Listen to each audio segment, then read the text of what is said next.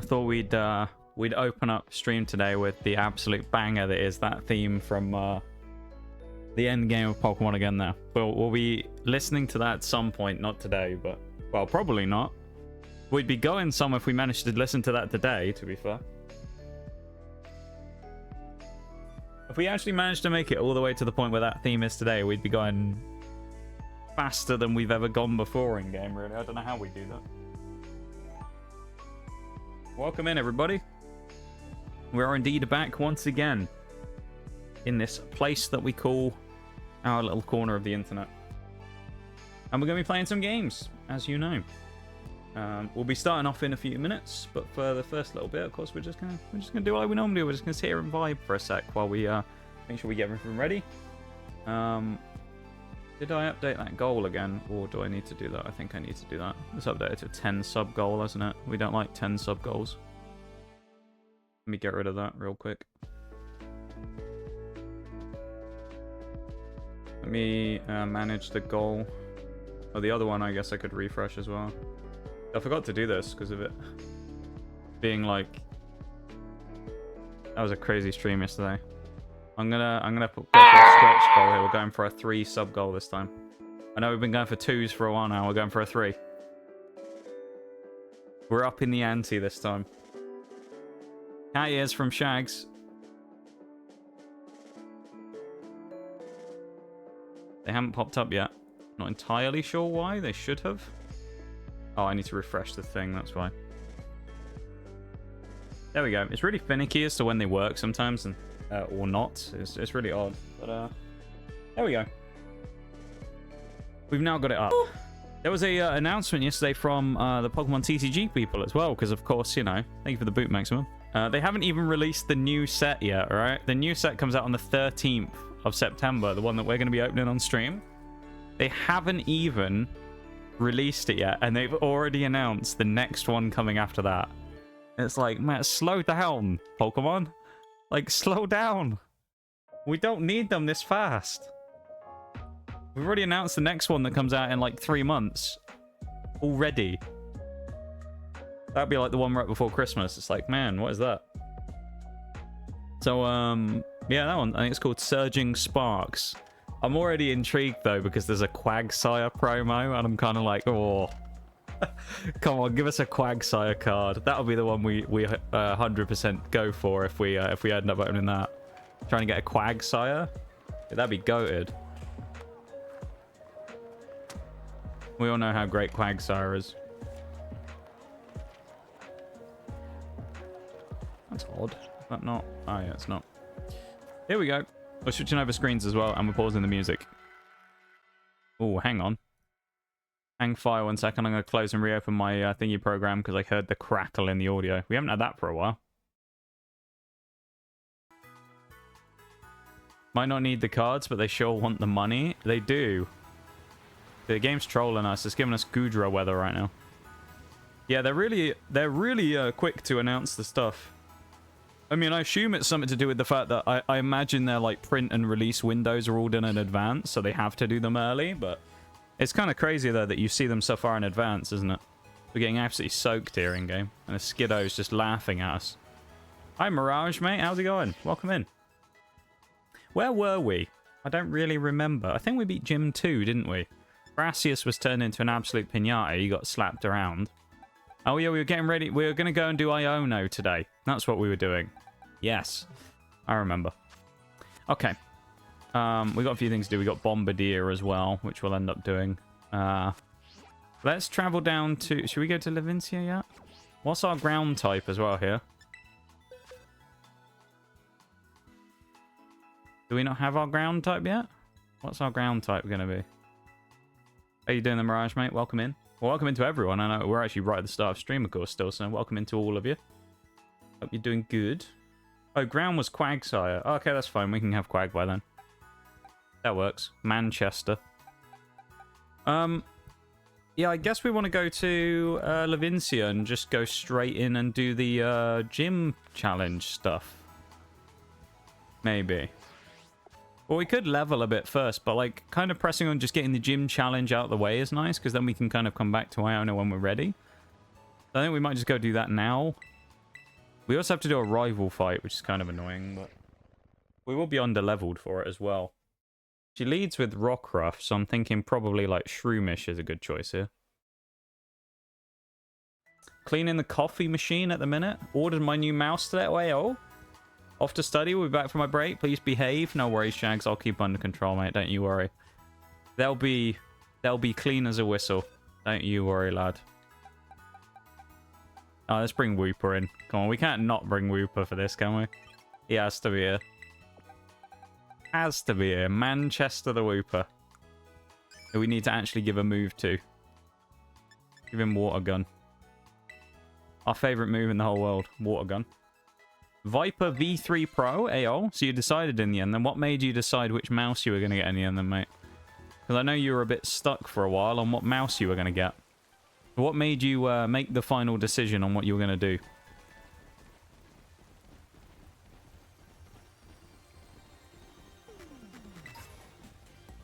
Yeah, good stuff, though. I know you've been looking for a while for a new mouse, so... Finally bit the bullet. We're just going to grab all the items around here as well, because it's just worth doing. You never know. Some stuff's good. And, like, in these cases where we have, like, a plethora of different stuff, it's actually quite useful to have quite a lot of random items, because you never really know what you might need and when you might need it. Who's this? Oh, effort bands. Or effort ribbons. We don't need that. Do you think after the amount of times I played through this game, I'd remember some of the small details like that? Which I do remember most of them. But every now and then I do forget a little thing like what that person was for.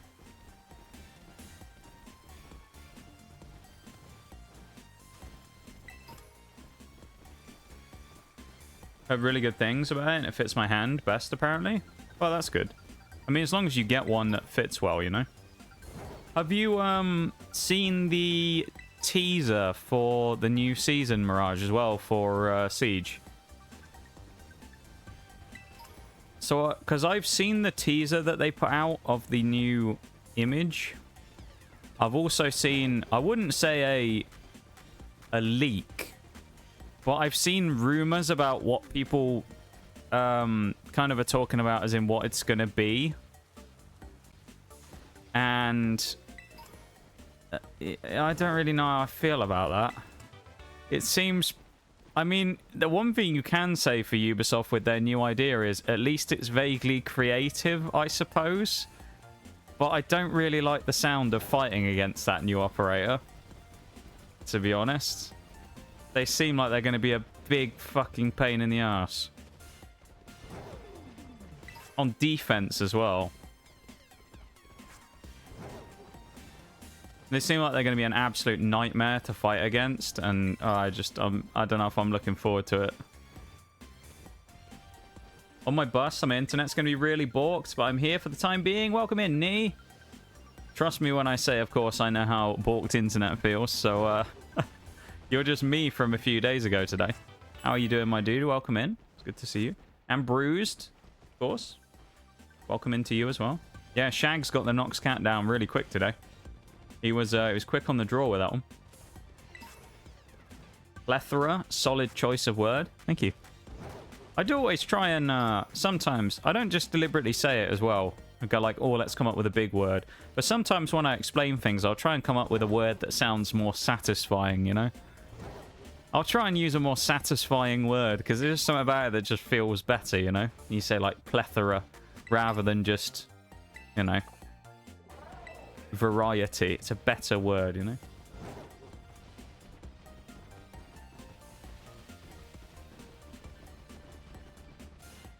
Thank you for noticing the choice of word there, Maximum. I appreciate that. See, oh, you've seen both the images and the leaks. Okay. I see. What do you think of it, mate? The ... kind of says it all, but what was your initial opinion without giving spoilers? What's your initial opinion of what you've seen?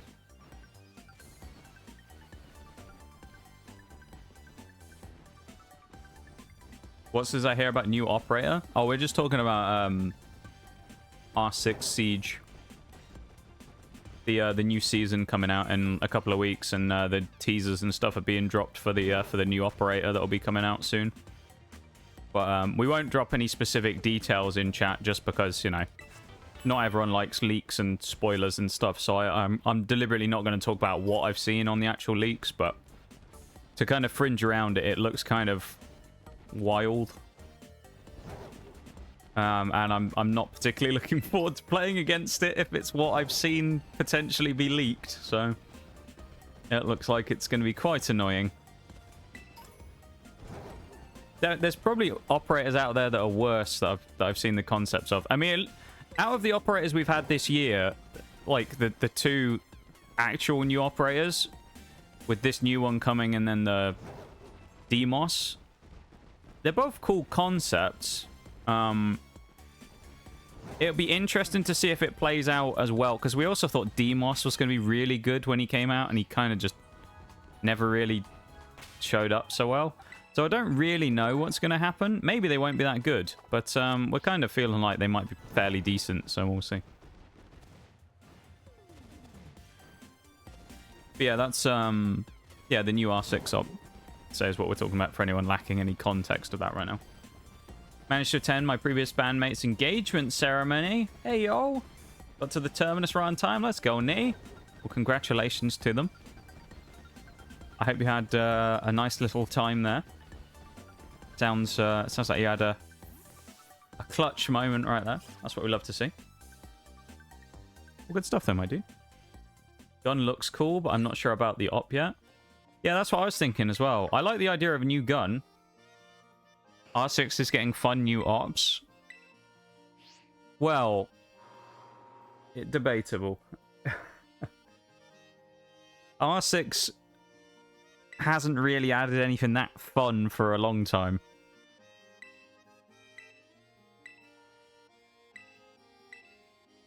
They're adding a new operator because it's the seasonal changeover in about a month's time, so there'll be a new operator coming out. The second one of the year.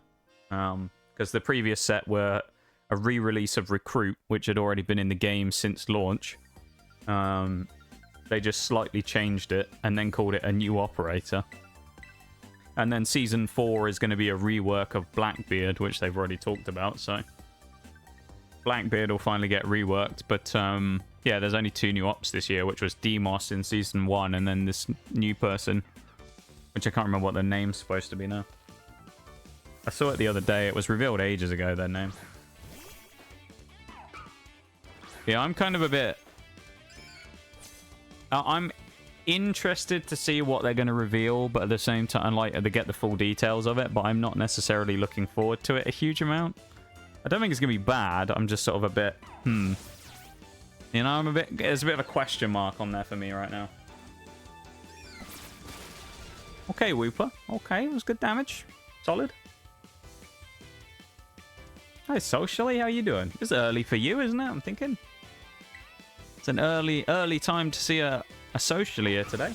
How are you doing, my dude? Hope you're doing well.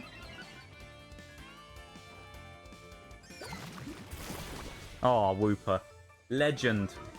Gets the speed drop as well there. Massive from Whooper. Double... Oh, stupid Rock Ruff, you double team, man. We're actually a little scared because he's got double attack. Oh, never mind. Whooper absolutely executes him with a critical hit. Yes! Good job, Whooper. I love that. Little Manchester just absolutely destroyed him. That's what we love to see. Ormy coming in as well. Another Pokemon that is screwed. Because I don't think he has a move that can hit us, does he? Oh, he has Dig. Okay.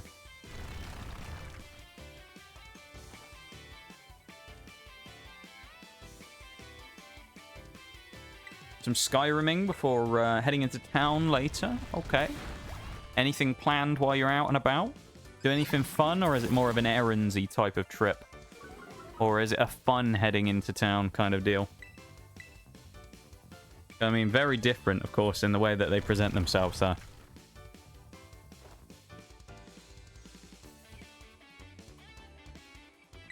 Good to see you there, my dude. I appreciate you taking the time to pop in and come see us for a bit. Well, I appreciate everyone coming in and saying hi for a bit. You know? Little poor me. Gonna lose to Manchester here. Goes for charge. He's run out of ideas. Nemona's on the ropes. It's done. Wooper's about to win. Although there is a... what does she have? She has Meowscarada, I think, doesn't she? Or whatever the other one is. Florigato, that's the one. So Wooper will lose that. So I could switch if I want to. I think I'll probably just sack Wooper, probably. And then do the switch that way. Probably...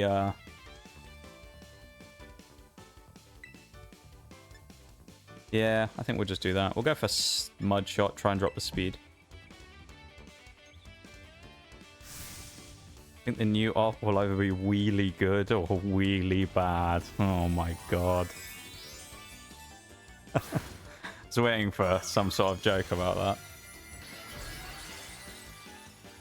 Yeah, that's going to be a weird concept, I think, that thing.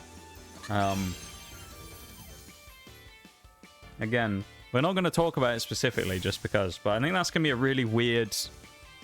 to see how that plays out in-game. I'm intrigued to some degree. Poor little, our poor little guy there. Little Wooper. He did a quality job though there, Wooper, of buying us a bit of time. He did a great many things there. I'm impressed with him. He did well. Go for an Incinerate. Classic Incinerate. Big damage. Here we go. Not that much damage, actually. That was kind of crap. Dave, what are you doing? Why did you do so little damage, Dave? Come on.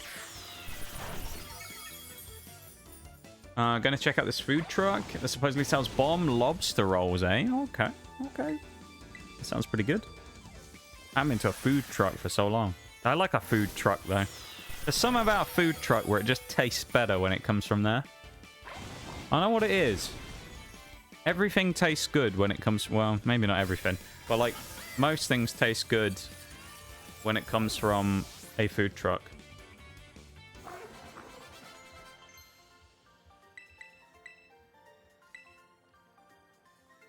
We will put Metal Claw on here. Didn't you start playing War Thunder? I did, somebody. But I'm what's known as a variety streamer, and I have been for 3.5 years now. Meaning that I play multiple different games on stream. Not just one. So, that's why I have a stream schedule that tells people what games I'm playing on certain days. So there you go. I always post that on Twitter and in Discord to tell people what games I'm going to be playing for the week. Which usually it follows a pattern, but... the Wednesday, I'll always be playing War Thunder for the time being. Thursday and Sunday has been Pokemon for the last... year-ish, I think now. But those were the days that I played Pokemon on, and on the other days I played other stuff.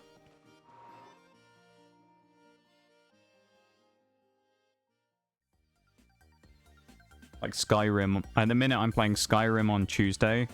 Wednesday is War Thunder, and Thursday and Sunday is Pokemon. So that's my, like, mix at the minute. Actually, this... do I do with the gym challenge? We don't have Wooper for that, though, is the only thing. Unless I use rare candies on him and get him to Quagsire or something, which I could do. Okay, we'll get him... now he's Quagsire, we'll actually do it. We'll go and beat these people. Welcome in, Sadiola. Food trucks tend to be specialized and the cook's passionate. That's true, actually, yeah. It's pretty cool when you get people like that. I think with those types of things, when people really, like, effectively buy and try and operate their own business and something like that, when it comes to a food truck, they're kind of the people who you tend to get who are like the purists, you know? Like the hardcore food people who really get into it, which is good. So yeah, as you say, I think you really get some pretty cool folks who own and run like trucks and things, and that's why you get such good food from a lot of them, because they're really like passionate about it and want to make it as good as possible. Just saw you playing Pokemon, so I figured. Yeah. So I'd say I've always pretty much been a variety streamer since I started, mainly because I tend to be one of those people who drifts between games, mainly because if I played exactly the same game 4 times a week on stream, I would be really bored. So I'm like one of those people who kind of goes through phases on games where I'll play it for a while and then I'll need to play something else. Otherwise, I just won't want to touch it. And then I'll come back to it after a while and think, wow, this is fun, and I'll start playing it again. Which is kind of what's happened with a number of games over the years. So I tend to, as I say, go back and forth between games sometimes. Usually I'll have like one core thing that will stick around for a very long time, and then the rest of the games on stream will sort of rotate around it. So like Skyrim, which was Dishonored before when we were playing that, and then Dishonored before that was... We were playing Pokemon BDSP, where we were trying to do a living dex, and we did a hardcore Nuzlocke in there. Wednesdays, we were playing X Defiant for a little bit, and some other stuff, so we've been playing a bunch of different stuff. So yeah. But I tend to be someone who plays...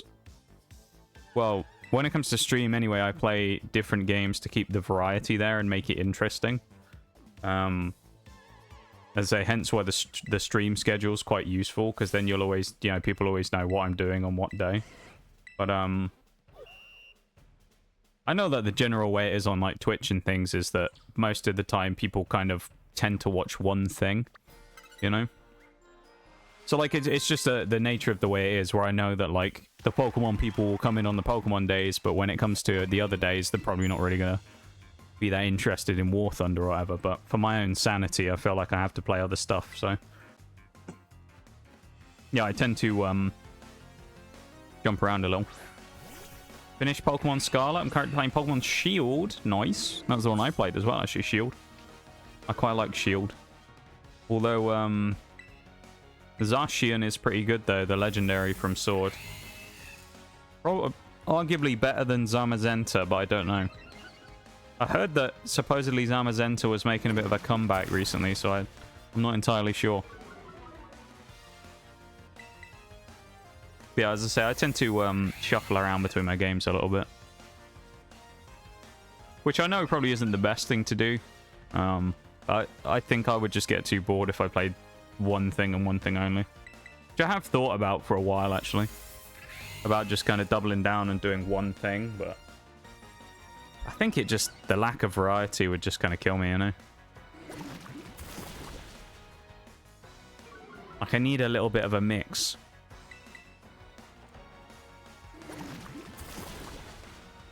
Quagsire absolutely dominating here as well. That's what we love to see.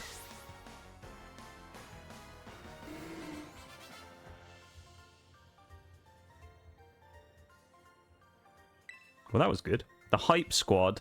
The Iono Hype Squad over here. I think we've got a better Hype Squad here in stream. We have a better Hype Squad. Not here for the game. I'm here for Nox. Love that guy. AO socially. Love that guy. We love you socially. But yeah, it's, I mean, that's kind of what you tend to get, isn't it, with these types of things, I suppose. It's the same in all kind of content, I think, isn't it? Whether it be YouTube or streaming of some sort or whatever. You tend to get like that kind of division that you usually have of you get kind of the group of people who are there because they enjoy watching what it is you're doing. And then the group of people who go there no matter what to watch the person rather than the thing, don't you? That tends to be like the kind of division that you get when it comes to anything. Like you'll see all the time on YouTube, don't you, where someone will be like a channel doing whatever, and then they'll try and do something else as a branch out variety thing, and it just bombs, and then they never do it again. And yeah, when it comes to stream, it's kind of the same thing, isn't it? Because you have a lot of you guys that have been around for a long time as kind of regulars now, and you know, I could I don't know, watch paint dry on stream and you'd probably enjoy it. We'd all just sit here and vibe. But you know, if you weren't here because you just like watching me rather than something else, then you know, different story, innit? Sword got nerfed hard. The shield too is pretty good in Scarlet. Well, they nerfed some. I didn't know they nerfed Zacian. What did they do to it?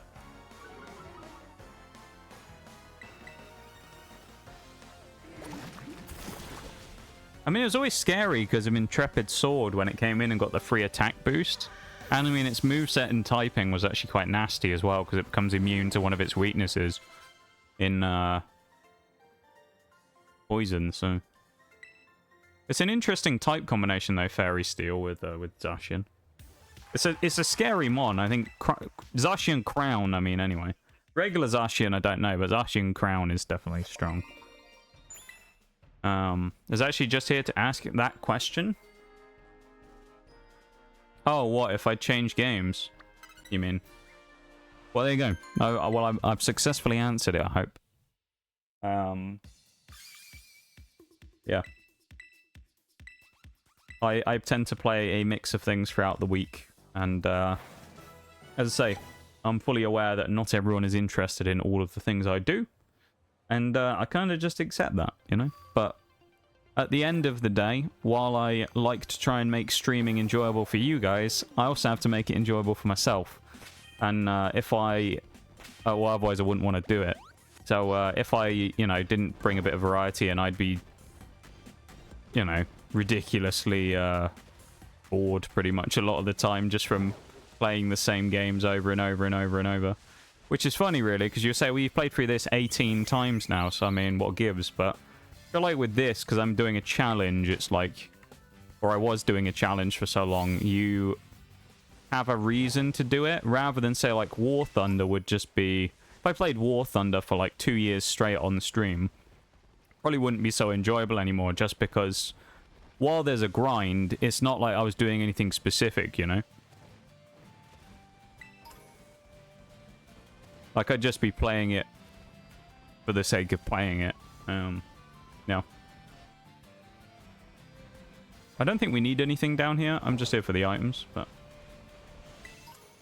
Zamazenta got some nice tools like body press, and also when they nerfed both the dogs... Dogs of Legend, they took off more of its special attack than any of its... Oh, interesting. So they nerfed Zamazenta, both of them special attack, which wasn't really a problem when it came to Zacian. It was its physical, but... Huh. Yeah, I know. Yeah, body press on Zamazenta is pretty gnarly because it's got good defense anyway, and it gets iron defense. So there you go. I can understand why it's come back into the meta, or why it's come into the meta. I was going to say come back in. It never was in the first place. Nobody used it. We're also going to do a little bit of grinding here, get everyone up to 24, and prepare ourselves for the gym battle and stuff. Or at least start heading that way anyway.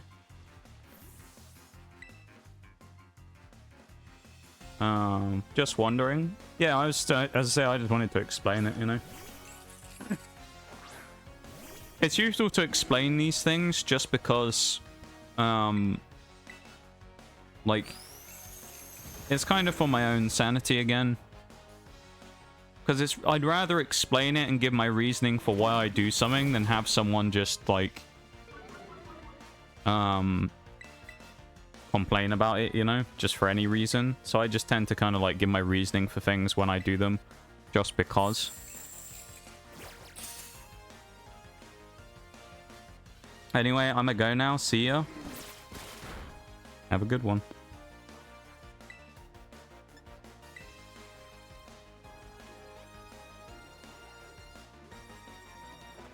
That's what we enjoy about your streams, since you enjoy the games or activities you do on stream. I try to, as much as I can. I mean, sometimes there are just situations and times where things aren't super enjoyable, but that more so comes down to the fact that, like, it's either just the wrong kind of day at the wrong time, or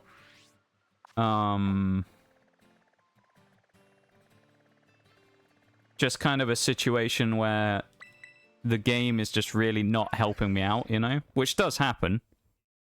Like, there'll be times, like, it's happened in Siege before where I'll play that on stream, and the game really just doesn't like me, you know, for a day. And it's really tough going, because it's just nothing's happening for me. I can't get any kills, you know, all my, like, certain things are just not working for me, and you get in your head about it, and it becomes really difficult to actually enjoy it and play the game. So I always try and, as I say, keep the variety in things going, because at the end of the day, as much of a kind of like quote-unquote selfish reason as it is, I also have to enjoy doing stream, because if I didn't enjoy it, then there ain't gonna be a stream, because I'd have stopped, you know? So I always try and make it enjoyable for me as well, and do things that I think will be good. Whether or not they are or not is a different story, of course. But like, I took a gamble the first time I ever did the Pokemon TCG stream. I was like, that sounds fun, I want to do that. And maybe people will like it, maybe they won't, I don't know. And it's turned out to be a success, and you guys quite enjoy it, so there you go. But yeah, like, you kind of, sometimes you take a gamble on those things and stuff like that, you know?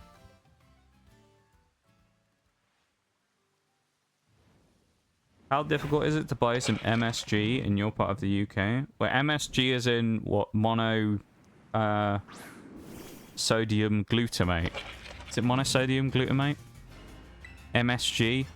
Is in like the salt type MSG that people use in cooking? I mean, I don't know. I don't actively go searching for MSG.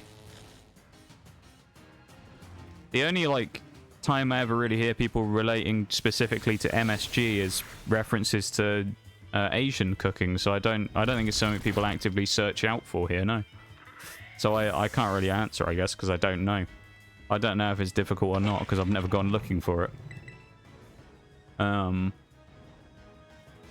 Got a way to play my records on my PC? Aeon? Records, though, that's a bit of a throwback. I used to work with someone at the lab who used to be well into collecting records. It was pretty cool. He always used to show me his orders that he bought, like, old records off people on eBay, and he used to bring them in, or he'd get them shipped to the place where we used to work at the actual lab, the real lab that existed. And yeah, he used to show me them when I was on my break. I'd go upstairs and eat in this little room. And he'd come in there sometimes and we'd have a chat about stuff, and he'd show me the records that he'd bought. It was always quite cool. Hi, I don't know. How you doing? Welcome in. What are we doing in the lab? We are on the first of the Hall of Fame runs of Pokemon right now. So we are using our combination team of Pokemon that completed the previous monotype in the final teams. Crimes against Skyrim and her people. What giving them a send-off to... I love that redeem.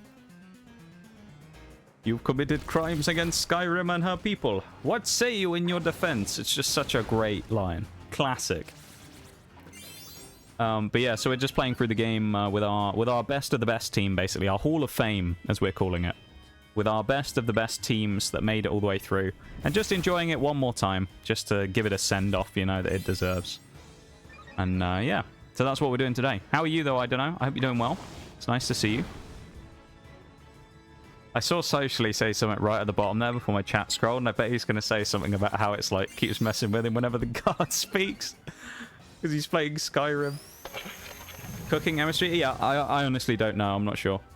Thank you for the sound alert, Mirage, as well, for the Skyrim guard there. We love the Skyrim guard. Thank you for that. And welcome back as well, on PC this time. And then, a combined 195 stream streak between the two of you there. Insane stuff. Orange with the 105. Maximum with the 90. You guys absolutely killing me right now. 100. I know it's like combined, so some of them were the same one, obviously, but like, that's such a, like, 195 streams between the two of you. What? Like, that's such a...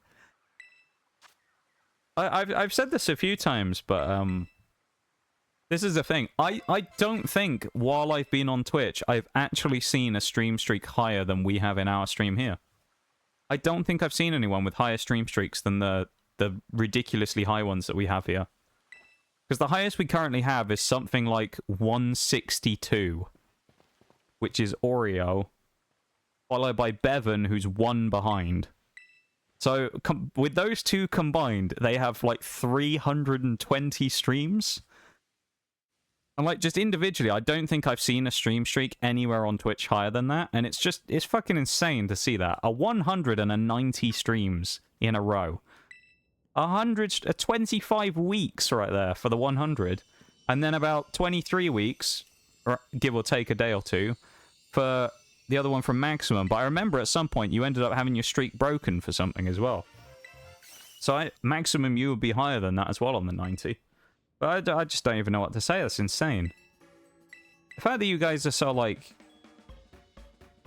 committed to stream, if you know what I mean. I guess this might be the wrong word for it, because I know it's like you enjoy showing up. You don't feel like a commitment to having to come here or anything, but you know what I mean.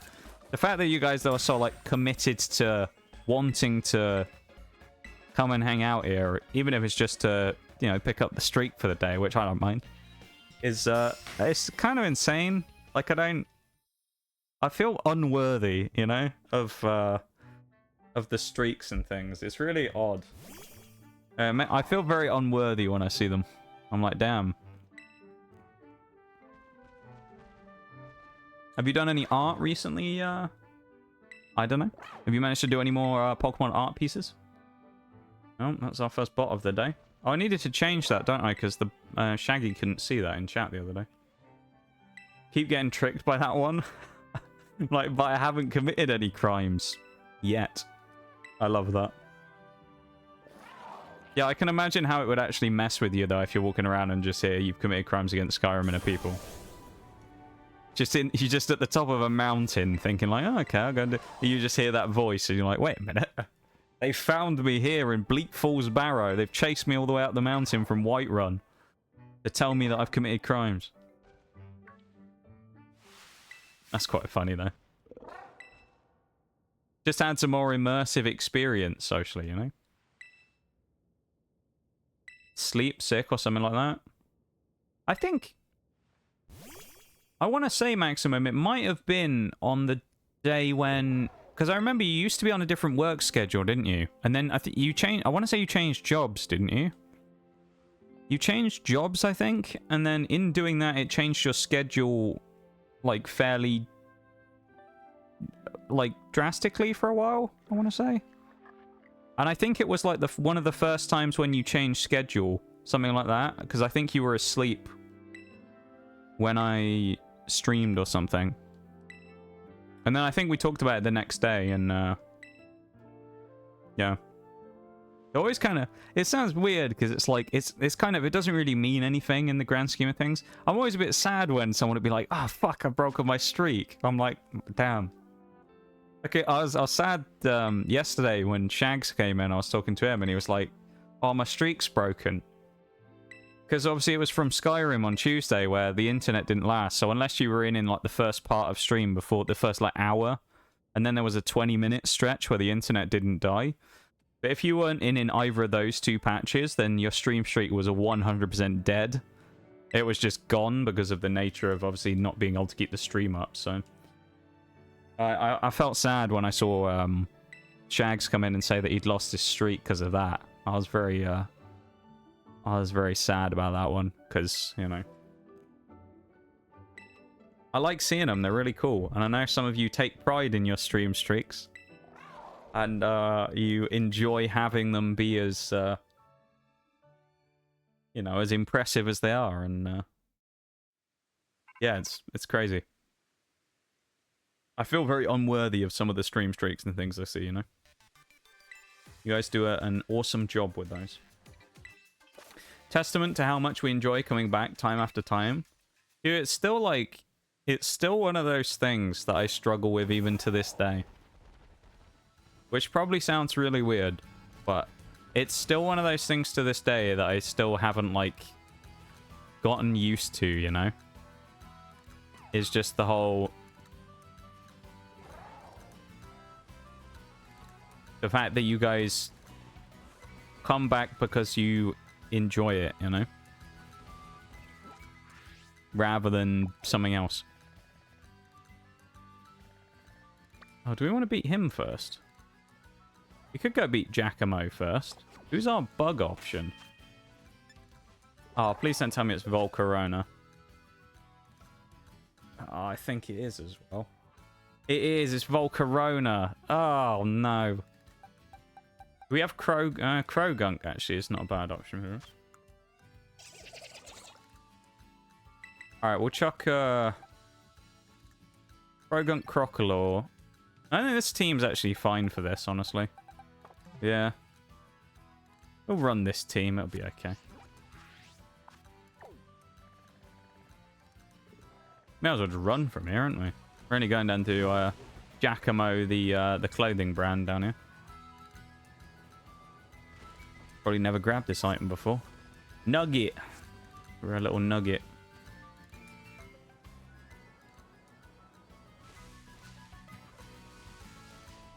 Our nugget-y team. Meaning they like to stick in the fight. They're hard, you know?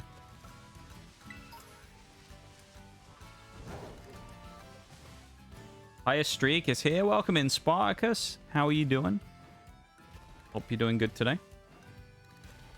Is it actually, though? See, that I think that's the thing that kind of, like, baffles me with the stream streaks is because of, like... I know there's so many people out there. And I also know that there's so many people out there that a lot of you watch, right?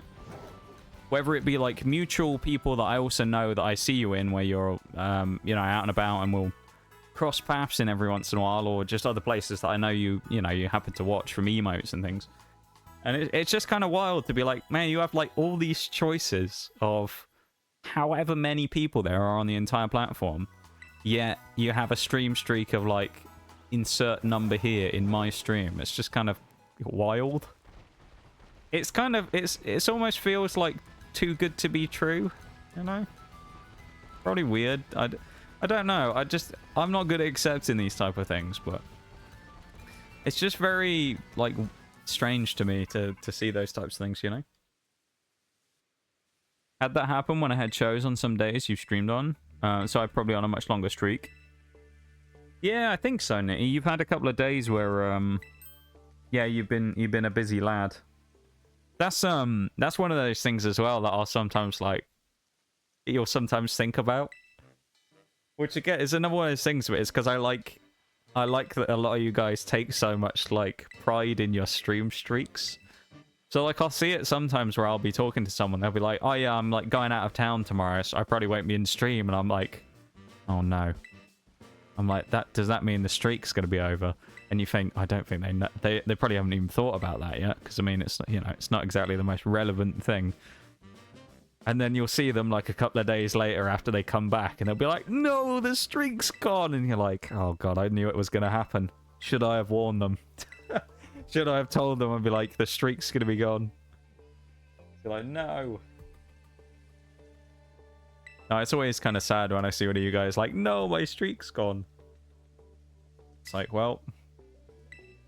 I think the one this week was kind of sucky just because it was the internet that basically forced the stream to end. So it... As I say, like, with the other day, it was like, unless you were in the first little bit of stream, you are basically fucked. And, like, there's nothing you could do.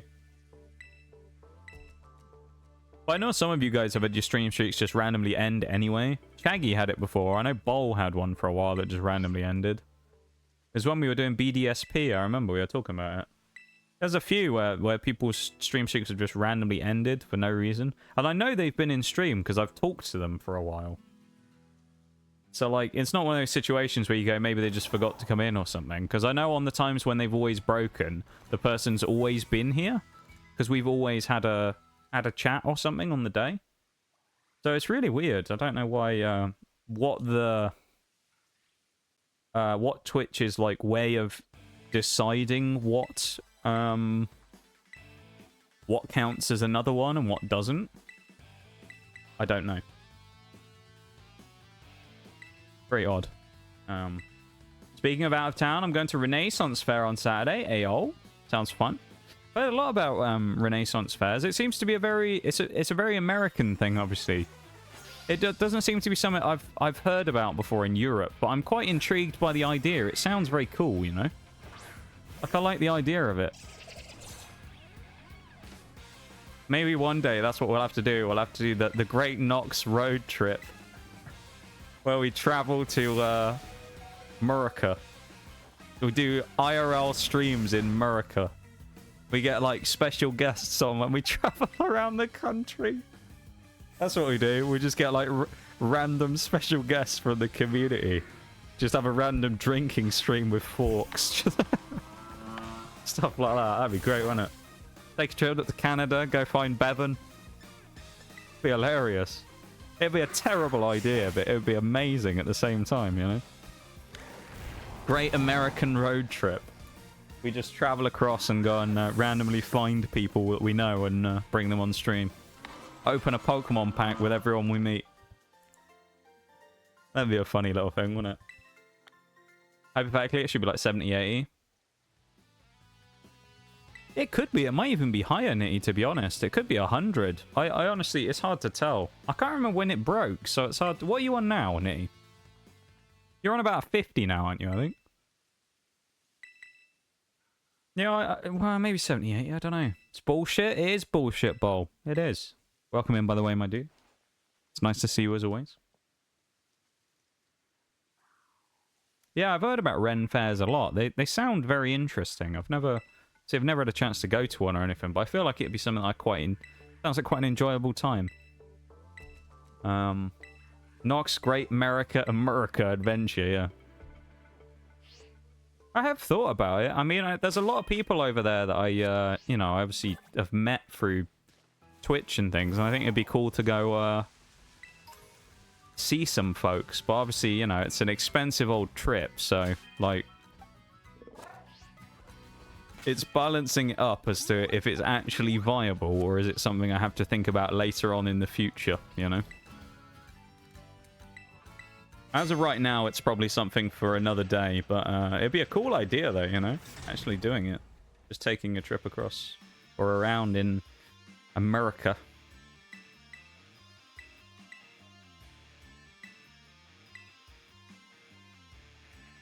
Yeah, I hope you have a good time with Sparkers. It sounds like it's going to be good. 33? You're really only 33? Maybe it broke twice. I thought I was higher than that, Nee. Maybe it's broken twice then, because I thought... I'm sure you had a 50 at one point, so I'd say you're at least at 80 plus. I think, if I had to guess, I'd say you're somewhere between 80 and 100. Overall. In terms of, like, streaks, or times you've been here since maybe even higher than that, since the stream streaks got added. It's hard to tell, because it's like, as I say, Oreo, I think, is the only person, as far as I'm aware, that's been... absolutely every single one, and then Bevan is one behind. So 160, I want to say it's 163, 162 for those two.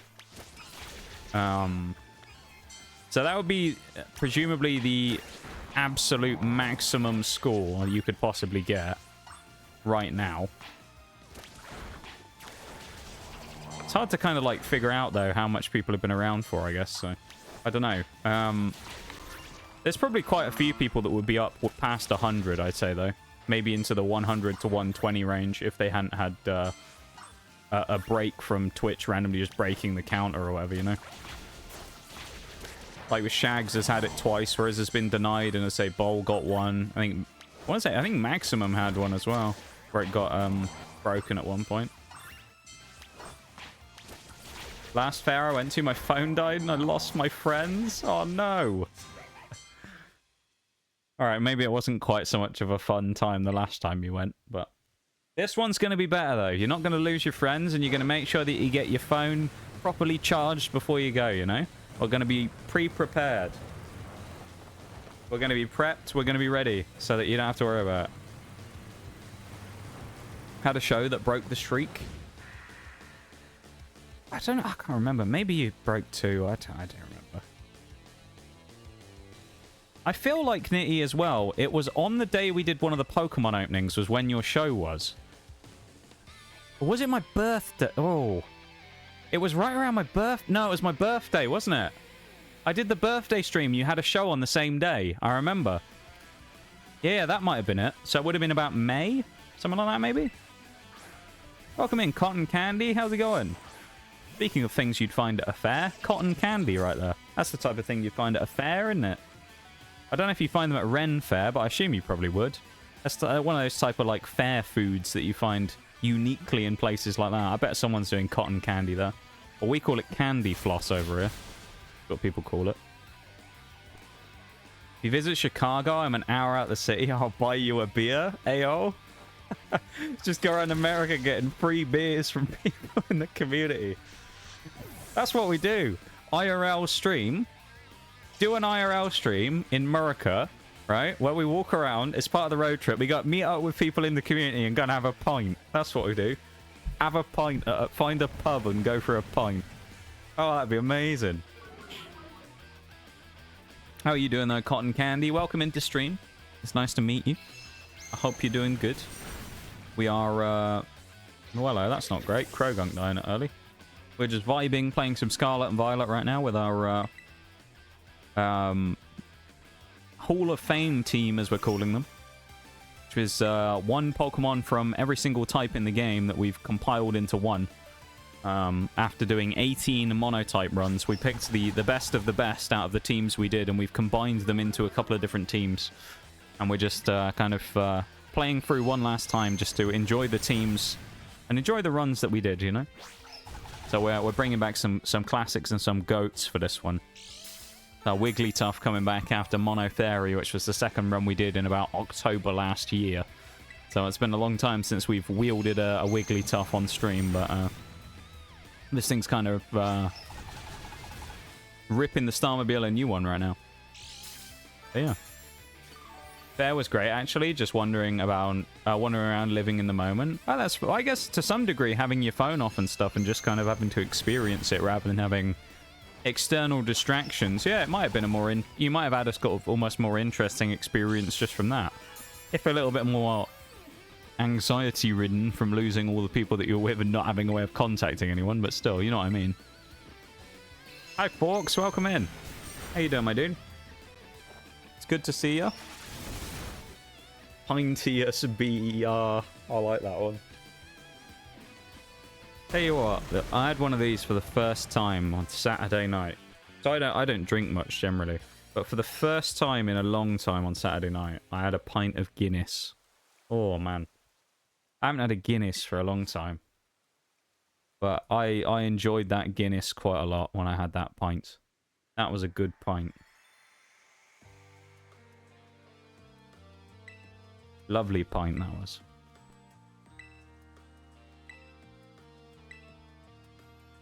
How you doing though, Forks? Good to see you, my dude. I actually mentioned you a minute ago. I think I summoned you. I spoke you into existence by mentioning you a few minutes ago. Talking about our meme idea of the stream IRL, the IRL stream road trip across America. But the idea being that when we meet anyone from the community, we have to go and get a pint. I was like, yeah, drinking stream with Forks. Just go and get some beer. The whole stream will just be drinking on the boat.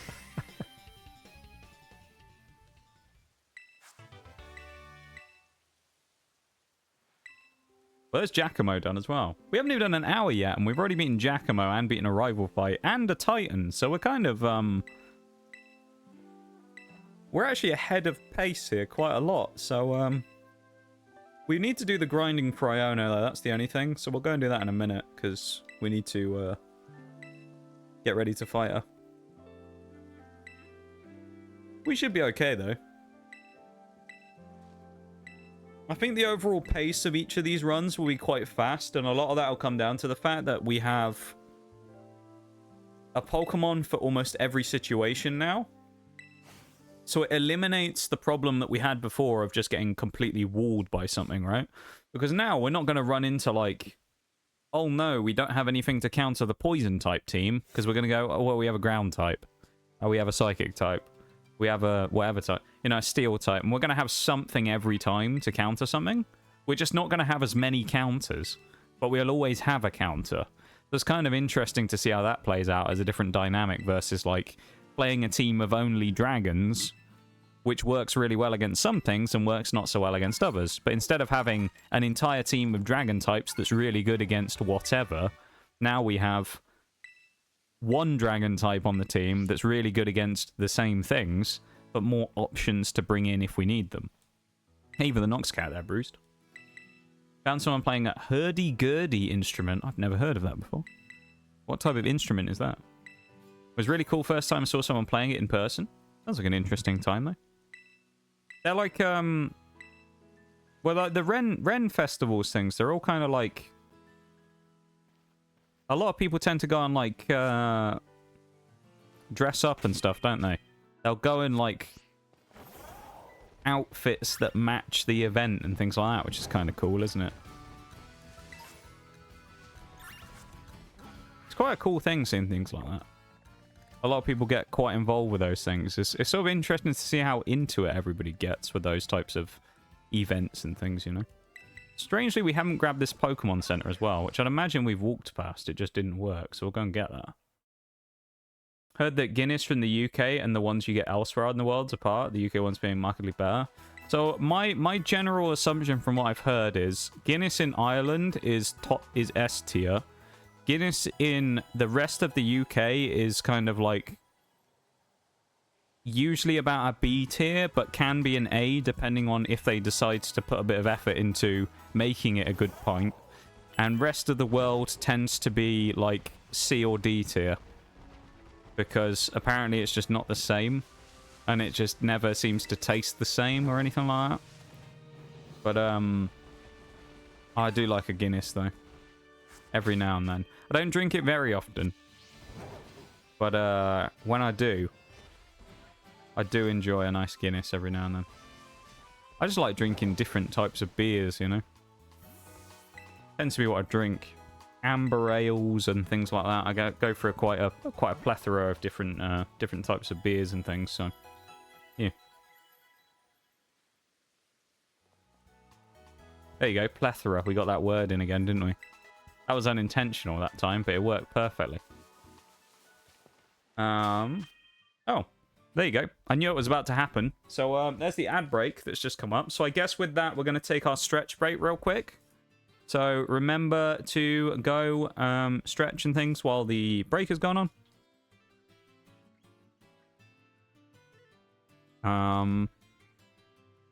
Yeah.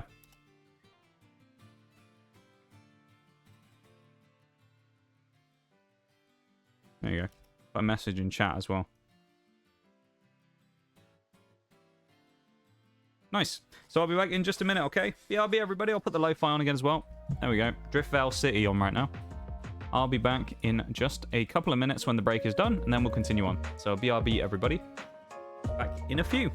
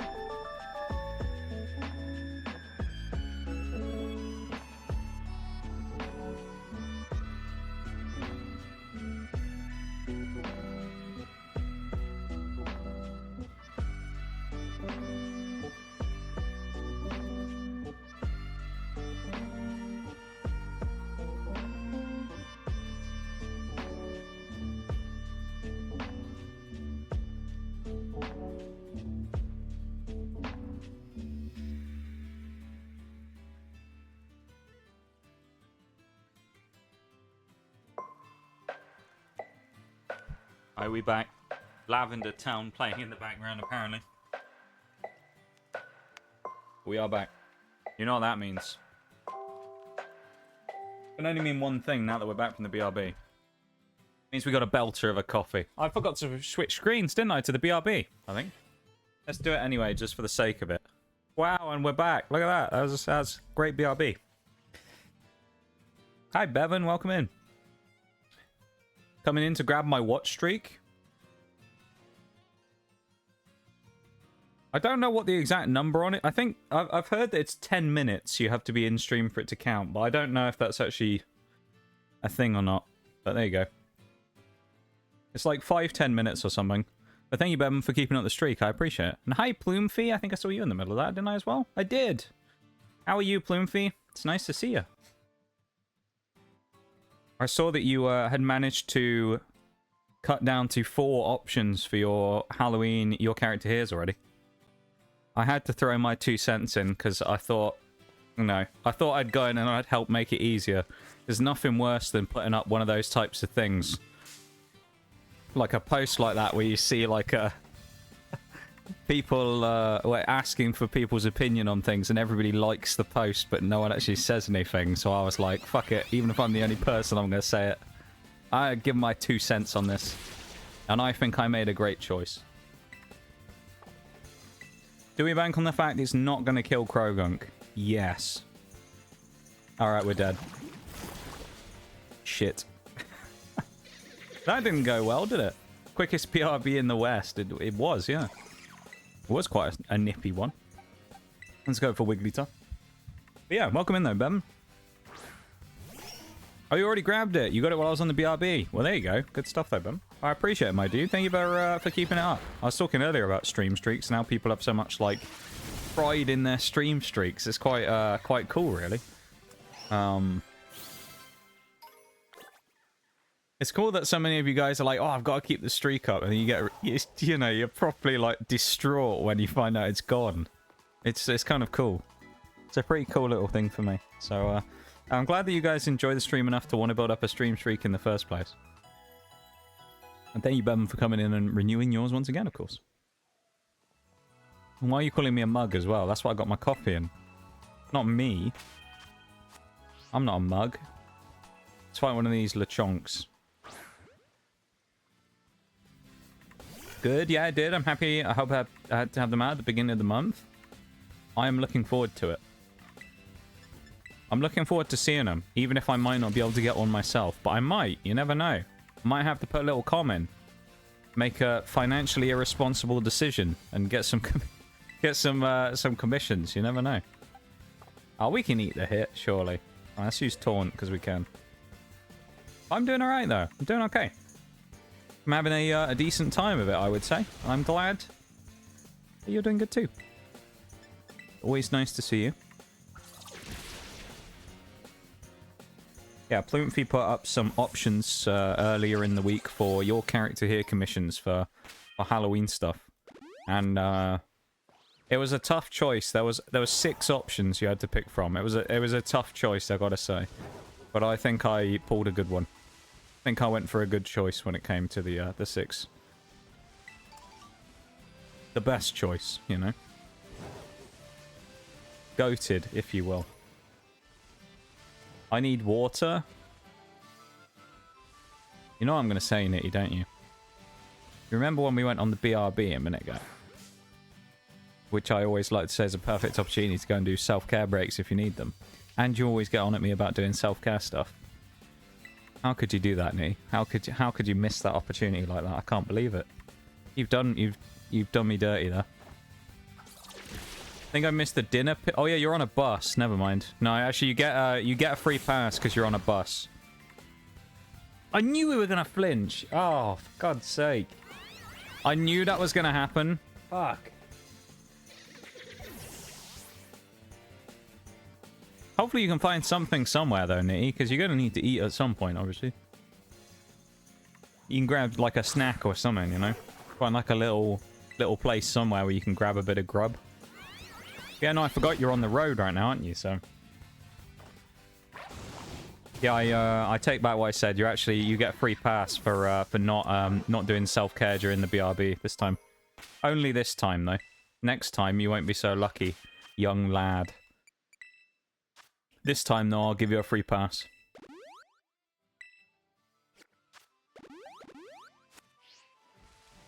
So what we've established here as well is that Krogunk basically isn't strong enough to fight one of the things yet. But I wonder if he can beat a Cyclizar. So let's do that. Have a go here, shall we? I think Krogunk can beat Cyclizar. Why wouldn't he be able to? There you go. He got first chance as well with a low kick. One shot kill. Great shot from Krogunk. Easy. GG easy. Never worried. Quagsire up to 24 as well, getting them nicely prepared. I mean, Quagsire is basically like the whole basis of our strategy coming up here for what we're going to be doing. So, yeah, they're basically the main, like, driver for our strat coming up, because Quagsire is immune to most of what her whole team has. So, that should be quite good. Krogunk's awful. I mean, Krogunk's not great. Toxicroak is not bad. That has to be said, though. Toxicroak is good. I like Toxicroak. Even if Krogunk is a bit of a letdown sometimes. I think the problem with Krogunk is it's just really frail. Like, its attack and stuff is actually good. It's just really frail. What do you ask Conductor if they're stopping by soon? Whoa, okay, that's some power. That's a good idea, though, Nitty. See if you can get some info about it and get some grub down your lad. Actually, why aren't we fighting one of these Steenies? Because we can just use Venoshock on them. Hey, welcome in, Definitely. How's it going? We haven't had the confusing scenario yet of both Definitelys being here at the same time. But there are two of you. And you're both European as well. It would have been crazier if you were both German, because I know the other Definitely is German. That would have been kind of wild if you were both Definitely and you were both German. But thankfully, we don't have to worry about that. But welcome in. How's it going? How are you?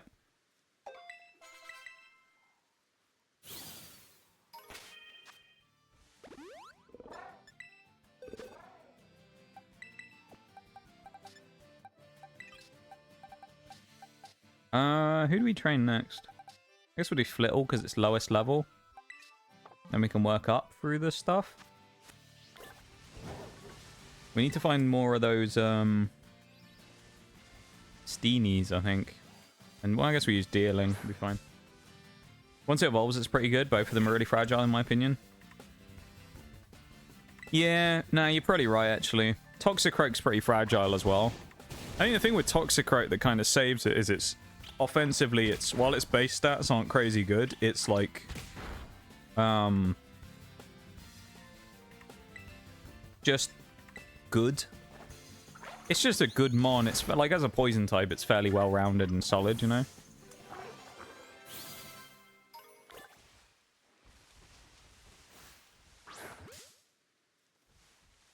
But yeah, it is fragile.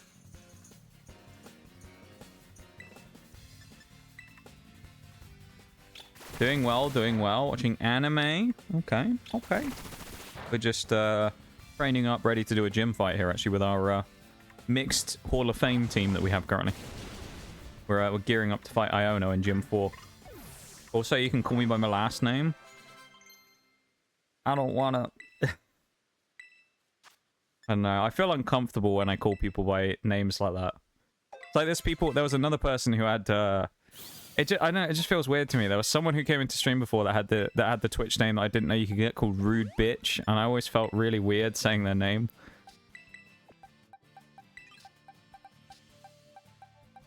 So I don't know. We'll see. We'll chuck Arcanine up front here as well, because I think it's the best option.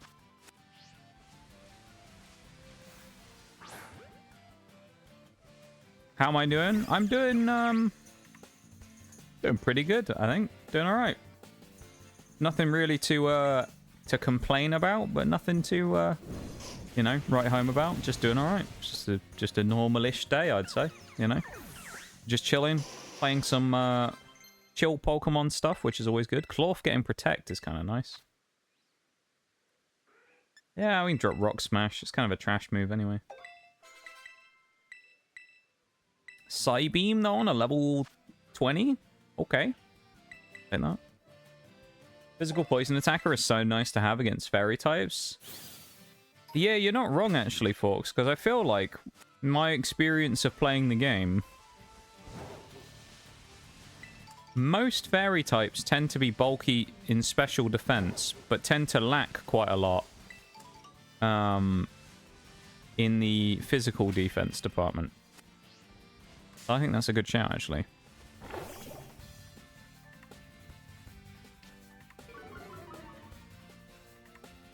Yeah, no, I think you're right. Physical poison types are actually just quite a good thing. A lot of them just tend to be special attackers anyway, and it just means that you lose out on a big chunk of power, it feels like. I guess we'll just use Flame Wheel. It's a 4-shot kill. Dig's annoying, though. I could make a switch into... Actually, no one's flying here, are they? It's our flying type's Dragonite. Switch into Wigglytuff and eat the hit, I guess. How will you destroy rocks in your way? Oh, yeah, I need one of the classic HM slaves. That's what we need. We need a Bibarel from Diamond and Pearl that has, like, 4 HMs strapped to it, and it's just rubbish. BRB, need to get back to anime, but I shall return today. No worries, definitely. You have fun. We'll be here for a while, so plenty of time, you know. There is no rush to get back. But I appreciate you being here. Thanks for popping in. I'm not sure if you're lurking or if you're fully disappearing for a bit and coming back, but I appreciate either way. And I hope you have a fun time watching your stuff. Let's go for the play rough. I'm going to take the risk. We flinched. Ah, God's sake. Wigglytuff, you had one job.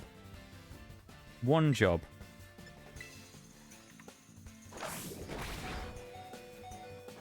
Good. There are no other poison types that I would consider physical. They're really not that good, like Survivor. Well, there are other ones, but just none you would... Yeah. No, that's fair. It's more like Pokemon that have poison... A poison move would be better as a physical poison type attacker rather than an actual poison type, you know? Like, you'd rather just run, like, Garchomp with Poison Jab or something. Like, that would be a better Pokemon, a Garchomp with Poison Jab, than, like, an actual physical, one of the other physical, like, poison types. Double Intimidate going off here. This particular run doesn't have any of the Tauros variants in, but 2 of them do appear, of course, in Fire and Fighting later on. Kind of miss the HM bitches. Made picking the other 5 Pokemon in your team much more difficult. It really did, because you always used to have the HM Pokemon with you, other than Fly, which there was always a, you know, the first route bird was always there. But, yeah, no, it's always really weird to not have the HM Pokemon anymore. It used to make team comps way more interesting, because you'd have that one useless Pokemon that you just didn't use. He just existed in the party, and that was it. If I remember rightly, when he gets to level 24, Shroomish evolves to Breloom. So, that's going to be quite nice. Unfortunately, and this is a 3rd time this has happened now, it's Effect Spore Breloom. It's not Poison Heal, nor is it Technician. Or Effect Spore Shroomish, so I don't think it's going to be Technician Breloom, which is a little sad. We do, though, have a potential chance to get Technician Scizor at some point during these sets of runs, because we will get a chance to catch Scyther. So, yeah. At some point, we may end up getting a Technician Scizor. I don't know. One thing that Gen 7 games did was giving us the Ride Pager, which I think was pretty cool. Wait, what was that, Nig? I didn't play Gen 7. What is the Ride Pager? What is that, and how does it work? I am confusion.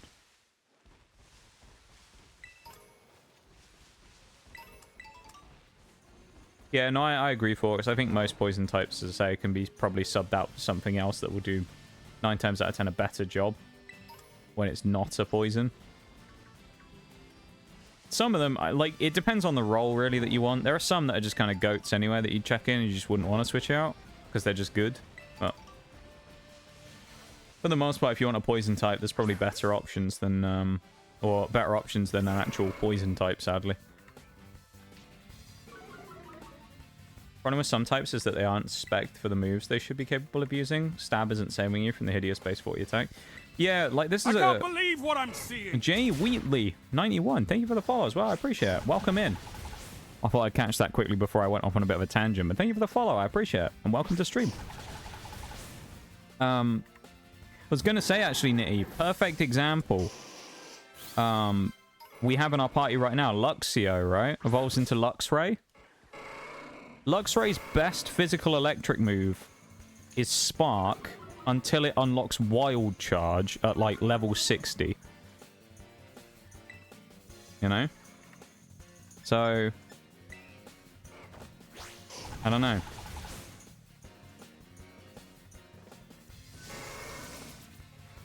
Like, Luxray is just one of those Pokemon that really suffers from not having enough physical electric moves. If it did, it would... Oh, I guess Thunderfang, I guess, as well. But I don't even know if it learns that.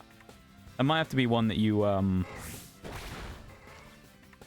TM it into, to be honest. But you're right, though, Nitty, to be fair. Some of the Pokemon types aren't set up for what they're actually, like, good at. Wonder if you could only get Fexport Breloom in this game, given that its better abilities are usually restricted to either Terra Pokemon. Hey, yeah, you might be right, actually, Forks, yeah. You might... I don't know, you could probably get it with an ability capsule or patch or whatever, but I don't think I have one. I have a shiny Lunala. Aeol. Is it a... one that you shiny hunted for and caught yourself? There, Wheatley? Or is it one that you got in a trade or something? Or was it one that you went and hunted yourself?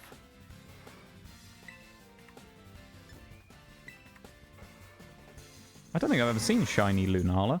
What's the difference between the regular one and the shiny one?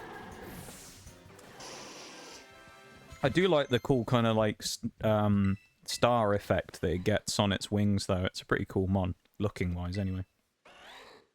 Yeah, no, I agree, Forks. Luxray is a real letdown. It's quite sad, isn't it? Essentially gave you a rideable Pokemon that let you clear obstacles and do stuff that normally in HM. Oh, okay, yeah, no, that's cool. I like that as an idea. That's an interesting way of doing it. Yeah, well, I guess that's kind of what they've done now, isn't it, with the current games? Just minus the need for the HMs.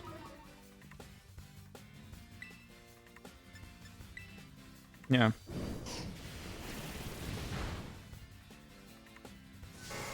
I think it does, but Thunderfang and Spark do the same damage. Oh, there you go then. That's probably what I was thinking of.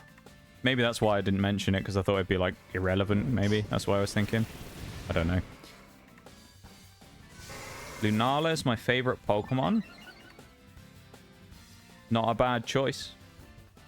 Did you start playing in Pokemon Sun and Moon? Or was it just one that you picked up as a favorite via playing the games in general? Let's do a switch out on Arcanine now as well. Thunderfang, Spark, and Wild Charge are the only... Really? They're the only three? I didn't think it was quite that dire, but now you say it, actually, you're probably right.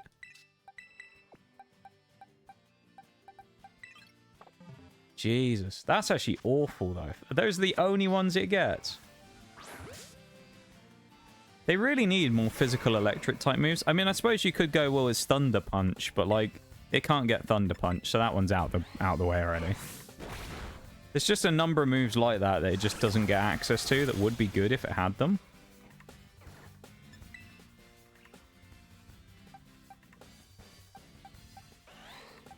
I'm gonna make a... Cloth doesn't have any good moves for this. I don't really know. I want to make a switch, but no, I guess we'll have to let our boy die here, and then... We'll pray it goes for something that isn't attacking. Yeah, we might have to switch to something else that isn't Tauros for farming for now, just because I don't think our team's really strong enough to fight him. Let's run away from Tauros for a minute. Oh no. We've been boxed in. Yeah, Luxray's always taking L's, dude. It's really sad. Poor little Litleo just staring down the barrel of a Tauros. Oh, God. Come on, we got one more chance to run away. Come on, Litleo. Come on, lad. Yes. Also, I don't know if anyone would have actually seen, but really, fuck off, Tauros. But yesterday, I posted a couple of clips as well from recent streams in the Discord. So we had one yesterday, which was the perfectly timed. So at this... Go away! Oh my god! Why is this a thing? We can't run away because they're just in... The Tauros just stood on top of us. Now the other ones ran back at us again. Leave me alone! Tauros, go away! Oh my god, I'm just trying to run! Get off me! Oh my god, we finally got out of it. What was that, like 6 fights back to back? Yeah, I got two clips that I put in the Discord yesterday from the last couple of streams. With the Skyrim one where we got yeeted by the giant the other day, and then also the new one of yesterday with the so it was at this moment he knew he fucked up that was perfectly timed. As I go around a corner, I'm like, fuck it, let's go for this fight. And then I get tracked and get my engine shot out, and my gunner dies, I think, at the same time when I go around the corner. So I can't move and I can't shoot, and I'm just stuck there. And it was, like, perfectly timed. It was at the end of the game, and when I had the Indigo disc, and when I started to play the Indigo, I realized that you got the... I don't know why it starred that. Something favorite Pokemon... Lunala... And that was the first Pokemon one I tried to catch. Sound logic as any, by the sounds of it. I'm not sure why it's censored in the middle of that, though. Strange.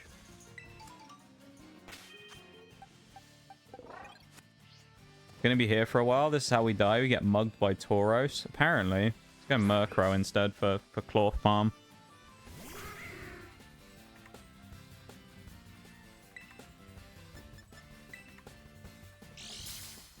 Oh, look at that. We got that speed. Huge speed and power.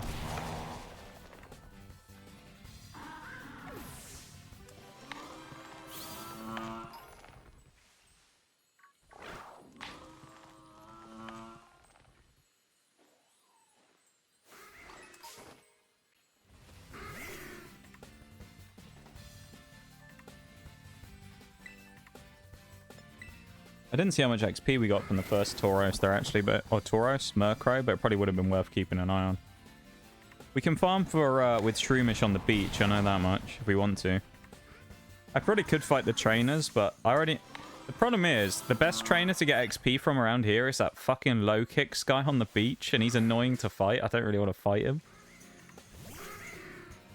Yeah, we actually just got, we infiltrated the Tauros gang, and then they proceeded to surround us and beat us to death, pretty much.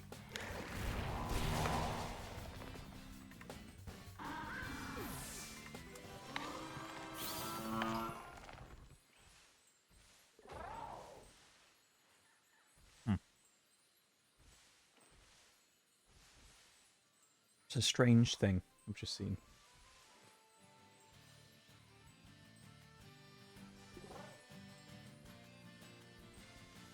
Convinced that Tauros and London muggers are the same people. I like that. Thank you for the redeems, Nitty. I just had a sip of me belter of a coffee, which admittedly isn't hydrating, but still. Try and sleep till we get to another rest stop. Have a good one. See you see you next stream. Yeah. See you rest of stream. That doesn't make sense, does it? Have a good one, Nitty. You take it easy, my dude. We will see you on Sunday. I hope you have a great rest of the day today. You know, prep well. I hope you have a great show tomorrow. And we will see you when we see you, okay, in a few days. But you better tell us all about it and how well it went, alright? Your show better go well, Nitty, or else. I don't know or else what, but or else. I don't want to fight the Rookidee. I wanted to fight the Corvus Squire. You have a good one, though, my dude. Take it easy, man. And thank you for being here. I appreciate it as always.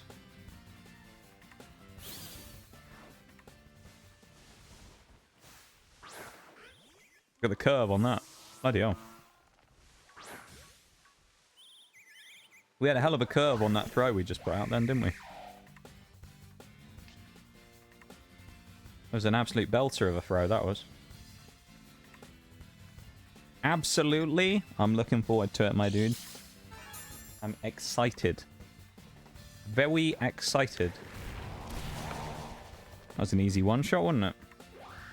This is where we lose time in these bits, because these grinding bits, when we don't have access to the Great Blissey Massacre, always take forever.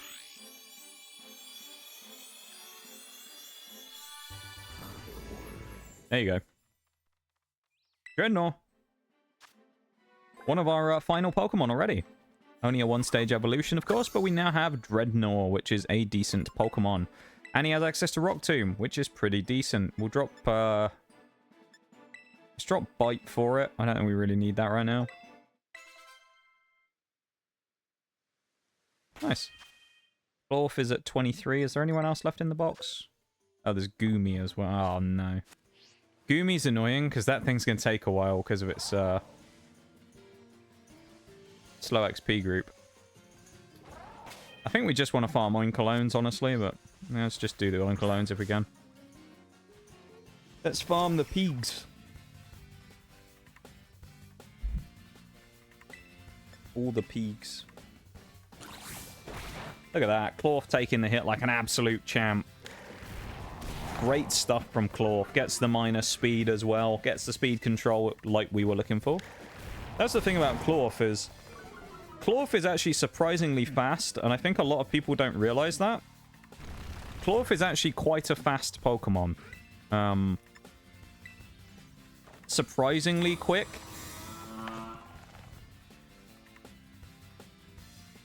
So, never underestimate the crab. That's all I'm saying, you know?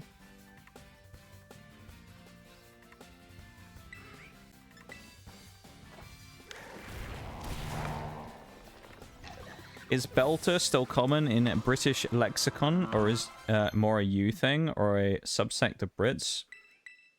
I mean, I feel like it's fairly common from when I hear people use it. Saying a belter of a something. I feel like it's a fairly common way to describe things. I might be wrong, but I think it's fairly common.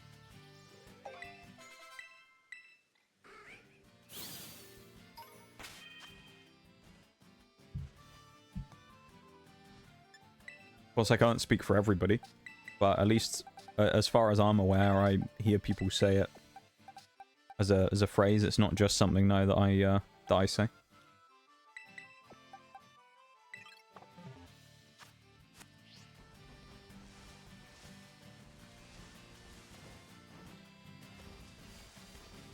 I don't know if it's like more of a northern thing or anything like that either, whether in the north people say it more or not or anything like that. So I don't know, but people say it, I know that much. Clorf's actually really good. I was surprised how good it was. It's really slept on. This is the thing with Clorf, and it makes me very sad. Clorf is a cool mon, but he could have been so much better if he'd have evolved. If they had one evolution for Clorf to bump its base stats up and make it a bit stronger, Clorf would have been so good. Not that it necessarily needs it, but it just would have been nice to have an extra form just to bump it up a little bit, you know? Just to give it a little bit of an edge. It doesn't necessarily need it, but it just would make him a little bit more potent. And I think it would be really nice as an option to do. But Pokemon Company, they didn't give him one. They tend to never do it to the crab Pokemon for some reason. They never seem to evolve, and I don't really understand why. It's quite sad, actually. There's a lot of Pokemon like that I've always thought are quite cool that just never really evolve. Or they deserve to get a third evolution. They probably just never will.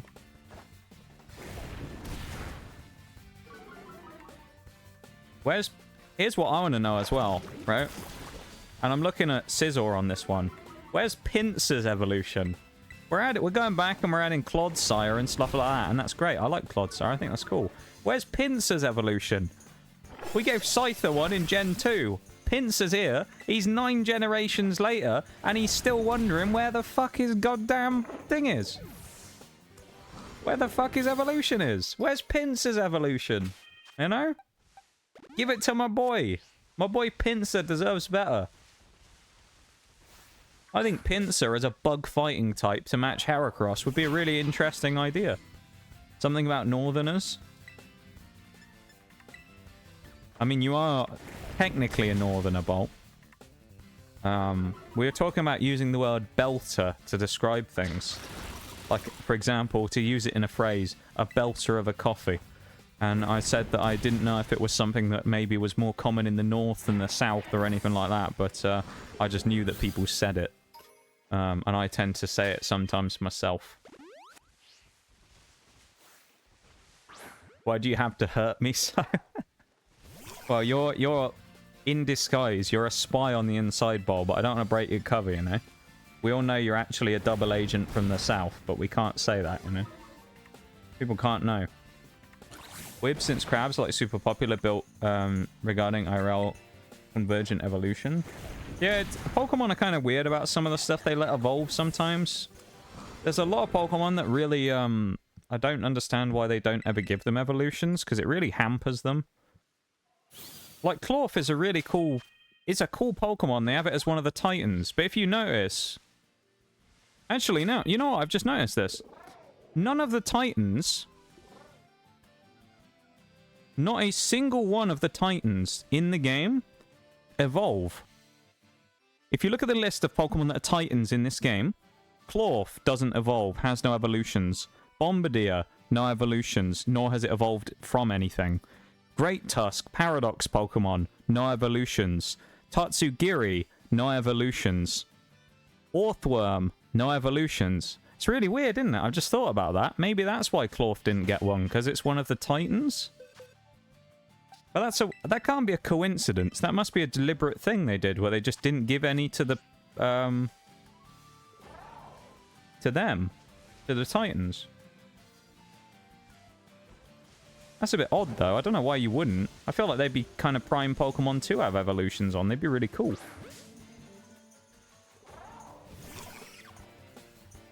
Happened 5 times at least. Yeah, the crabs always... It tends to be the crab Pokemon never really seem to get much love when it comes to Pokemon. Maybe they're just not that... They don't think they'll be very popular and they don't bother giving them anything. I don't know. I mean, they have their idea of what they think will be popular mons, and maybe they just spend more time invested in those rather than things they don't think will be popular. But then as it normally turns out, the ones they think will be popular usually are. And the things that turn out that they think are going to be really unpopular are actually a lot more popular than they think. And the kind of mid-range stuff where they weren't really that interested is where people usually hate it. Or they think that they were going to have something fairly decent and people just don't like it.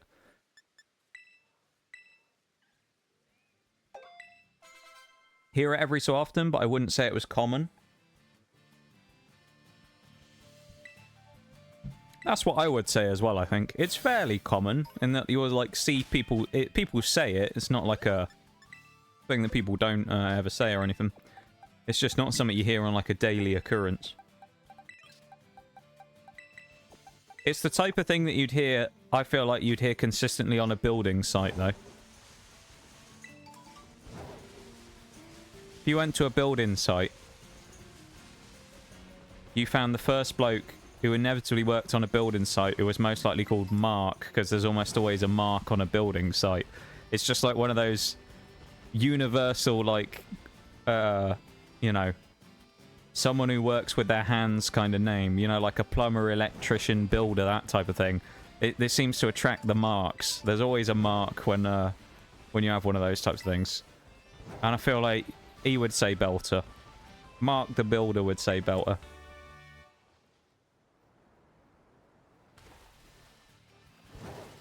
What does Shroomish actually have as well? We should check this first before we go into anything here.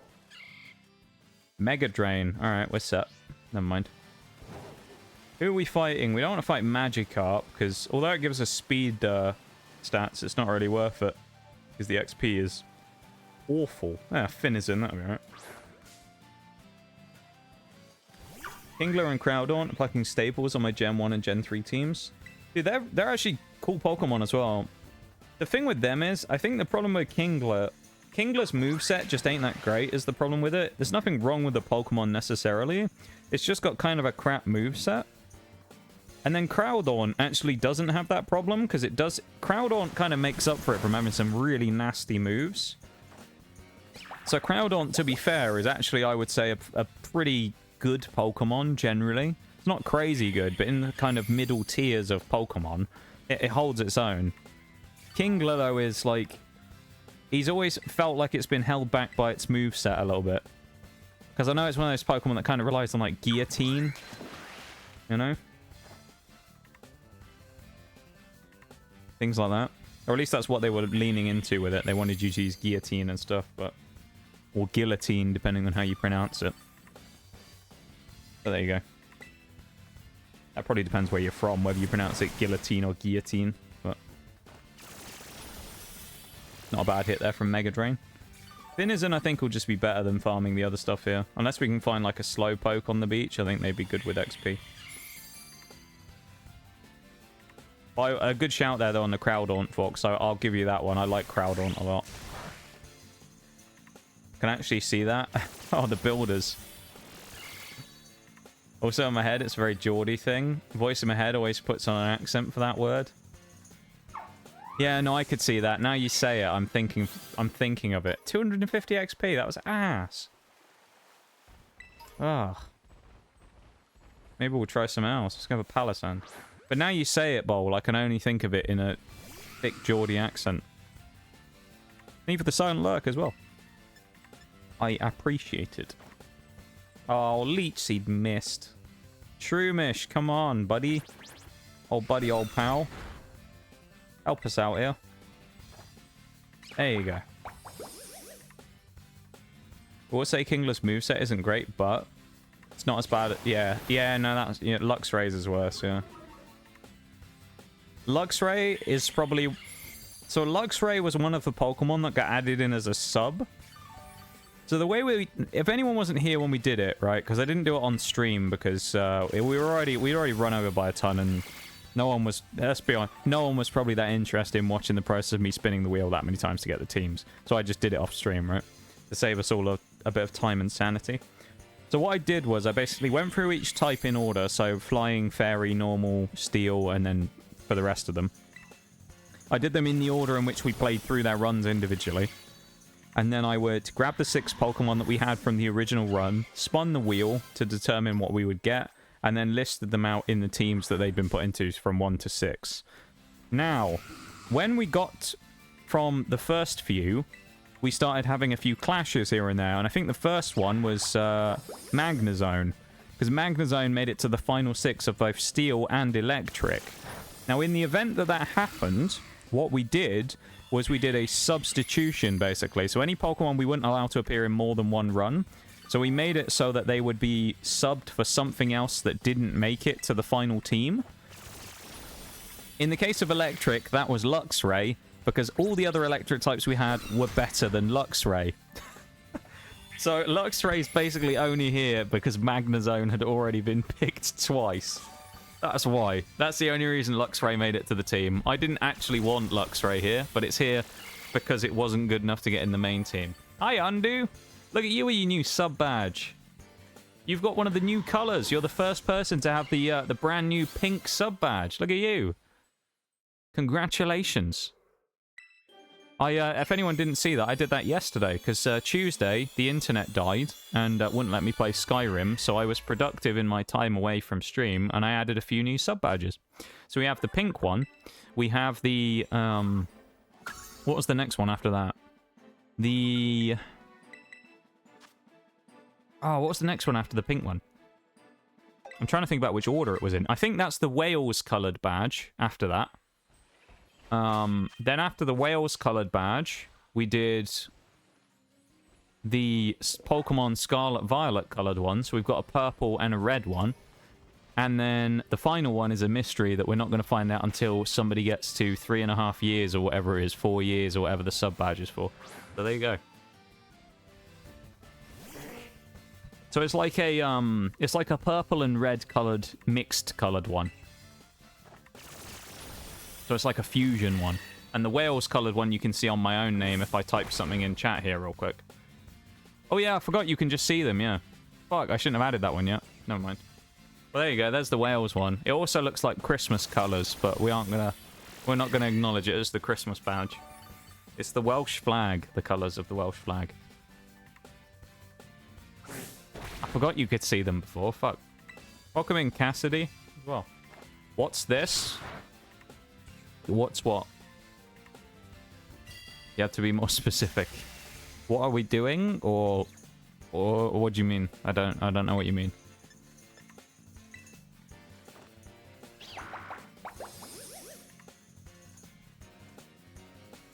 Tuesday in it. Yeah, Tuesday wasn't very kind to us. It wouldn't let us play Skyrim, and I was very sad. I was really looking forward to playing Skyrim as well. It was very, very sad. Now I think about it, Undo. How do you not have a Founder's Badge? Like, I'm thinking going back through to the point where, you know, when they added the thing where you could remove old founders that, like, hadn't been around for years? I feel like it must have skipped over you, because I'm sure you would have had one by now. Nah, we'll be safe from the Marrow bounce. Including the 4-year one. That is true, you can see that one. Don't look at them, alright? Don't bother looking at them. Oh, what's this? Yeah, we're good. Imagine hitting us with bounce and then getting paralyzed yourself. That's quite funny. That poor Marrow was like, yeah, have you now, Breloom? And then just gets counter-parried by Effect Spore. Poor guy. That's so unfortunate, though. Didn't sub when I first joined. Wasn't sure if I would stick around, so I didn't sub. Hey, that's fair, though. I think that's the way that most people go about it, of course, isn't it? Is, they don't make the commitment on it to subscribe super early on, because you don't know if you're going to like someone or stick around in the long term. So, I agree. That's kind of what I do. I'm always, I'll always give it a little bit before I sub, usually. What food you get, Sparkus? Welcome in. Or back again, I suppose.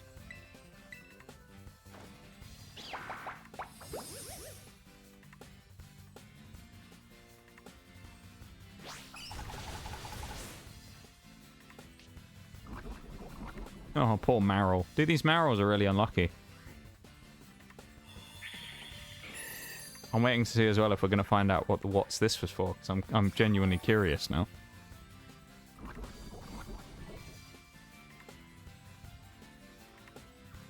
I'm curious as to what the what this was for. I don't know if we'll ever find out, though.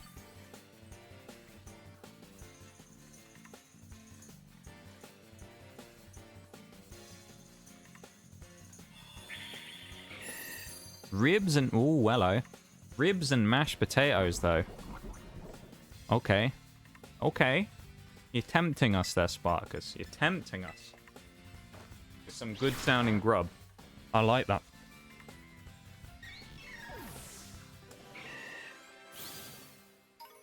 Had the chance to get that Founders Badge, but I didn't want to waste €5 and hog a Founders Badge in a channel I wasn't going to watch. Of course, I didn't know you could just revoke them. That is true. They added that in the future, though. That was something they added after a while. It was I think it was probably only like a year and a bit ago they added that, so... I went through and did a few. There are some that I'm reluctant to do, but at the same time, it's like, I probably should, just because, like... I know they're never going to sub again, you know? So, like, I don't know. Like, I think the first ever... I have the first ever sub that we had on there still. The first ever Founders Badge. Which I only have on there for the reason of because it was the first one ever. But I also know that they're never going to subscribe again. So it's like... I might as well just remove it, but I don't know. Welcome back, I don't know. Good to see you again.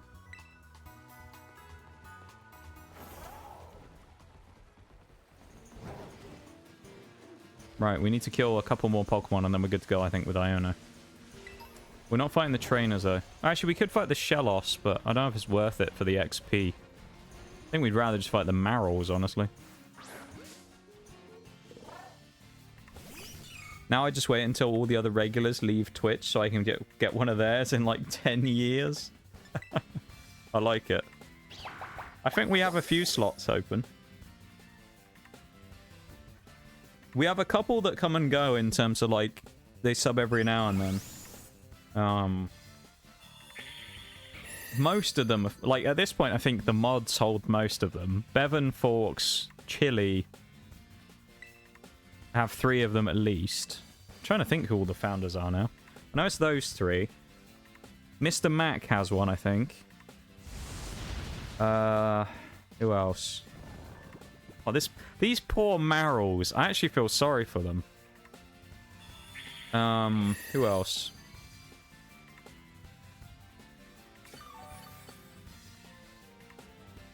Wagnus, I think, is a founder. Dev, I think, is a founder. TK. I probably could just look this up. I'm just trying to do it from memory. Socially. Mirage. There's one more I can't remember. Yeah, so there's one more on that list that I can't remember, but I think that's all the founders. Unless I'm getting one wrong. Bearings in engineering is a nightmare. I can imagine, to be fair. They're quite a surprisingly technical piece of engineering, aren't they?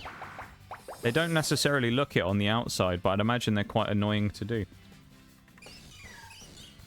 Is it someone that still watches you but doesn't sub, or someone that isn't around anymore? Or, oh, someone that isn't around at all. Yeah. I think the last time I saw them was on my birthday. And then I think that was the first time I'd seen them in like 6 months, so... Yeah, like they don't come around at all anymore, so I was thinking about just removing it. Chili's a founder. I believe Chili is the most recent one, and that came about from when I did the thing a long time ago. And it was like over a year ago now when I did the founder switch-ups. When I removed a couple. Because I had a few from people from years ago who used to be part of the community, but left a long time ago, so I ended up removing those ones a while back. Because the thing is, realistically, I look at it and it's like, if I'm going to do the changes to things like that, right, on like the badges, I look at it from the perspective of like, what's the chances that said person comes back? You know? Which is kind of a judgment call based on that. So say like with like I don't know.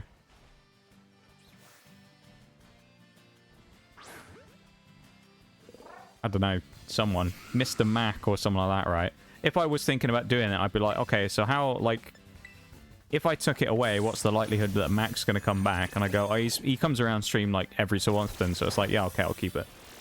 But then some of the other ones, I'd be like, no, get rid of. Socially still around? I think he's here right now. He's been here for most of the stream today, I think. Socially was gone for a little while, but that's because he was having a bit of a, he was having some time away from Twitch to kind of just work on himself and work on some life stuff, you know, and fair play to him. We're very proud of Socially for going away and taking some time for himself and working on things, and we're very proud of our lad. So yeah, Socially's still here, yeah. I mean, you can pretty much narrow... I'm not going to say exactly who it is, because it's like, you know, I'm just not going to do it, but you can pretty much narrow it down to who it is based on what I'd said before. So, like... I have no ill feelings about it, you know? It's not like one of those things where I'm thinking, like, I want to take it away from them because they left the community or anything. It's fine. People leave and people go do stuff, you know?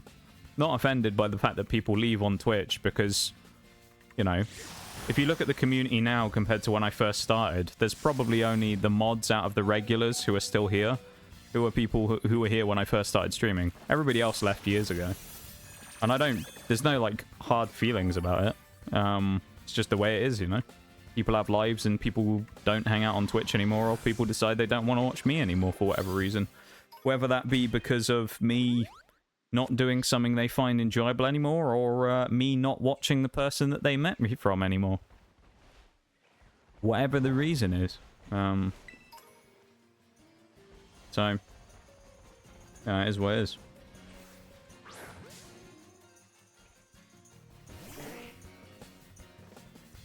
So yeah, but I thought about removing at least one or two of them just because they're like, there's kind of no point keeping them, you know.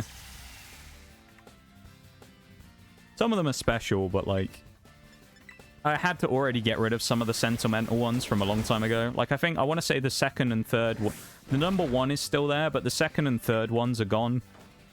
Because I say both of them left a while ago. One of them kind of left a bad taste in the mouth anyway after something they'd said. So I, you know, never expected to see them again anyway after what they did. But yeah, we won't get into that though because we're not here to talk about controversial stuff. I've talked about it plenty of times on stream before. So yeah, most of the OG founders are basically the mods at this point, and a couple of others. That's about it. And socially. They're either, yeah, basically all of the founders badges at this point, I think, are either mods or VIPs. There you go, that's the thing. They're either mods or VIPs, I think, basically everyone. Socially is the reason that you gave me a chance getting that gift sub. Ayo. Damn, I don't know that. That's pretty cool. See how different things have been if socially had never given me another chance. Because I always talk about this, and I've said it so many times, but like when socially first ever came into stream, I was playing Siege. I can't believe what I'm seeing. Buff Rhino, welcome into stream. Thank you for the follow, I appreciate it. Welcome in. I appreciate the follow. I'm not sure who to be angry at. So we're having a throwback stream today, socially with a throwback to days gone by with a gift sub to Sadiola. Thank you, socially. I appreciate it. That's very kind of you, my dude. But damn. You guys are on fire with these gift subs this month. What's happening? Thank you so much, man. I appreciate it. Well, enjoy the ad-free viewing and the emotes, Sadiola, and all the other benefits that come with it. I think there's more benefits that come with subbing. I can't even remember these days. It's not like we have a sub-only section of Discord or anything, but the emotes and stuff, you know what I mean? Enjoy that stuff. And, yeah. Thank you, socially. I really appreciate it, my dude. What was I rambling on about? Oh, yeah. First time socially I ever came into stream, I was playing Siege, and this was when I was really small. Oh, we're going to get whited out here, aren't we, if we're not careful? This was when I was an absolute baby streamer, and socially came in on a day when I was playing Siege. I think I was playing with Mirage, I want to say. We were playing together. And socially was the only person that came in that entire stream. And oh, I think we die here. No, we're actually going to get whited out because of the Sand Tomb. We were freed from Sand Tomb!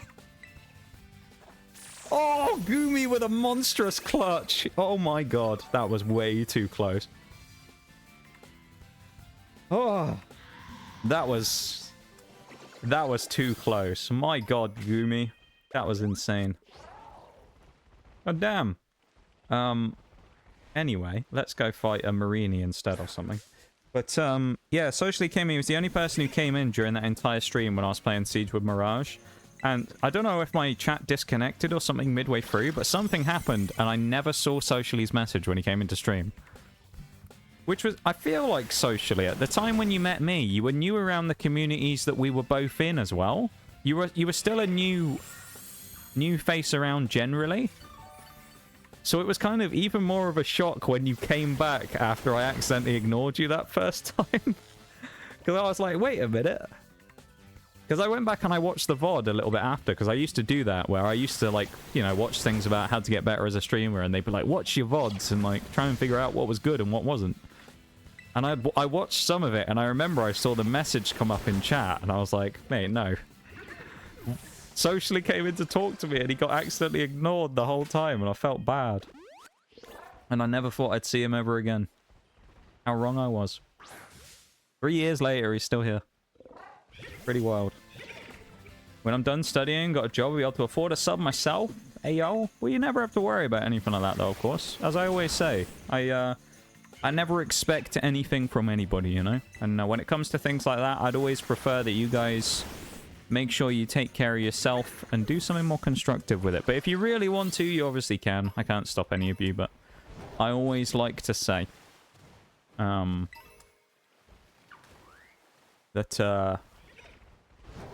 you guys should do something for yourselves or a loved one maybe first if you could, before thinking about doing anything on Twitch or anything like that, or Throne or any of those types of things, or donos or whatever.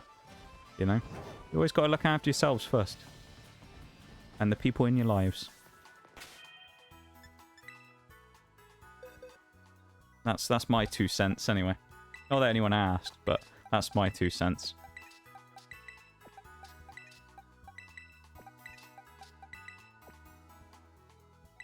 I think Wigglytuff is a better choice here.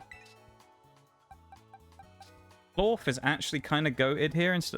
Goomy resists, but Clorf's kind of goated. I think I'm going to bring Clorf, actually. Yeah, let's do that. Oh. Well, we're at BRB. We're at a break, so let's switch screens for a minute. And I will stretch my legs while we're sat here. And then I'll get up in a second. First, spend money on your loved one. That's why I'm buying a bike before donating here.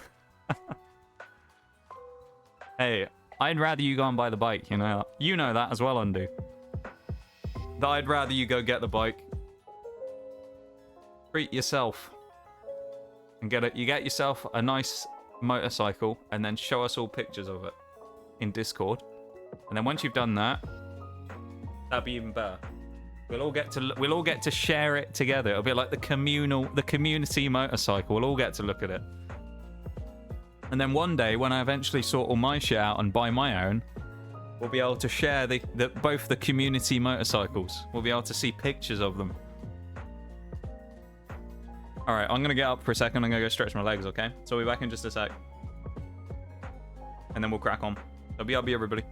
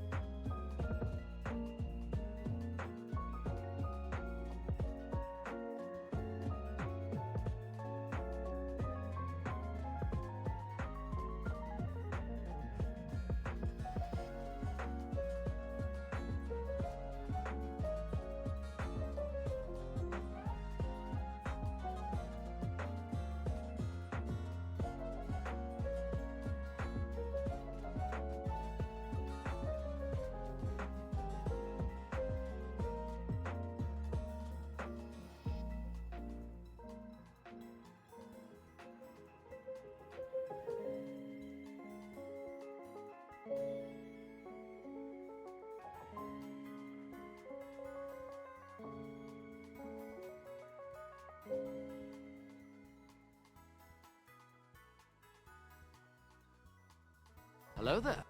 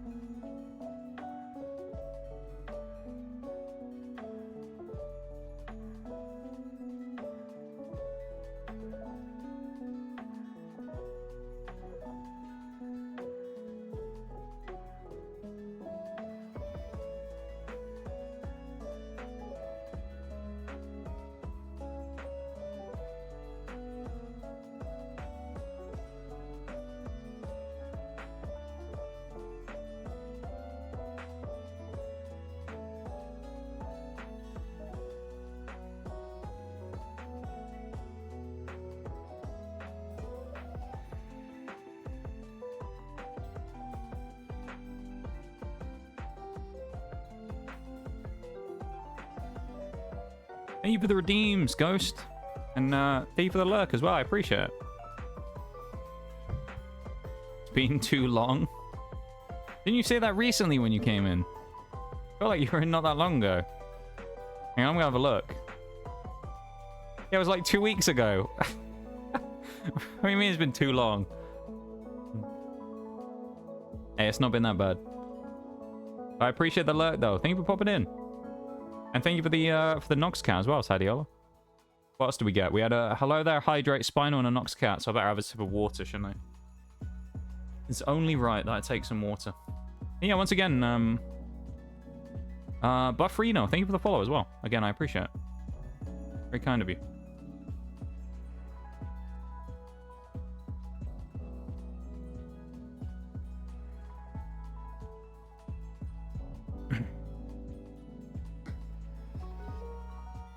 Well, saying that, hopefully you're not a bot anyway. You can't be too careful these days with Twitch. I always have a suspicion that until proven otherwise that like everyone who ever comes into stream is probably a bot, so. Can't be too careful. We're going to fight Iono now though. We've been messing around for a while. Let's go actually face the almighty electric type gym leader with our team. Our team is basically geared up pretty well right now with what we have. I'm not really too concerned. Do we have any items worth chucking on? Wise glasses maybe on Quagsire. I could see that being okay. Well, actually no, soft sand. Soft sand is a better option for Quagsire. Yeah. Soft sand. Yeah. Just go in. Why not? Let's just get in there and get going. Alright, chat. What do you reckon? First try on Iono? What do you think?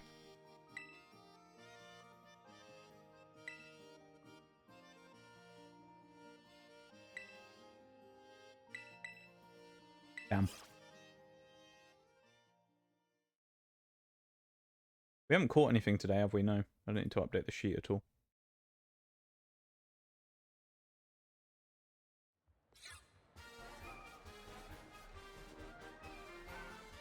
Thank you for the lurk again there, Ghost.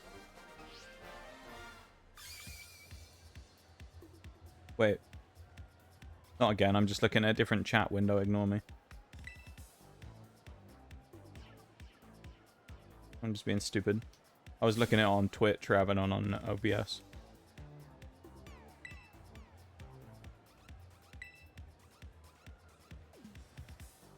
Just thought actually there's something I'm just looking at in the background.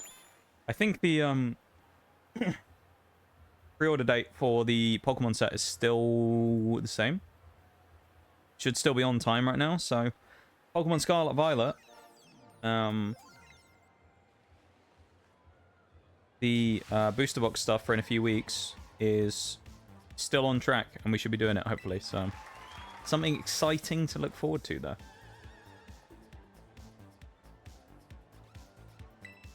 I'm excited. I know that much. Hopefully everyone else is excited too. It should be a good time.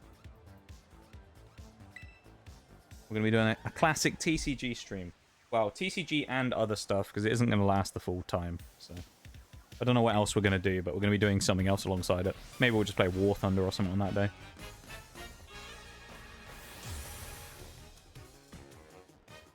Here we go. Let's have a ripper of a game, shall we, here against Iono.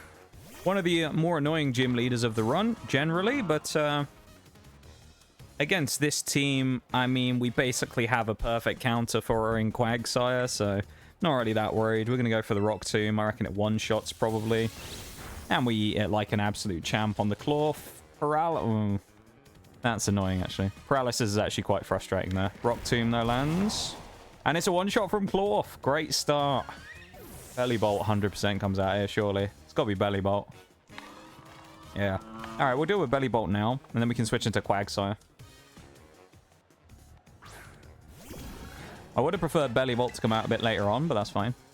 We'll go for the Rock Tomb, try and get its speed down while we can. I mean, Cloth knows it's going to go down here, basically, so it's just about getting as much damage on it and stuff while we can. Speed drop. We are currently at half speed, purely because of our paralysis. Quick Claw, though. Okay. Oh, Cloth. Ah, he's parried.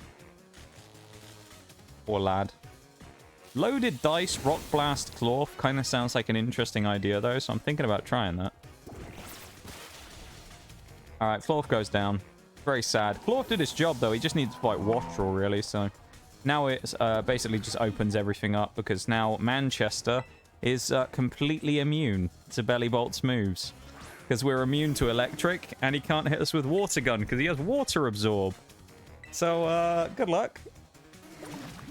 Good luck fighting the Quag.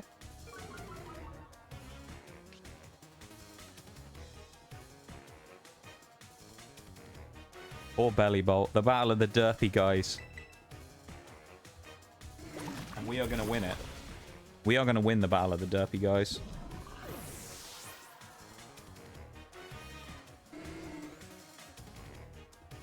Luxio, of course, is going to get the Intimidate on us, which is a bit annoying. I'm probably actually going to make the slightly unusual decision here, for me, to switch out. I'm actually going to switch out, I think, into Luxio. Which is quite an unusual one for me, but I think we're going to.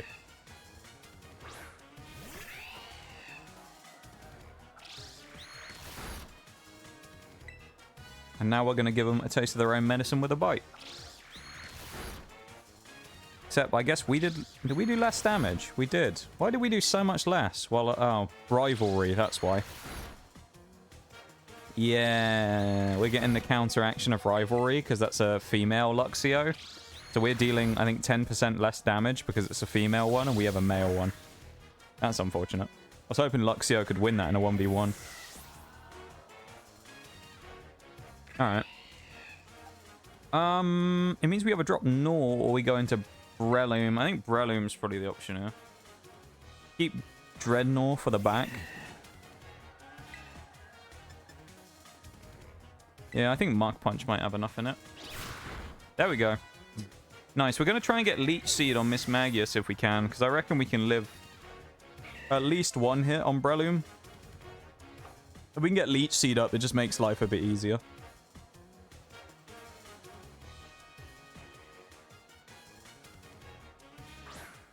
And we're all for making life a bit easier, of course.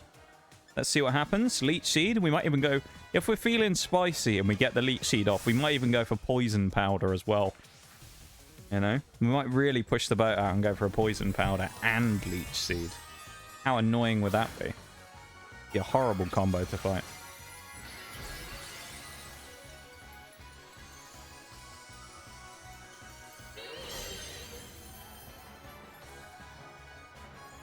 How much does this do? Less than half, I'm hoping. Okay, just. Okay. Alright, Breloom. We're here to play. Breloom isn't fucking around. Okay.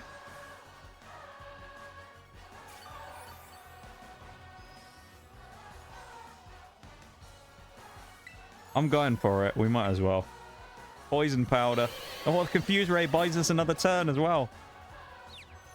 Come on, Breloom. Be the hero. I think Breloom was the hero in Mono Grass, so... No! Oh. We can live the next turn, that's it, though. Leech Seed is quite handy, though, for getting a bit of passive recovery, so...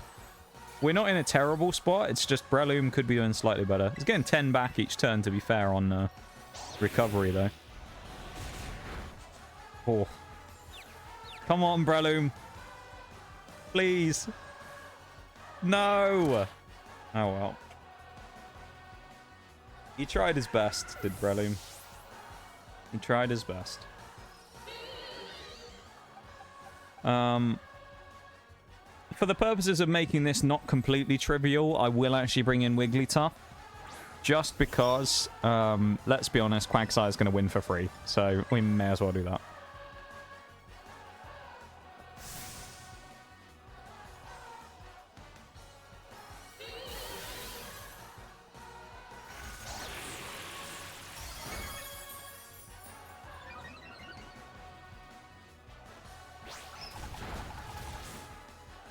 Critical hit, let's go. Okay. Wigglytuff ain't messing around. Take that. 6 HP bank, not that great really, but... Leech Seed recovery again as well. I mean, we guarantee win basically next turn now. So as long as we have Protect, which we do on Dreadnought, we now win for free. But we're going to go for a Hyper Voice anyway. Confuse Ray comes in. Can't use Hex on us, of course, because we're part normal. Can only use Confuse Ray and Charge Beam. If we really wanted to, we could pivot switch into Quagsire and stop it from using literally any moves until it PP stalls and runs out. But I've never really been one for doing anything like that.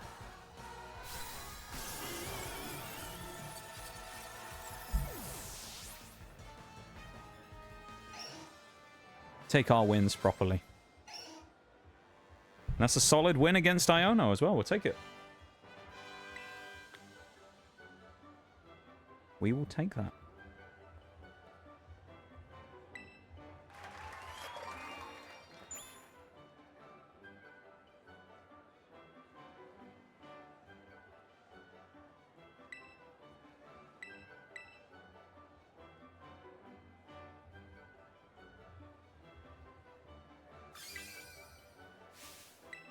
That's probably one of the generally harder gyms gotten out of the way as well, which is nice. While it's not necessarily a difficult gym in itself, especially with the team we have, it's like the actual just fight against Iono is kind of annoying for as early as it is in the game. It can be anyway, so. And we potentially now have Volt Switch, which we might be able to chuck on Lux Ray. So we may have a switching option now as well. Which is even better. Because we don't have access to U-turn yet, so. We will get that in the end later on, but for now, though, if we have access to a pivot switching move and Volt Switch, that'd be really nice. So we'll take that.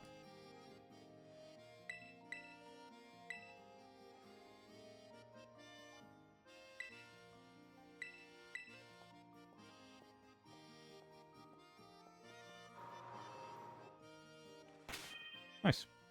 3 casualties. I mean, we probably played that out in a more passive way than we could have. We definitely could have been more aggressive in our switch-ins and stuff, really. But I'm not really that worried about that. We did enough. You know, we did what we needed to do, and I think that's really all we needed to run into the wall there. That's not very good, is it? Go heal up, and then we already beat Giacomo. We already beat Bombardier. The next would be Kofu at level 30. So we can probably, if we wanted to, start doing Blissey now, even though we're only level 25, because we do have a few Pokemon that can fight it, I reckon, in Breloom and things like that. So, what else do we have that's like big physical mon? Maybe we want to go slightly higher up before we try and do the Blisseys. Progunk might not be terrible against the Blisseys.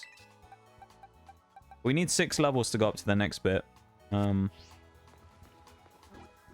are we going to go if we're going to do that? We also could do Mela fairly soon. I think she's about level 25. Methinks. 27, 26 for her 2 Pokemon. So we want to level up a little bit first. Orthworm's a little out of our range as well. So I guess we just want to do a tiny bit of level grinding first. So, what's the best place we grind here? Doug Trios? Probably Doug Trios. By that logic, we'll take Breloom out of the mix, and we'll also take you out of the mix. Got Krogunk back in, and we'll chuck Crocolore in, because the rest of them probably have a better chance against them. I'd say we'll go up to like 27, maybe 28, and then we'll go from there.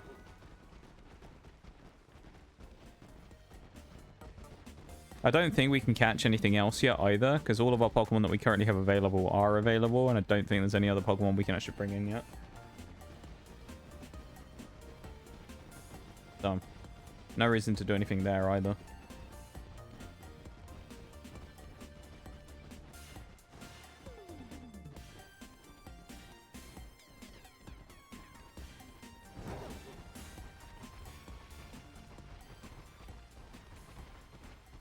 We're not finding Orthworm yet, though.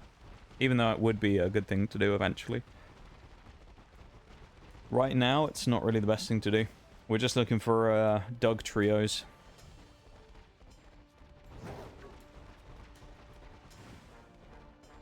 They tend to be, at least from what I can remember is around here, they tend to be some of the best XP you can get in the particular area. They just spawn around, so I'll just find a couple of them.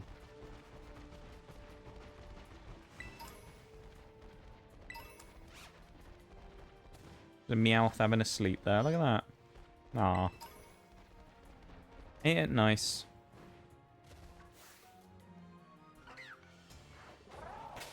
I don't think Braviary is available here, but let me just double check real quick. No, it's the next run that Braviary is available. Never mind. Leave that alone for now, then. I think with the electric types, there was also the option to bring Electrode in at one point, but I figured from when I remember doing the run that Luxray played more of a role than Electrode did, which swung the balance to me picking one over the other. You can get Flamigo here as well. I don't know, you can get Jerry's here. Damn. There's so many Pokemon you can actually get in this area. It's crazy.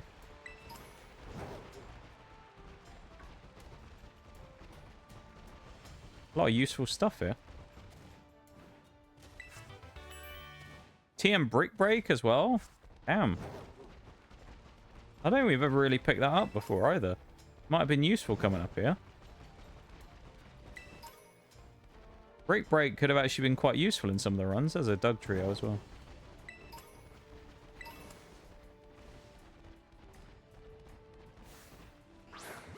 Go deal with them with Quagsire. And what's the worst that can happen?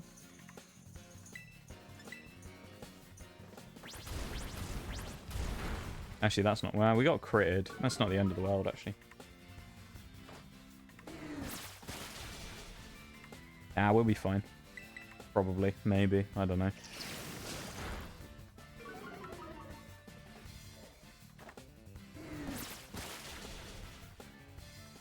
Who knows? I don't know for sure. I'm just playing it by ear.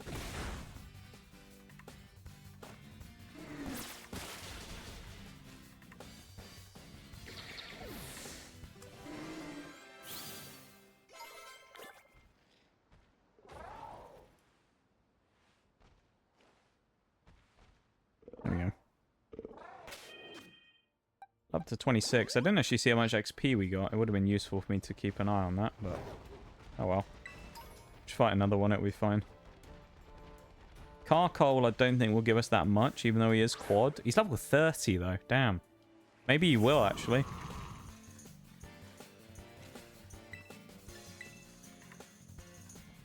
Have a good one, Maximum. You take it easy, my dude. Thank you for hanging out with us. Thanks for being here. I hope you have a great rest of the night, yeah? Take it easy, man. Sleep well.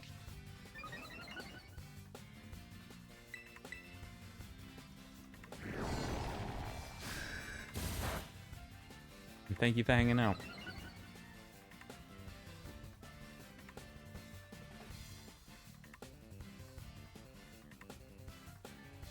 Got an Omni boost, damn.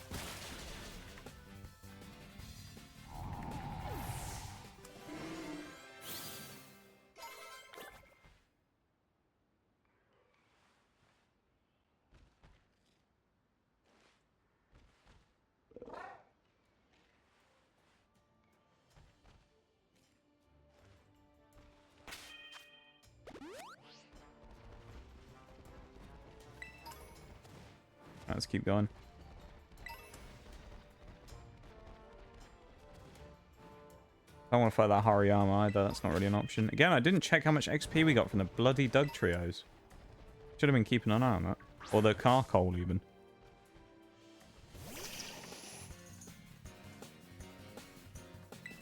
We only have a few mons that can actually fight them, though, is the only annoying thing.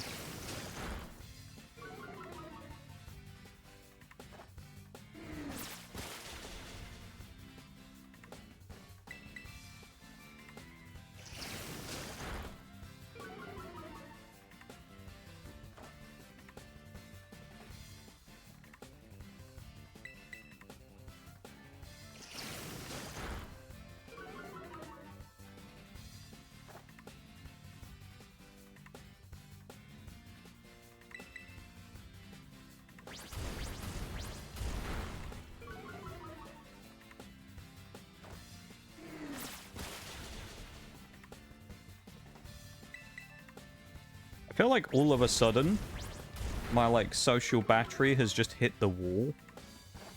I don't know. Well, like, out of nowhere, I'm just like... Oh, 1200 XP, goddamn. Out of nowhere, my brain's just like, we're done socializing for the day now, you know?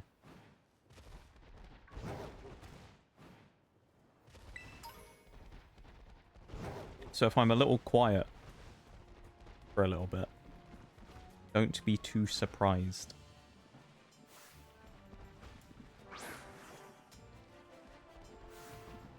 Come on, Doug Trio. Hurry up. Come on, my dude. There we go. And then we get the jump on him.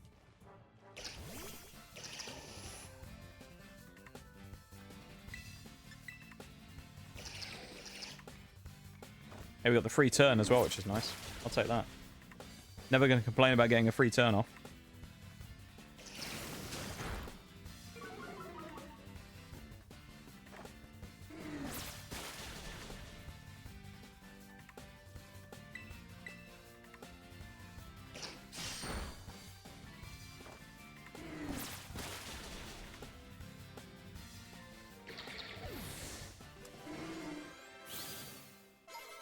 Saying about that with the founders thing earlier. Tempted to do that now. Should we do it now? Should we update the founders badge right now? Kind of tempted to, you know. Find out who it is. If it's actually Undo who gets it. Kind of tempting.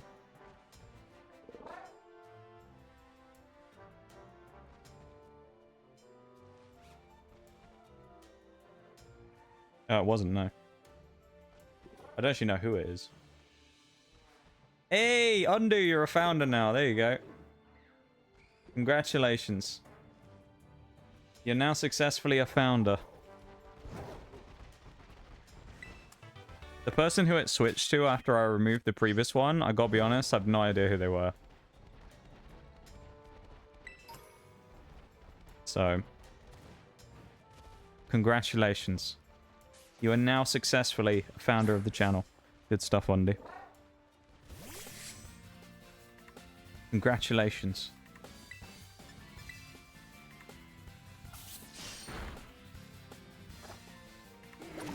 I know your family must be proud.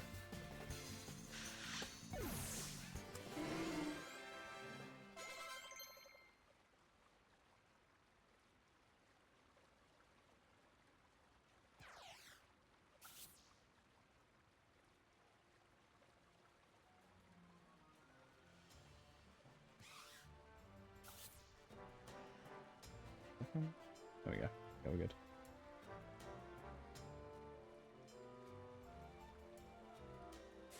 Sure they are. Yes.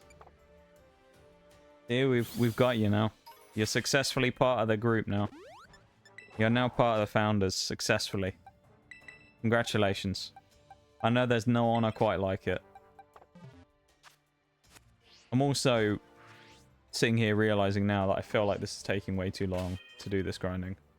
And I'm tempted to just go and do the Chansey grind, even though I don't know how successful that's going to be yet. It also might be too fast.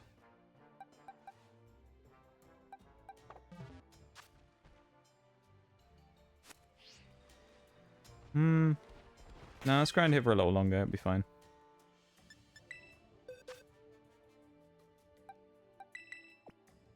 Bring Breloom in next. As the next person to actually knock stuff out. We want to find more Doug Trios here, though. We can't fight the Carcoals with Breloom. Okay, there you go. You're successfully a founder of the channel now.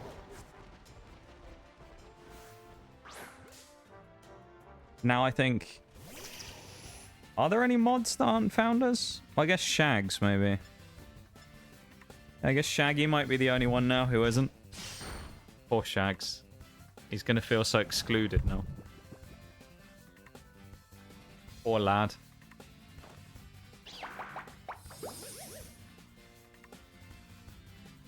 He'll be okay.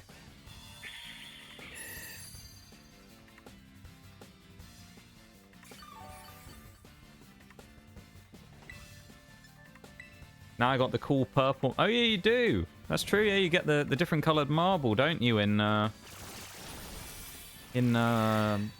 marbles on stream. That's a point. You're also the only person I've seen so far who had the new pink badge as well, and now we don't see it anymore. So there you go. There goes the new pink badge. Nobody has it now. Or nobody that I can think of off the top of my head has it anyway.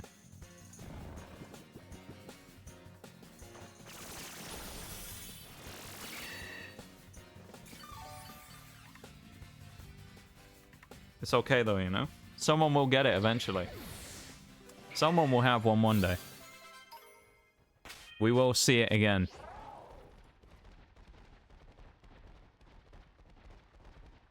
We'll see the almighty return of the pink biohazard symbol. Oh yeah, I forgot you can turn off Founder's display badge, can't you? Yeah. No, I forgot that was a thing you can do. Of course you can, yeah. You can turn it off. I feel like it's one of those features where I don't know why most people would, because I feel like most people like the fact they got a Founder's badge. And so they wouldn't actively choose to switch it off. I swear, every time we've been hit by a bulldoze from one of those bloody things, we've been hit with a crit as well. What the fuck? Like, every time we've been hit by a crit from one of these dog trios.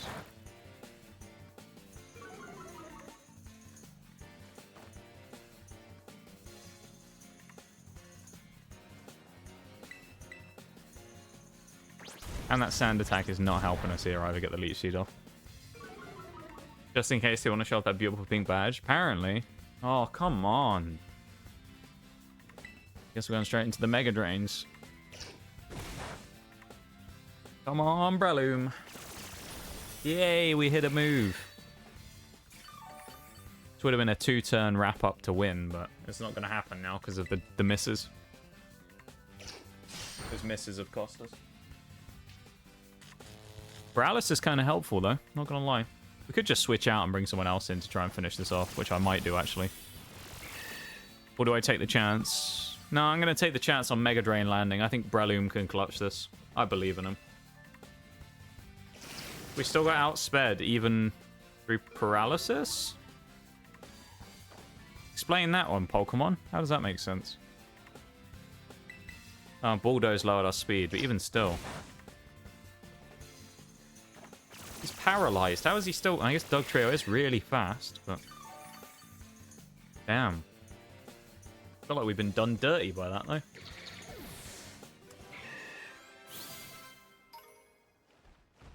So this XP grinding is really slow, isn't it?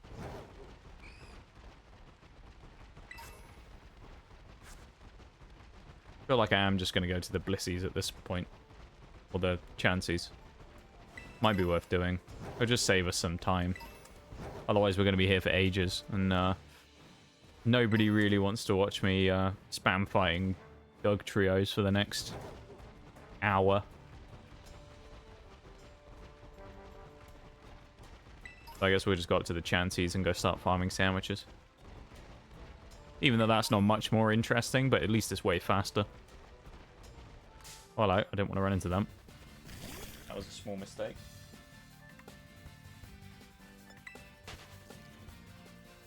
Slurpuff in chat as well. Catch that Pokemon.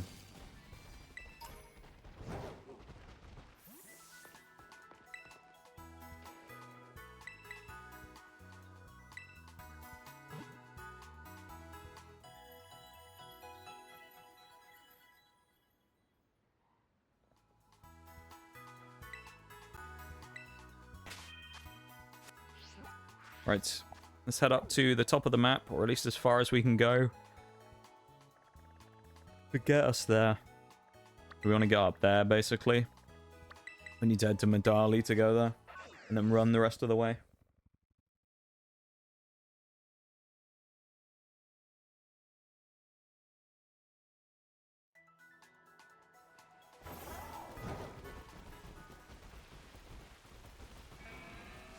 Always raining, but I guarantee when we eventually get to the point of wanting to evolve our Goodra, it won't be raining and we won't be able to get the weather effect to work.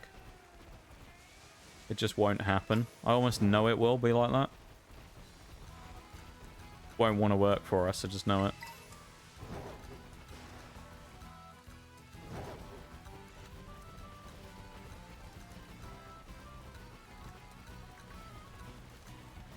Have a good one, Sadiola. Take it easy, man.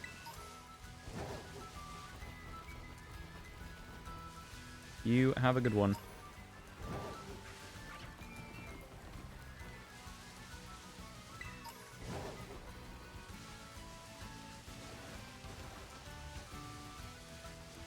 I will try my best not to lose my sanity in the next however long until the end of stream.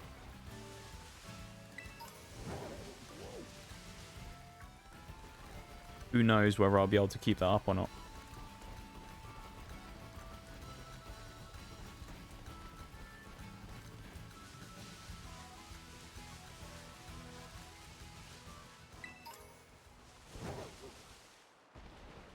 Not going to catch the ice types yet. We could get a Cubchoo and a Sneasel while we're here, but I'm not going to pick them up. It's not worth it. They'll be too over leveled, probably, so.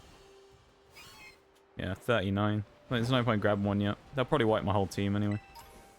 We're not going to bother with that.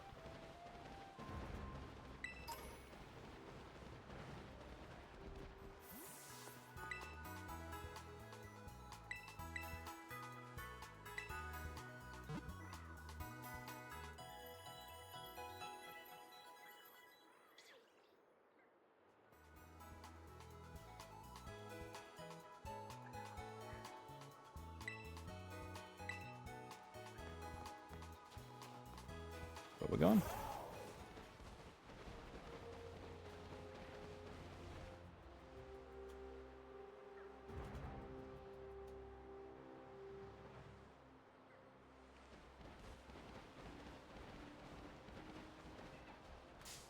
Oh.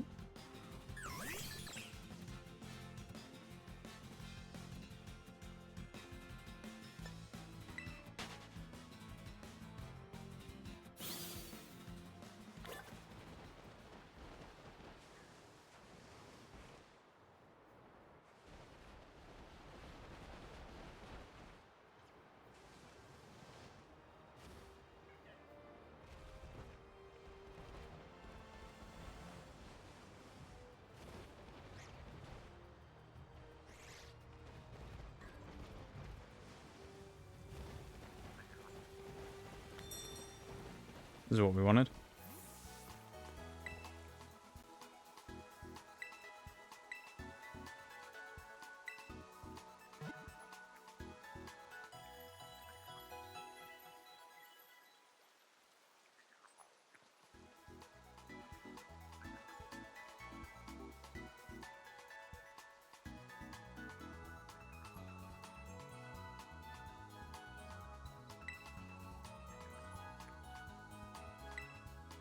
Okay.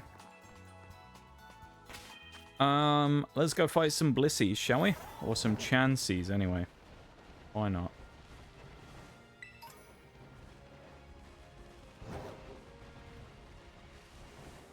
Well, once we get through the cutscene, anyway. Bloody annoying cutscene. That we always have to go through.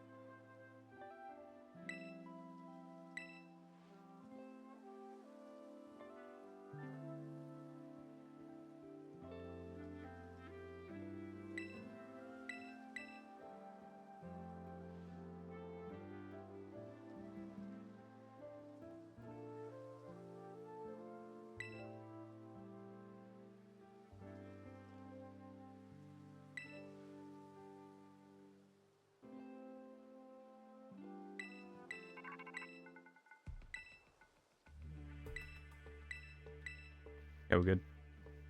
Let's just checking something.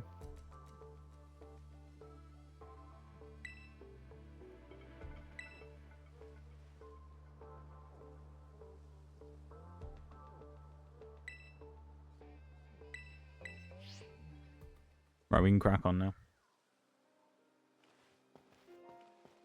Actually make a sandwich real quick. We can get going from there. Always got to make our sandwiches in-game and get that going. Always a useful thing to do. We need to make sure, though, that when we do this, we don't have too many physical attackers on the same team, because our special attackers will not be able to fight the chances. We need to make sure that all of our Pokemon that we have out with us are basically special attackers, other than maybe one physical one, if we can. Otherwise, it makes it really difficult to do anything.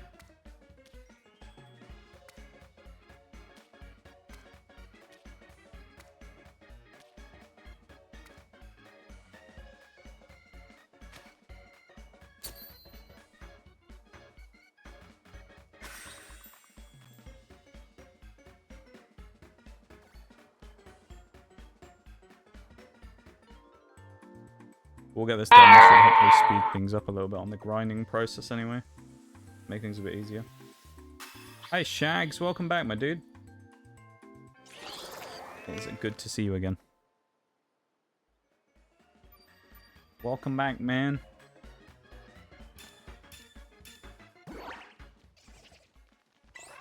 Knowledge has been imprinted. Good. I'm glad that you've successfully imprinted some knowledge upon yourself, young lad. That's a good thing to hear. Get Krogunk out of there as well and put Goomy in. Better to do, I think. We're aiming for level 28, so we don't want to go too crazy on these. Level 47 Chansey versus a level 25 Breloom. I mean, what could go wrong, right? How hard can it be? What I think.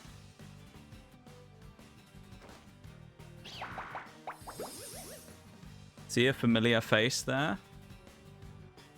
Familiar face? Which familiar face there, Shags? Who is this familiar face you speak of? Ah, we're fine. That's done way less damage than I thought it would.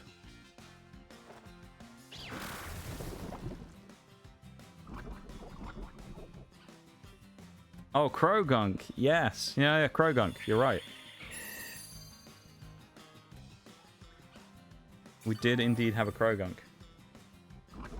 We do indeed have a Krogunk in the team, yeah. Or at least he's not in the party right now because he's a physical attacker. So I don't want to bring him in yet, just because we need another physical attacker for fighting the Blissies later on. So he's on the, like, he's on the reserve list right now.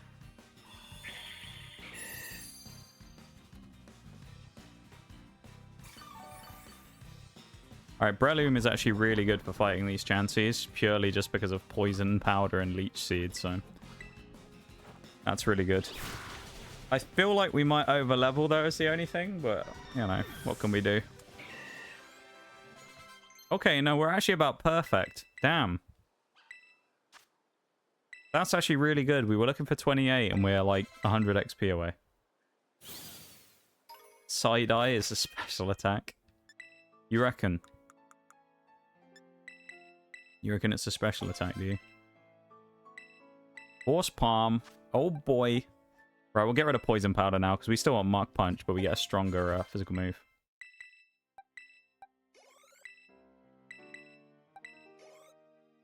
But, well, I guess we'll just do that.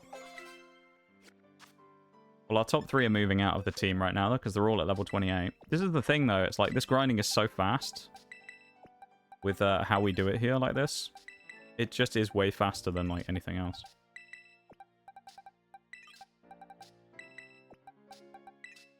We've also got level 20, like... Ugh. Dave is kind of going to be too high level here. Although, to be fair, Dave's not really a worry, is he? Because for the next gym, Dave's irrelevant. He's going to be... If he goes to level 30, that's fine. Dave's not really going to be used in the next gym anyway, so it's not really too concerning. Harsh Judgment is a powerful psychic move. You're not wrong. You're not wrong, Shags. I'll give you that. You're not wrong. Okay, that was surprisingly decent damage. I'll take it.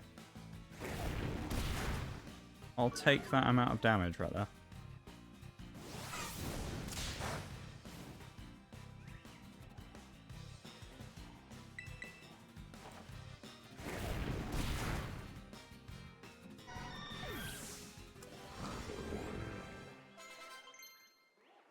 Oh, we didn't over level. Honestly, I'm not really sure how or why. Because I thought we would have, but I guess not. I mean, we'll take that. Don't get me wrong. I'm very happy to not over level. But, yeah. Bang, bang, bang.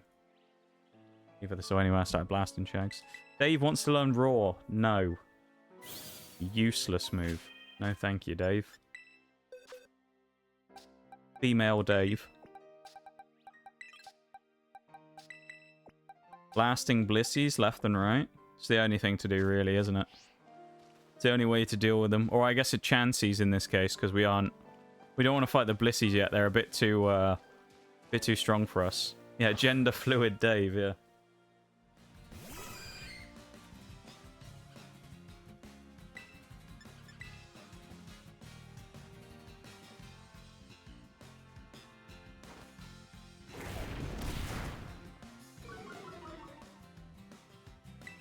The speed here helps actually as well, because it means we can get an attack in before they heal.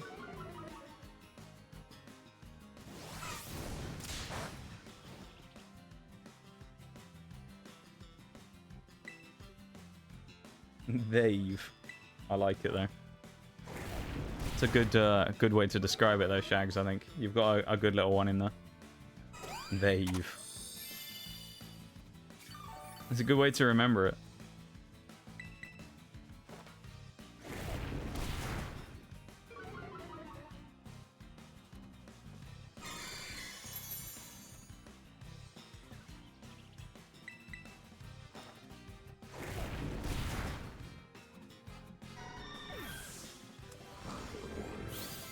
Okay.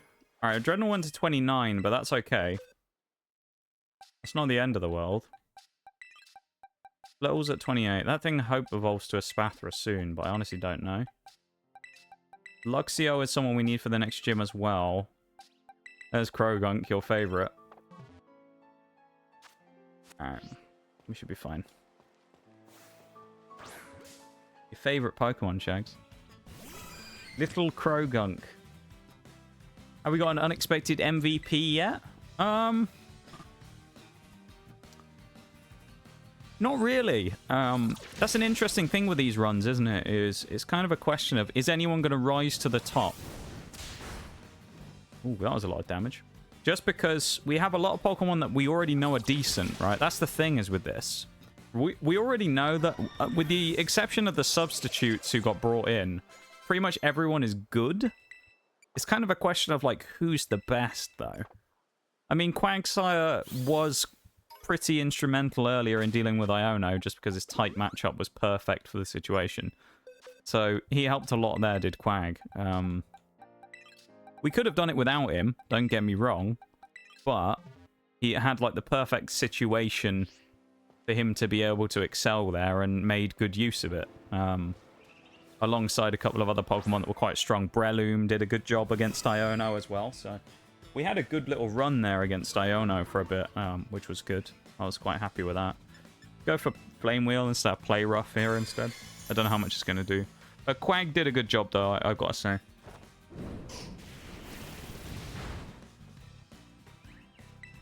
little bit of damage, though.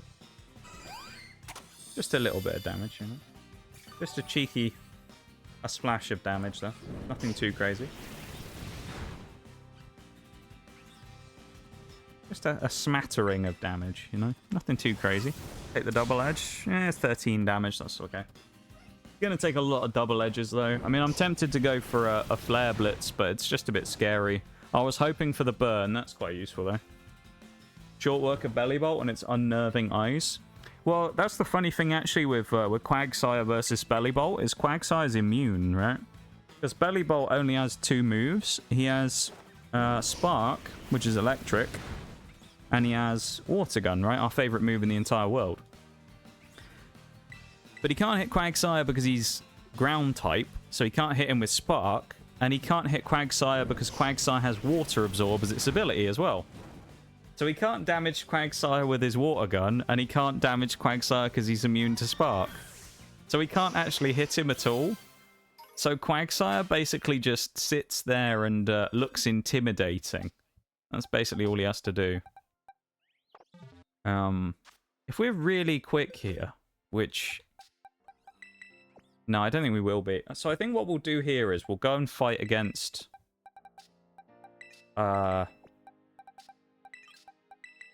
What's their name? I've forgotten their name. The person we were going to fight against. Mela. That's who we're going to fight. We're going to go fight Mela. I think Crocolaw is actually worth bringing here just because of, you know, being fire type as well.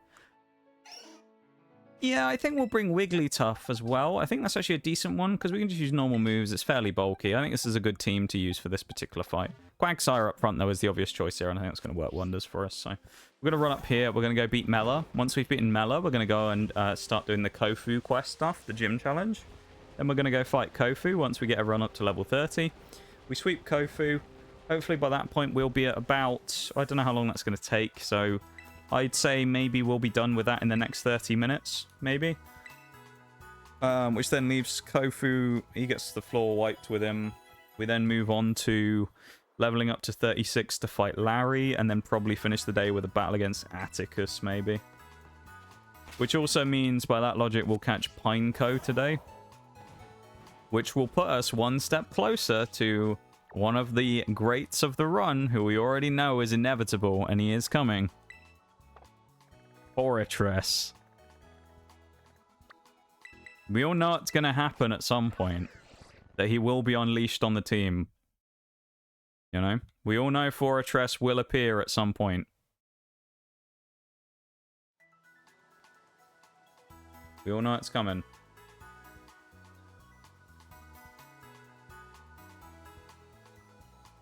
Just a matter of when.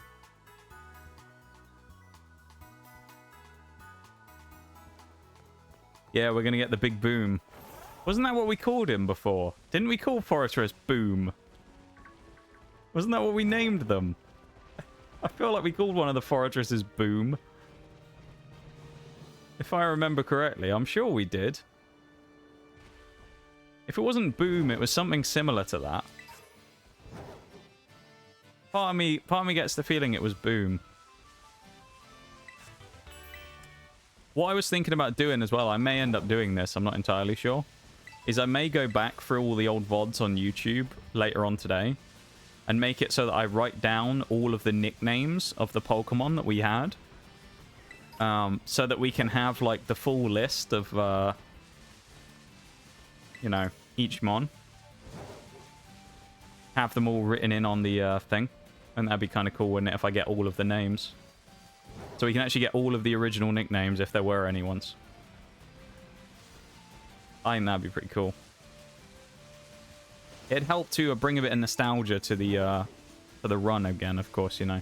Some of the original names coming back. I mean, we've got, you know, like your Dave and Manchester, obviously, because we can't change his name and stuff. But there's some that would just be kind of cool to see again. And, you know, see whether they can live up to their illustrious names. Like Freezer Burn the Cryogonal. Things like that. What a Pokemon that was. Freezer Burn. That's such a great name. Freezer Burn the Cryogonal. That'd be fun. I think it'd be a good idea, wouldn't it? Maybe. I think it'd be pretty cool. I'd enjoy doing that, I think.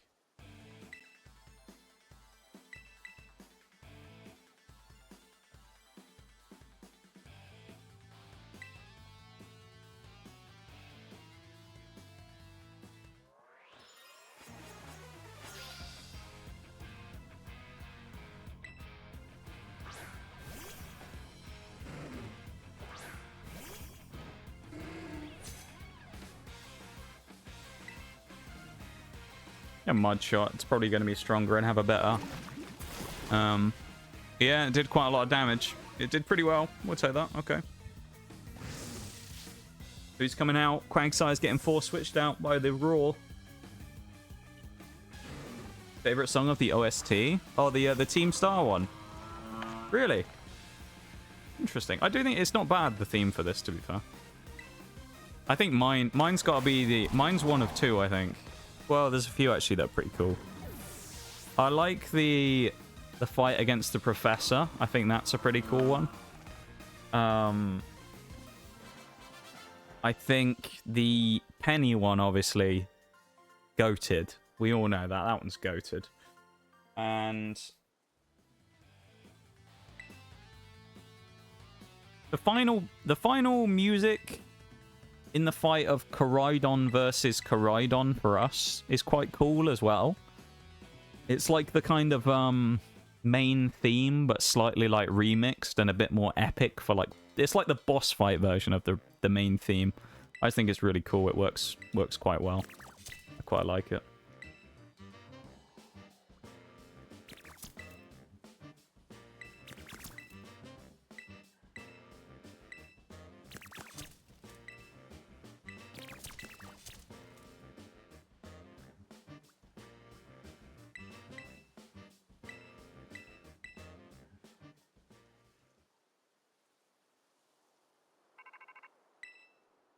Got something that reminds me of Mega Man?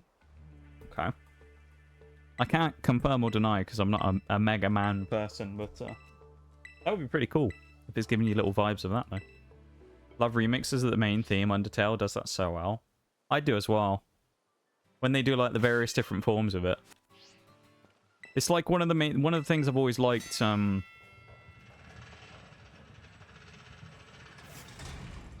Fuck is that noise? Someone's shitty exhaust making a load of noise outside. But one of the things with Destiny they always used to do with the music was they'd always find a way of tying in the main theme somehow. Siege used to do it. I don't know if they still do, but they used to do it where they would change the intro music into the game to a remix of the same thing every season, but it would be based on the season. So, you know, if they made it where it was like the season was based around I don't know, Australia or something, they might do it where they kind of did the music, but they made it kind of more of an Australian theme type thing, where they might put something like a bit of a didgeridoo in the background or something. Or you'd have different versions of it. You know what I mean? They did a few where they did like South American seasons, and they did them with like hand pipes and stuff like that in the background, where it made it like kind of interesting. They kind of almost themed it a little bit around the season, which was kind of a cool thing, where every season they'd have like the different, slightly different music, which I always thought was cool.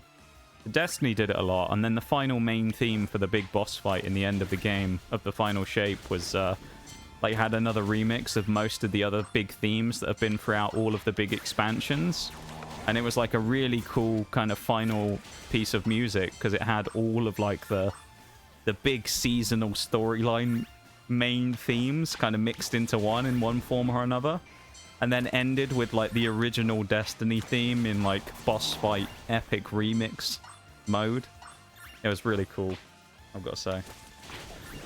Right before this fight starts as well, there is going to be a BRB, so I can already see it because it's going to be in about 2 minutes time. I can see the clock, so right before this fight properly starts, that will happen. So I won't actually start the fight. I won't get into it until that's gone through, okay? So we'll wait for the BRB and then we'll get going.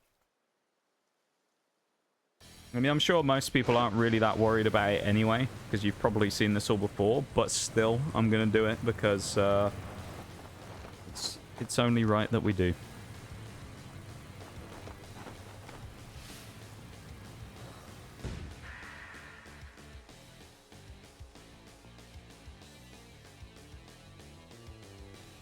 Flavor of the season, yeah. Yeah, exactly.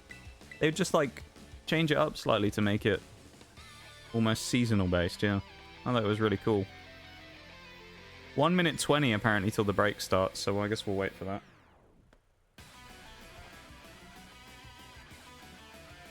We'll wait a minute until that goes through.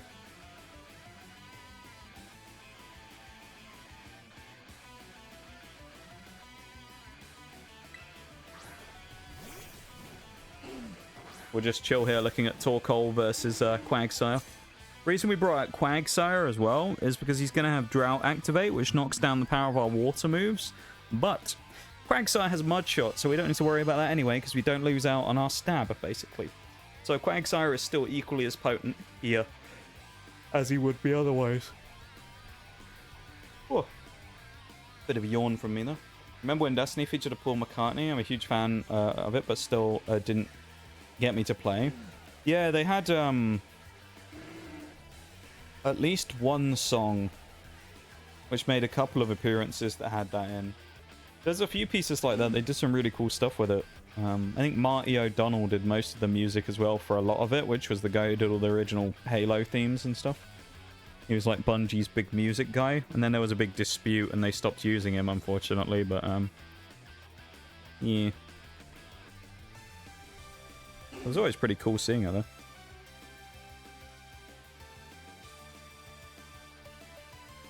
I think the break's about to start in just a sec, so that's why I'm hanging fire here.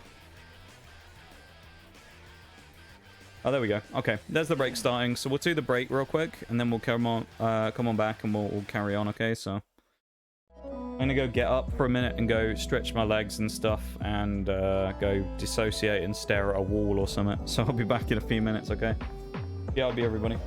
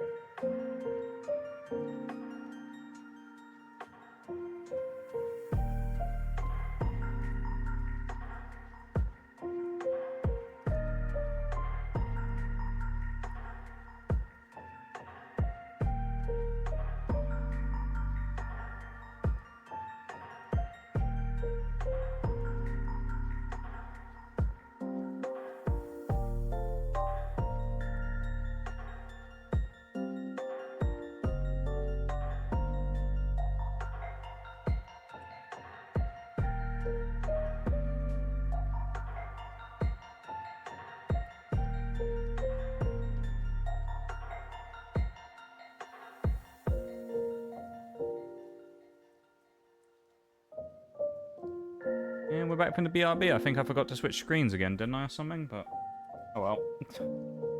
I don't think it really matters. I don't even think anyone really even noticed, to be fair. So, it'll be alright. We're going to keep going now, though.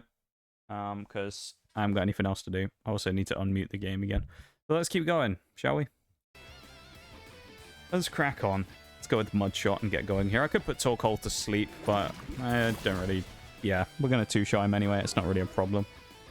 Be a waste of a turn. He's just going to use Flame Wheel. Which is sun boosted, so it will do slightly more damage, but we are a resist, so 14 damage is not bad for a sun boosted move. We'll take that. Quagsire, I don't know if Quagsire is going to win this totally on his own by knocking out both Pokemon here in the Torkoal and the Starmobile. But he's definitely going to do a fairly decent job here. That's one thing I do know.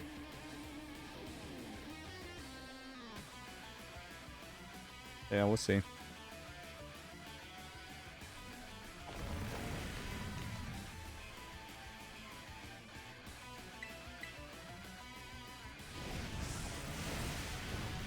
I have high hopes for Quagsire. Unlike most things, I have high hopes for a young Quag here. Never been much of an optimist, but when it comes to Quagsire things, I've always got a little, there's a little bit of magic always available for Quagsire, you know, to go crazy.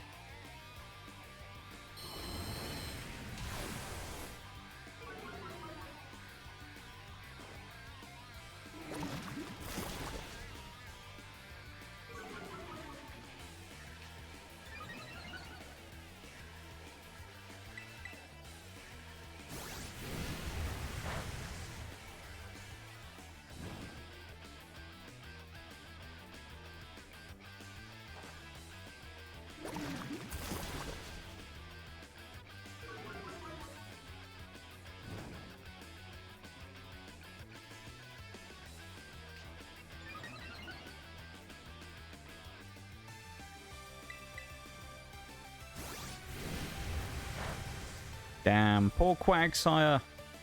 I believed in him. The burn didn't help really, though, admittedly. It really kind of stopped his chances of doing a huge amount there. And, yeah, it was pretty rough. But we can just bring in Dreadnought and do basically the same thing anyway here. We can use Rock Tomb to stop the speed increases. Not that it really matters at this point, but we can do it anyway. We probably will. Yeah, there you go. Dreadnought a lot more bulky than Mr. Quagsire there, of course, so... Not really a problem for him to come in and deal with it. So that's good, at least.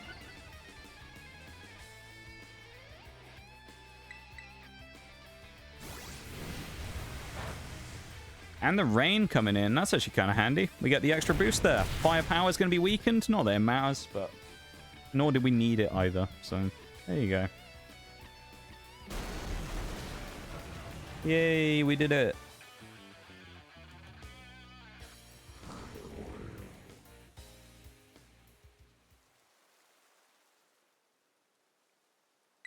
Look at us go.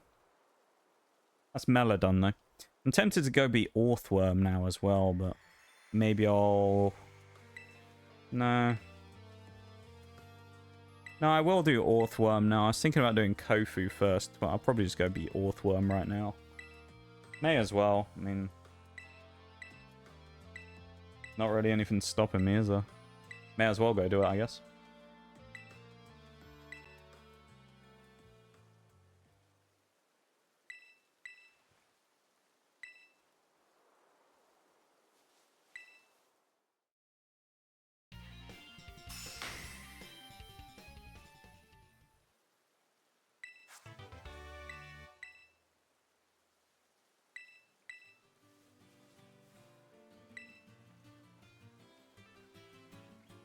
Flame Charge is kind of nice as well, but we're probably not going to make much use out of it on anyone.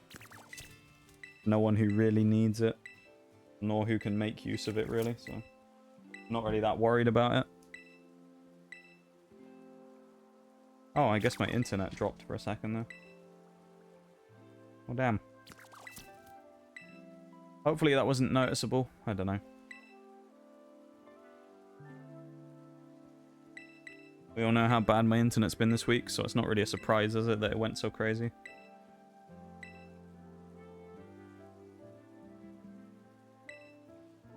My internet's been trash this whole week.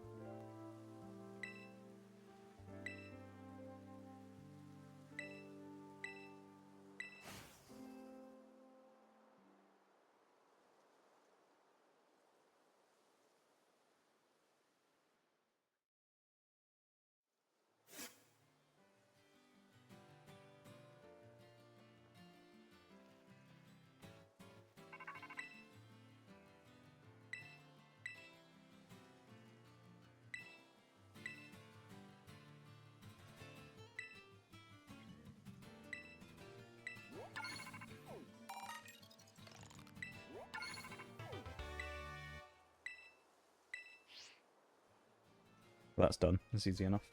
There ain't really much to say about what's going on in game right now either, because we've done this 18 times at this point, so I've probably already explained this a million times from the first few runs we did, so I don't really have anything to say about it.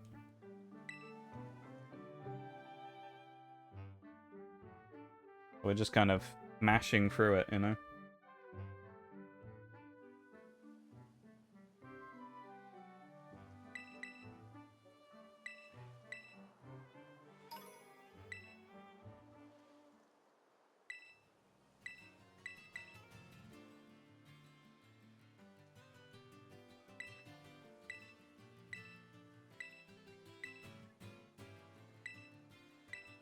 That and I just don't really have much to say anyway. So it's a quiet night for me today, I think. I just don't really have too much to say.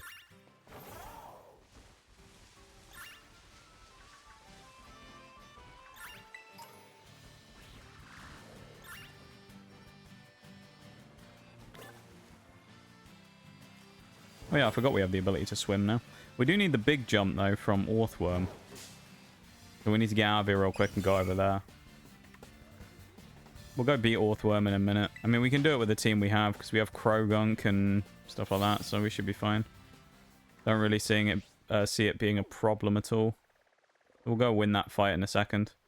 We already have both the Pokemon Centers anyway, even the one at Lagtree Thicket, so we can just go straight over there and get it done. Yeah.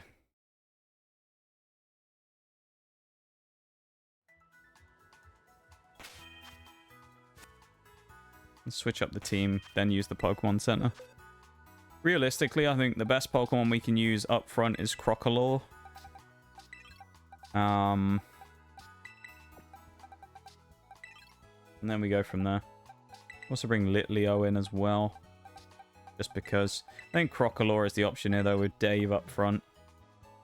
It's an Orthworm. He's a Steel type. He's not very hard to beat for him. I think it's just the way we go. I think we're having little lag spikes here and there as well now, because we've dropped a couple more frames again. Little annoying, but what can you do? Because, again, Skyrim the other day was an absolute disaster for the internet, so it doesn't really surprise me that it's being not so great again. Like most things, really.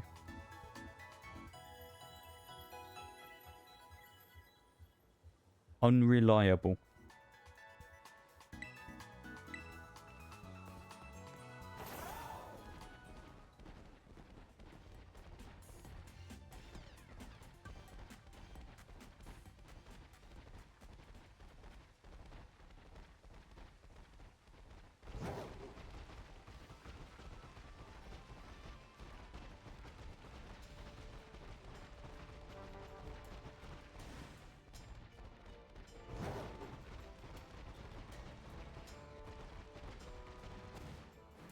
I think probably we can 3-shot Orthworm. I'd be surprised if we did it in 2 or less. Probably a 3-shot kill. At least on the first one. That being said, I can't remember who it was we used in Mono Dragon, but someone I think nearly one-shotted him. Can't remember for the life of me who it was, though. Someone did a ridiculous amount of damage.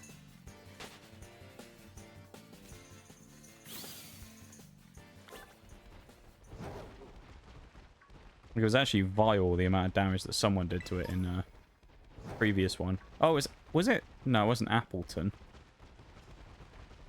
Who was it? I don't think who were the early dragons we had.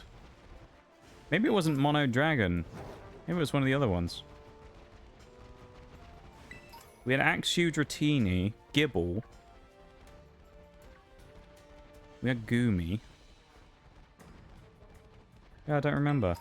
Maybe it was Mono Fire then, but someone did an absolutely disgusting amount of damage. Unless it was Appleton. It could have been, honestly. Could well have been. I don't know. Could have been little Appleton doing an absolute boatload of damage. Wouldn't have surprised me as well because of how much of a tank that thing is normally. I mean, Appleton's just a bit of an absolute unit, really. I think he's quite underrated, if you ask me. Let's go and do the fight now against Orthworm.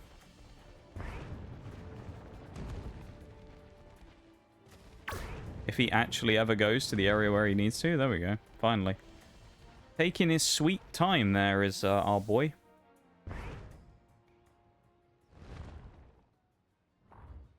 Taking his sweet old time indeed.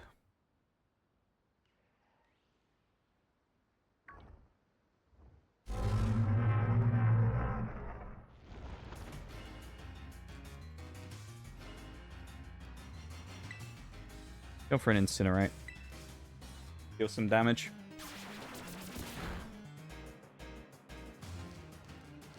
Yeah, I reckon 2-shot kill, 3-shot kill. Okay, that's not bad. It's a 2-shot kill. I said 3 initially, and I'll stand by it, but so that's actually better than I thought it would be. We'll take that. That's pretty tidy there from Crocodile. I'm fairly content with that. I'll take it.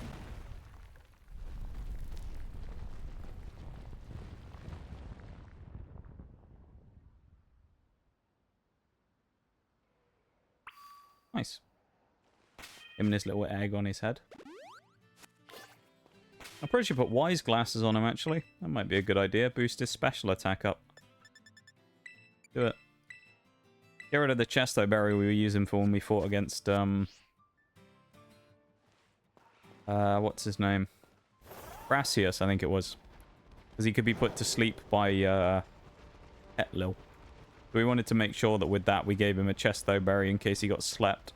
Because he was going to be our main sweeper for that fight. As it turned out, I think he made it a pretty trivial fight anyway, when he just practically, I think, one-shotted Smoliv and Petlil, I think. And then he absolutely destroyed Sudowoodo in 2 hits as well. It's kind of crazy. It was pretty nice to watch, actually.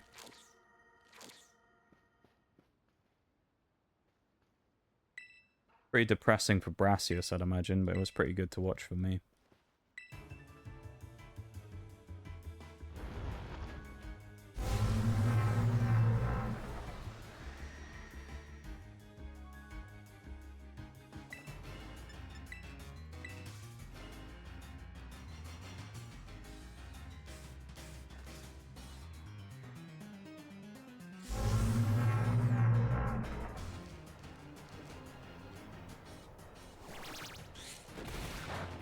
Wow, look at the damage from Toad School there as well. Huge. That's more like it. Yeah, now I think about it, maybe it was Appleton we used before then that did the huge damage to him. I think it was with Apple Acid. He like hit the Orthworm like an absolute truck. Lipard in chat. Catch that Pokemon. Nobody wants Lipard though. Lipard sucks. I wouldn't go for Lipard either.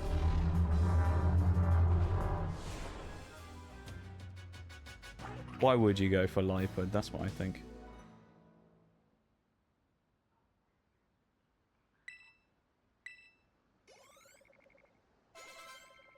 Actually, we got way more XP than we really wanted there as well, but that's fine. Because this team, basically, 2 of the Pokemon are going to get switched out anyway. Probably 3. Because realistically, we're not going to fight Kofu with 2 fire types. Like, the only thing Arcanine would be good for in that fight would be extreme speed, but it's not even worth it. With the team we have, like, realistically, I stand by this, I think. With the team we have, in all 6 runs, with the diversity we have, I don't think there's an excuse for losing a fight in any of these.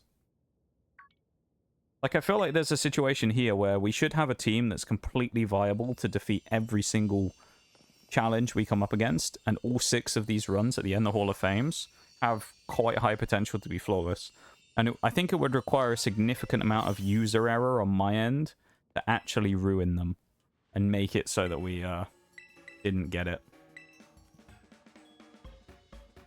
Damn, no one got Lipard. What a shock that is. What a shock.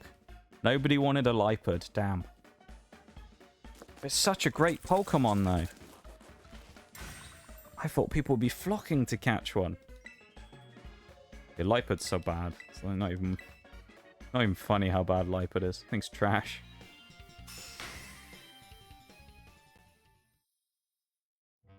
Kind of feel bad for it, I suppose. But some of the Gen 5 Pokemon really are bad, though. Lipard and Patrat. Really not great. Looking at what we have left to catch in this run as well. Just here now. Just looking at the sheet. We still need Dragonite. We still need Fortress. We still need Volcarona. Howlucha, Weavile, and Beartic. Like, some of those Pokemon, they've just got some great things about them, you know?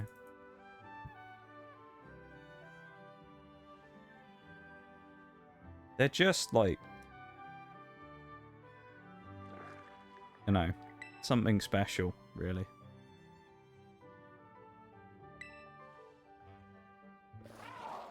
And with what we already have. And then we're going to add that on top of it. To make them even better.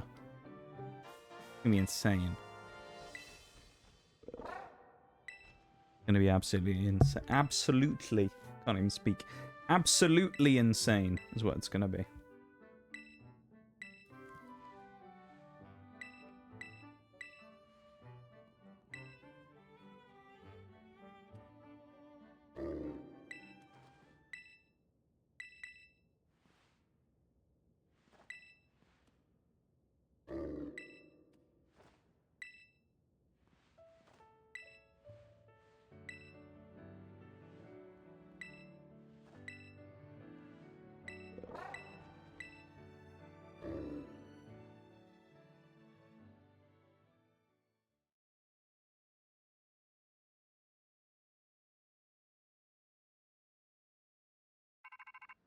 Nice.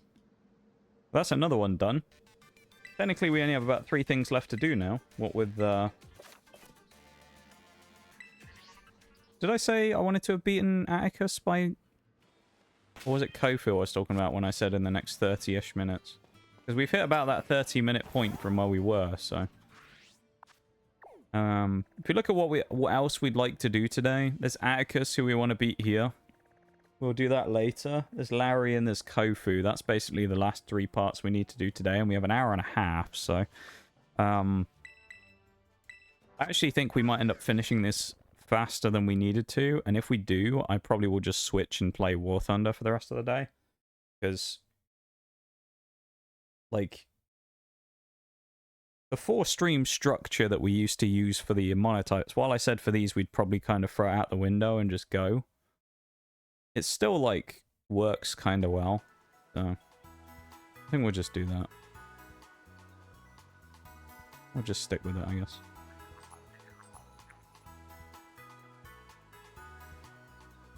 It just works, you know? As Todd Howard famously said, it just works. Except when referring to Bethesda, he couldn't have been further from the truth.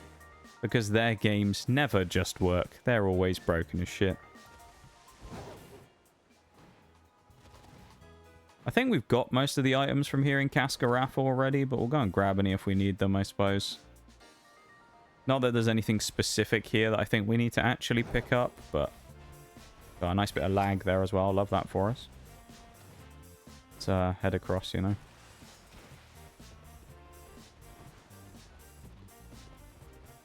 I think we picked up basically everything here on the bottom before, though. Because we just passed through here, I remember. Higher up, I don't think we have picked everything up, but... or at least we couldn't get everything because we couldn't do big jump, but... there you go, we wouldn't have been able to get TM Trick. I mean, what a treat that is. I'm sure that'll make a huge difference in the run, right, guys? Oh, wait. I don't think we've ever used the move Trick, to be honest. I used it in Pokemon Showdown once when I was memeing on someone with Rotom, I think it was. I ended up tricking... I don't remember what it was. There was something that someone had. And I ended up tricking an air balloon onto... myself, I think. And I ended up dodging a hit from, like, Earthquake or Earth Power or something that would have killed me. And I ended up revenge killing whatever that Pokemon was. And it was such a great... it was, like, the best play I ever made. It was a really cool play when I managed to make that work. I'll probably never do anything quite as cool as that again in Pokemon Showdown ever. Mainly because I don't really play Pokemon Showdown anymore, but still. By that logic as well, I peaked and I'm never going to do better on it than what I did before.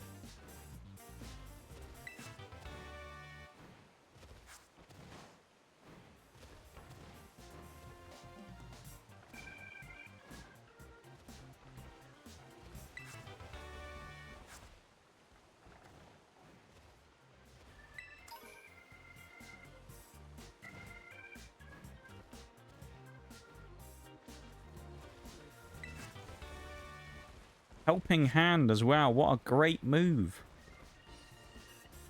I mean, in fairness, it's good in comp, but like...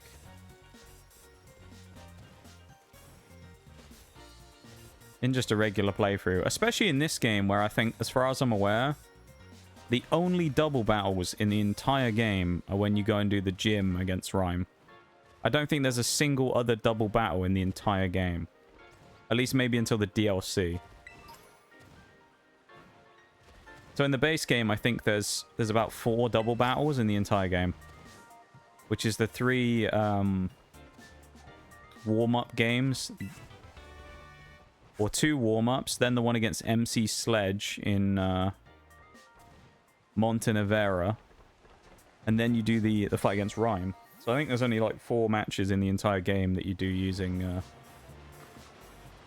double battles. It's kind of sad, isn't it? I quite like double battles as well. They're one of my favorite ways to actually to play Pokemon via the doubles format. It's just fun. Doubles is a lot more strategic, I think, than singles. Requires a lot more of a different philosophy to play the game compared to the other. Singles is quite a simple game, the way that it goes, but doubles definitely becomes a lot more complicated, trying to have 2 working, like, moving parts at the same time. I think it's really interesting to try and play doubles. Do I want to switch the team now? No, I'll do it in a minute. But with what we have here, really, I mean, we have Breloom, we have Luxio. You know, we have things like that are going to be really good here against water. We just have a good team, really, and they should match up fairly well. You know?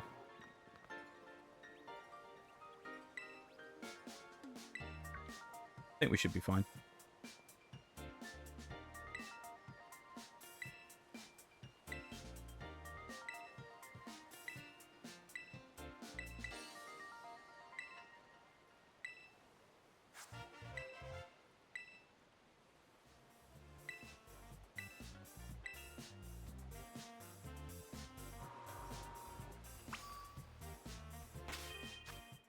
Let's do the switch out now before I forget. Let's also double check and make sure we... If we have dry skin Krogunk, that'd be quite good. No, we don't. Alright. There's only 1 Pokemon out of this first team we have here that's actually staying. Everyone else is getting subbed out. It's amazing. Alright. Well, Luxio definitely in. Quagsire would be silly not to as well, from the fact that it has Water Absorb. Which we have to remember here as well. And I distinctly remember this happened when we did it in the actual run. We'll also bring Gumi. But I distinctly remember this actually happened in the main run when we did it. But we led with Quagsire thinking, yes, this will be great because we will have, you know, obviously the benefit of Water Absorb. And I forgot that Kofu's first Pokemon is Veluza. Now, Veluza in itself is not dangerous. However, its ability is very annoying. Because its ability that it gets is Mold Breaker. And Mold Breaker, for any non-Pokemon people, or people that are Pokemon people and just don't know what it does, basically negates other abilities. So Mold Breaker completely stopped Water Absorb on our Quagsire from working, which meant that our whole strat of bringing Quagsire in and baiting Veluza into using a Water-type move and killing him really easily didn't work. So I remember distinctly we lost Quagsire, I think it was, or it was Clodsire, one of the two, because they both had it. We lost one of them really early and it was super annoying. Because they were both really strong members of our team, and we lost them ridiculously early.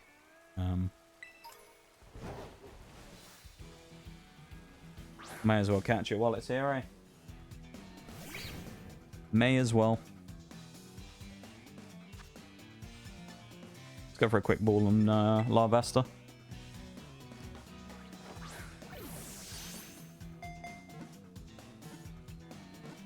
Nice.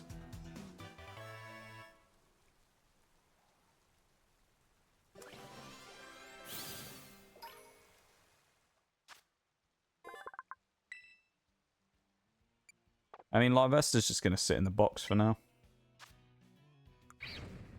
Flame Body. Minus special attack. Lovely. What a great Volcarona that's going to turn into. Sarcasm, if you couldn't tell. Volcarona. While Larvesta there is weirdly a physical attacker. When you evolve it into Volcarona, it completely flips its stats. So it goes from a physical attacker into a full-on special attacker. So having minus special attack on our nature is pretty trash, not gonna lie. It's really bad, and yeah, we don't want that. So I guess we're just gonna have to live with it. But this game is taunting me as well by making it rain so much everywhere.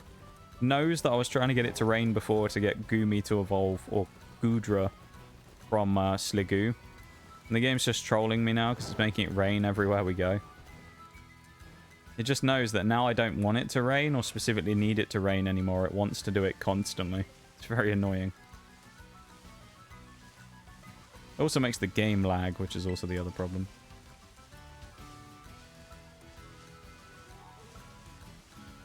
It's quite annoying.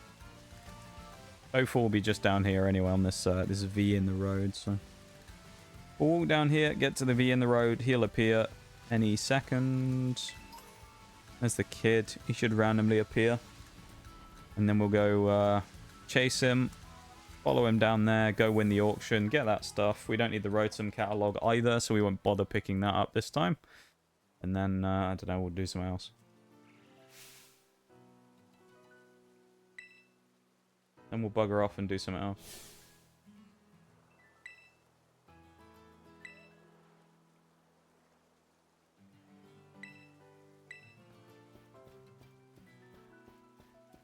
Oh.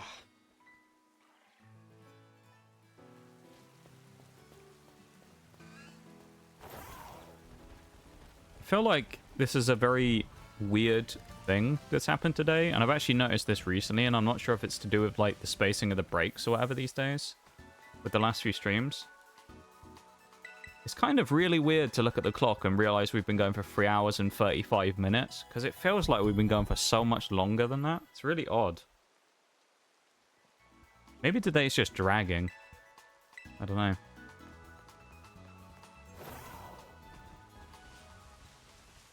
It could make sense. It's not been the most lively day in the world in terms of us doing stuff, really. We've kind of only just done a few fights here and there, and I guess that's just the nature of some of these Pokemon runs, isn't it? They have kind of dead spots where there's not a lot going on.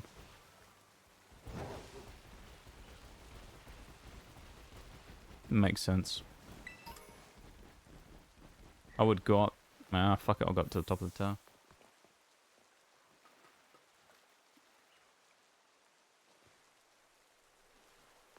Yeah. We'll keep going now. Keep plugging away. So we can do, right?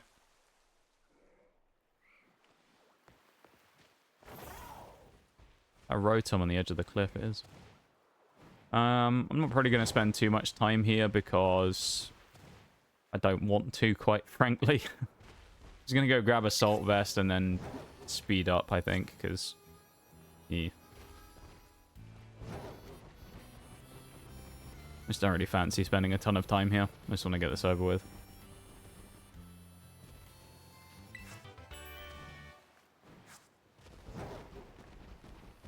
If it wasn't for the fact that on Sunday it'll leave us with too much to do, I probably would have switched over already from this to War Thunder, probably. But it'll leave us with too much stuff to do, so... we'll just do this now instead. Who's the lead? Breloom? Yeah, that works. Speak to these two mugs. Glad there hasn't been a huge amount of lag issues yet today, which I know is probably something that I shouldn't say too early because, you know, there's always a chance for there to be more lag issues, but... yeah, it's been nice that the internet hasn't been completely atrocious today like it has at previous times. But that's nice, at least. Also need to update the sheet finally to say that we caught Volcarona. So there you go, that's the first Pokemon we caught today. We actually might get one more, although actually I think it'll end up being next time now, because I'm kind of shaping up to probably do the win against Larry, and then probably do something else after that. I don't really feel like fighting against whatever his name is, Atticus, today. feel like Pokemon feels like it's mentally run its course with me today.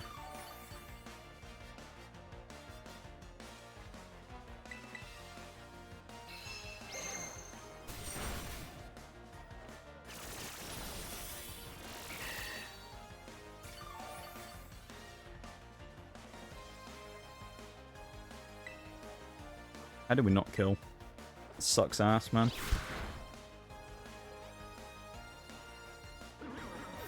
Really does. That's brutal. How's Breloom not strong enough to get a 2-tap there?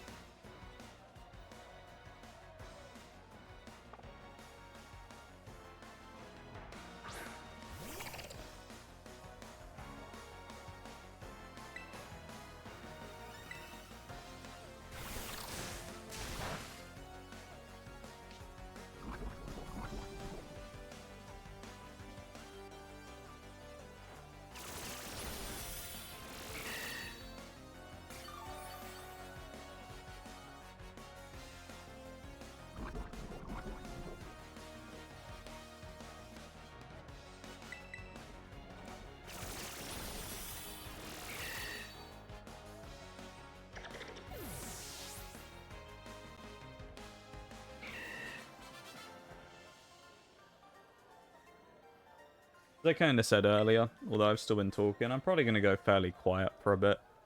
I just don't really have anything to say right now, so I'm probably not going to have too much input on talking through the fight when we do the battle against Kofu in a minute. I'm just going to beat his ass and then just move on.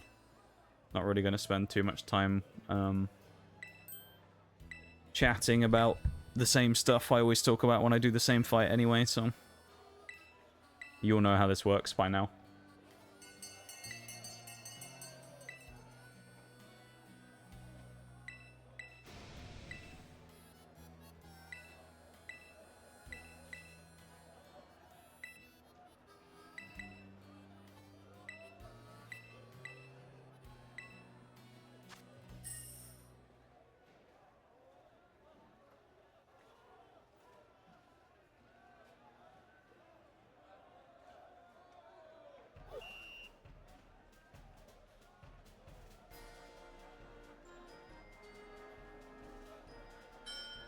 Win this fucking stupid auction. Are we?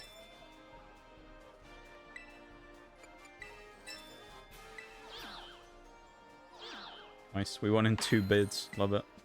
I think if you do 15 and then instantly go to 40k, you almost always win. That seems to be the cut-off. Sometimes you'll get someone who will pay, but like, it doesn't usually go that far.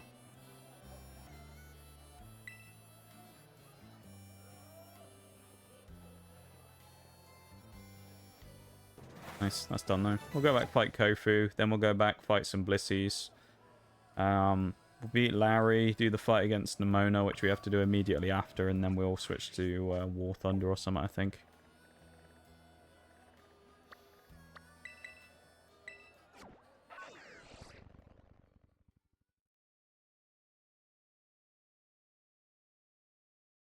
That's cool, Cassidy. I hope you have a fun time with it.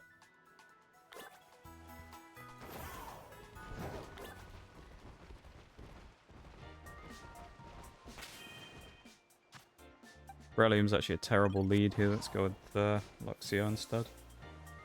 Because of psychic moves on Veluza.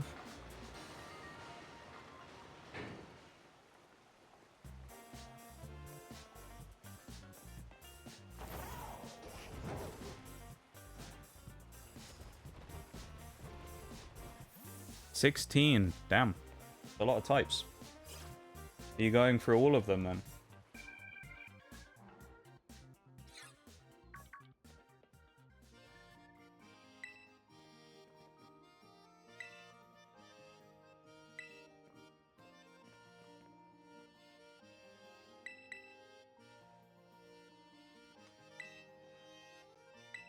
I assume you're doing all of them.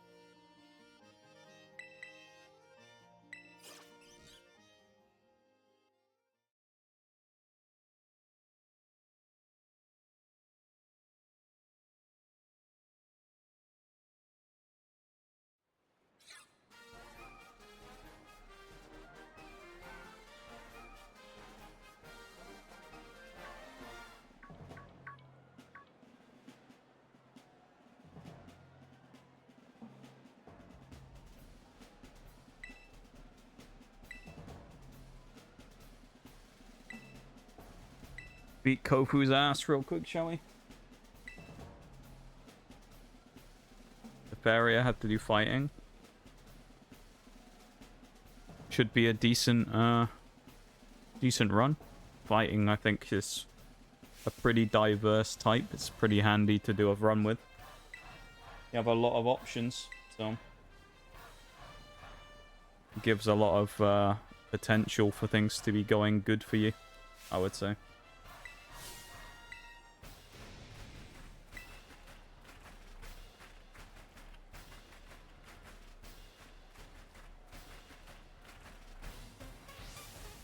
Shame that it's raining, but I don't think it's going to make a huge difference here. Does give him a boost to his water type moves though. I need a 2-shot kill on Veluza, because I feel like he's going to 2-shot my Luxio. Whoa, that's a big yawn. There goes Mold Breaker. It breaks Rivalry, which actually is good, I think, because that actually... no, in this case it isn't, but... oh, nice. Yeah, okay. This is not great. Oh, that might help a lot, though. Para actually may have saved us. Nice. Yeah, Para might have actually just saved our ass, though.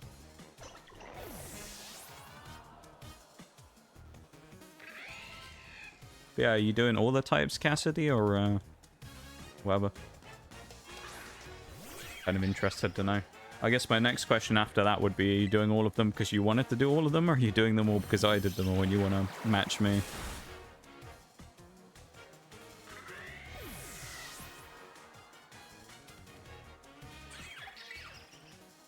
Quag gets hit by, what, headbutt here if I bring him in? Bednor's not a terrible idea. I actually might sack Gumi now and then keep Breloom for the back. Yeah, that's a better idea here.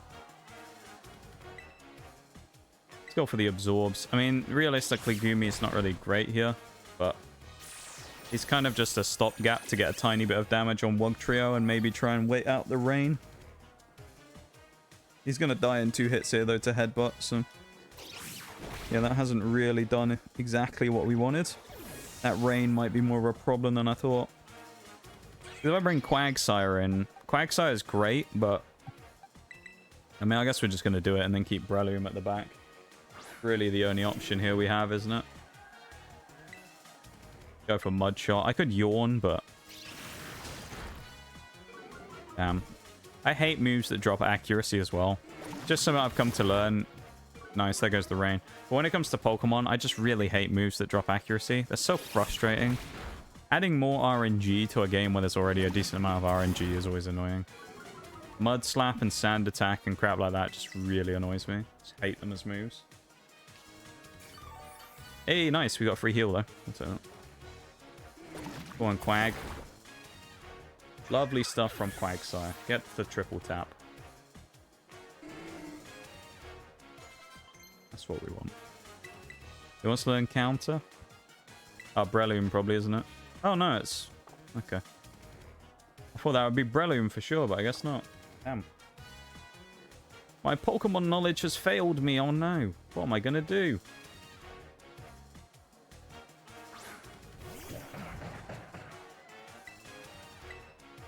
I actually probably should Yawn now, but maybe I will next turn. I'll go for Yawn.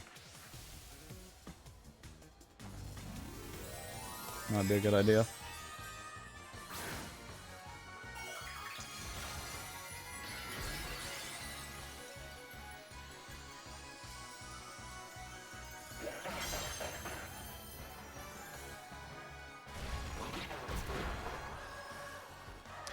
Yeah, I think Quagsire's got this. I think Quagsire might be about to win here. Let's go for Yawn. There's the speed advantage. If Quagsire's outspeeding, then obviously Breloom surely is gonna, and we're gonna deal some damage, so. He's got to rely on hitting a bunch of slams, which is unreliable. It's an 85%. Although we got hit by 1 Mud Slap, so naturally we miss, of course. It's 2 out of 3 misses for him and a miss for us, which isn't great. We get the sleep, though. I really want Quag to win this completely on his own. I don't know if we will, though. There's the guaranteed first turn of sleep, which always happens. So he now will wake up could wake up in the next 2 turns, or if it goes the full distance, Quagsire wins the fight anyway. Okay, that's good. Come on, Quag. Come on, Quag!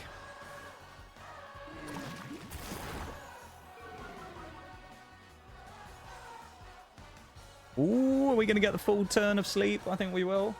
We actually might have got a full whack of sleep here. Quagsire just needs to hang on for 1 more turn, probably. He hits a slam. That's not great. Okay. Come on, Quagsire.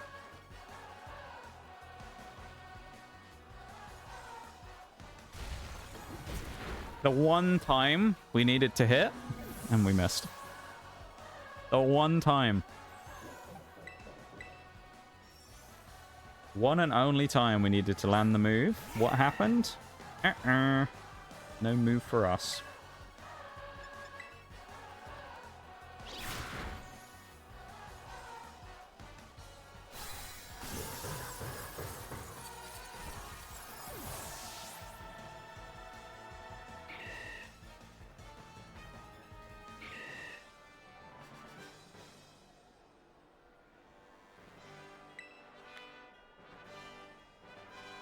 Unknown in chat. Wow. I think that's the 2nd time today we've had unknown, actually.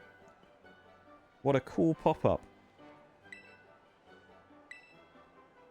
I wish we could have, like, Pokemon community game just as a thing, but not have to have the messages pop up in chat. Kind of annoying. It would be cool if there was another way of having it run without it having to pop up in chat or something.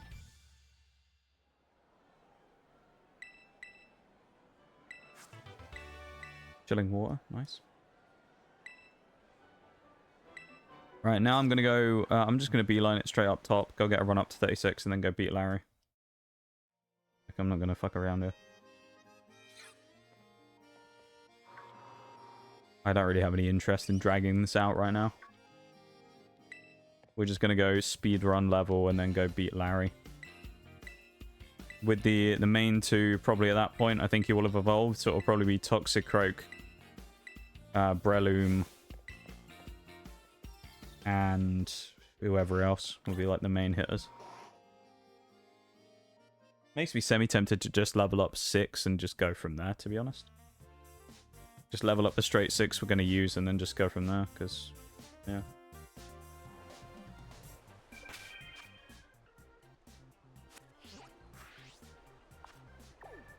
No one caught unknown. Oh no. Anyway.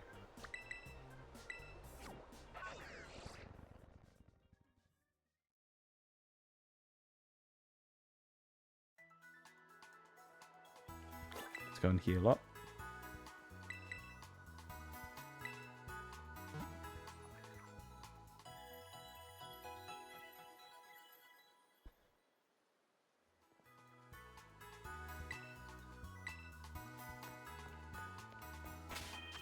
Alright, let's switch out. I think I'm just going to do what I said. I'm only going to level the people I want for the next fight. Brogunt's coming in. Gumi's going out. I think Wigglytuff. Actually, that's a good shout, I think. Having 2 defensive Pokemon like them, I think, is a good idea. Do these guys.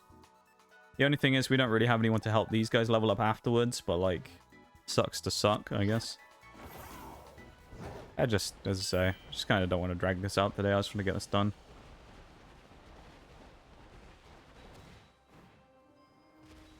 We're at that, like, dead patch in Stream 2. Stream 2 and 3 of, like, the Pokemon runs usually as, like, the dead patch of the streams, where there's not so much going on. So it's always less interesting to actually play through and do for these bits, just because there's not really a huge amount going on. Which also, by proxy, of course, means that it's way less interesting to watch anyway. And I know there's the argument that we talked about earlier of not here to watch the gameplay, here to just like watch the stream generally, but I don't know. I also understand that there are certain parts of the game when we're grinding that are just fucking boring, so I don't know. It's just how it is.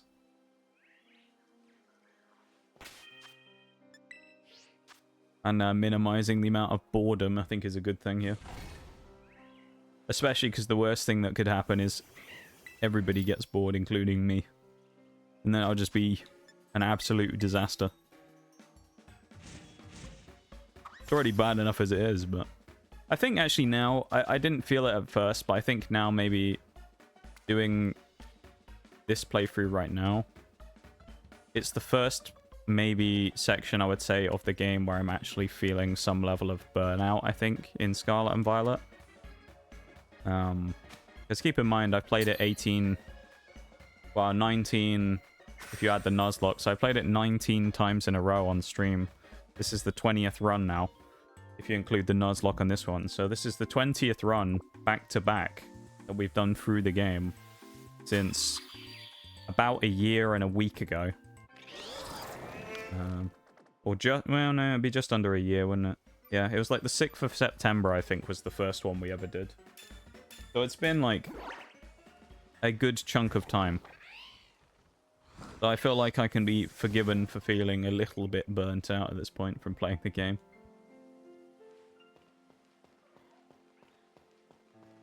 It's probably starting to tell a little bit with me going through this now. I don't know. Maybe it's just the what was it Shags found earlier? There was some I was talking about this yesterday, how I don't like the summer, and then Shaggy went and found this thing. Where was it? Was it in memes? There was a word in ancient Greek that means bad at summer or unfit for summer. So there you go. Maybe that's what it is. Maybe it's just me being bad at summer that's making me feel burnt out right now. It's not actually burnout. It's just my my feelings about the summer that are dragging everything down. I have a pretty patchy history when it comes to the summer, as most of you may know. Not my biggest and most favorite time of year. Usually everything bad happens in the summer, and then I spend the rest of the year recovering from the stuff that happened in the summer. Hey, although Luxray evolving, that's pretty handy. There could be a couple of evolutions potentially going on in a bit here, but I don't know if they'll happen today. I mean, some of them won't, obviously. Crocalor probably would, but into Skeledirge, but we're not going to get that one because, well, I'm not going to bother evolving him at the minute. As I say, I'm sticking to my guns with what I have here right now, and that's the team we're going to use for this next fight. You could argue that Skeledirge, if I had done the evolution for it, would be a better choice than Luxray here, but I think Luxray just as an electric type is kind of a decent random extra pick, but... And it was just the first thing that came to mind, so... We're just going to grind to 36, then we're going to set up here. Breloom is probably going to be the lead going into this fight, honestly, and we'll probably set him up with a Chesto Berry, stop him getting put to sleep by Kamala. And then we'll probably just go to town, quite frankly. We'll just go to town with Mark Punch or whatever, or a Mark Punch Force Palm. It's a shame we're not Technician, because we'd have had a much stronger Mark Punch, but there's not really much you can say about it, really. It's just kind of the way it is. That was a misclick. We're definitely not going to kill it now. It's a good that we didn't soft boil. We'll get the priority Mark Punch on the next turn. That's handy, at least. That'll give us a bit of power back, you know.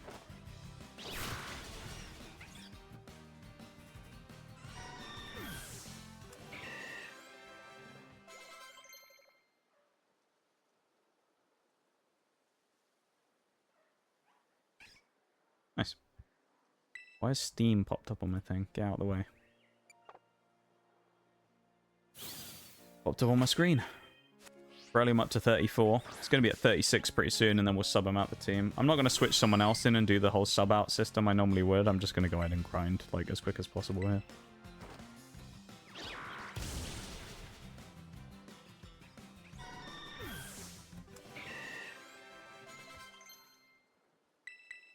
Volt switch. That's good, actually, because I was thinking about wasting a TM. Or what would have been a waste of a TM with a Volt switch onto our boy earlier. Muddy Water on Quagsire is worth taking, even for a low accuracy move, just because it's better than Water Gun. Poison Jab as well, that's Krogunk, isn't it? Gives us our first actual physical poison move, which is nice. Take that. I think we have an attack boost in nature, Toxicroak as well, or what will be a Toxicroak, so that'll be pretty tidy, actually. Well, I get a really annoying feeling that Krogunk doesn't evolve to Toxicroak until level 37. So I don't think it'll actually evolve until after we've done the next gym. Very annoyingly. So yeah. Actually, when I think about it, normally I kind of tend to set up Swords Dance. Ooh. That's, you know, I'm gonna put Swords Dance on Cloth. Why not? What's the worst that can happen? Can't get any worse, can it? What's the worst that can happen? Chuck everyone up there. Chuck Cloth. Not Cloth. Breloom in the corner. We'll chuck Krogunk up front because he can two-shot chances. And he's level 33, so he's one that can benefit from the bonus XP. He probably needs it a little more than someone else.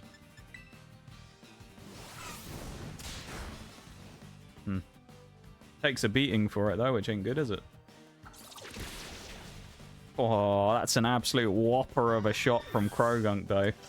One shot's a Chansey that is, what, 14 levels higher than him at the time? Holy. Our boy right there is a monster. Krogunk is an absolute unit, though. Like, again, like we talked about this earlier with Forks, that like he's frail as shit, but when it comes to his power, Krogunk certainly packs a punch. Especially a low kick, like this early on in the game. It's probably a one-shot again, unless this is a really bulky Chansey, but...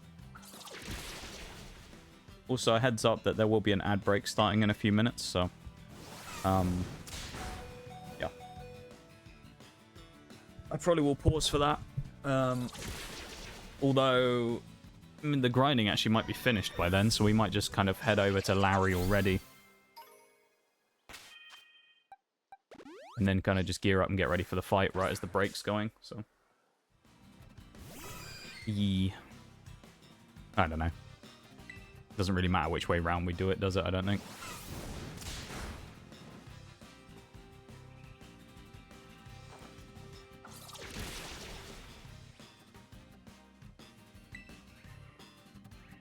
Sucker Punch is too much. Oh, I could have actually Sucker Punched. I was going to say it's too much of a risk because we don't know if Chansey's going to actually use an attacking move. It's a 1 in 4. I don't really like those odds, so I'm not going to go for it. And there you go. Only Cloth is the last one now. Toxic on Croak isn't needed here. Yeah, he isn't evolving. That's annoying. Having Toxic Croak would have actually been really nice for the next gym.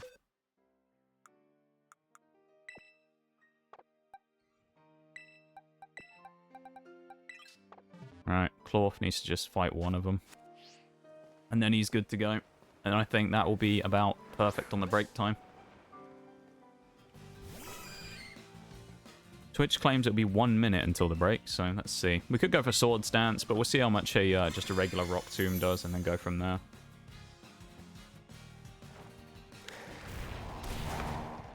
Yeah, okay, I don't think we need the Swords Dance. I think we've got enough power with Cloth here to just finish off in 2. What a lad. Huge from Cloth. And he gets the right amount of XP as well. Lovely stuff. Let's bring him back in. Yeah, I think for this one, it's a Breloom lead for me, I think. Feels like a Breloom lead is a safe bet here. We'll go with the leftovers, probably onto Cloth for this one. Specs, no one needs that. I think we'll run with Chesto, though, on Breloom. Benefit with Breloom, actually, as well, is if we get hit by most things, it's probably also going to end up hitting them with a Effect Spore, so that's a good opportunity there to get a free status of some sort as well, which is nice. But thankfully, we've already been to Medali, so we can fly straight there and get ready to go face down with Larry, who the businessman is going to go and get absolutely decimated, so that's good. And there's the break, so we're going to switch to the BRB screen, and we're going to chill for a bit while we wait for that to go through. So I'll be back in a few minutes, chat, okay? And then we'll fight Larry, and then probably switch over to War Thunder.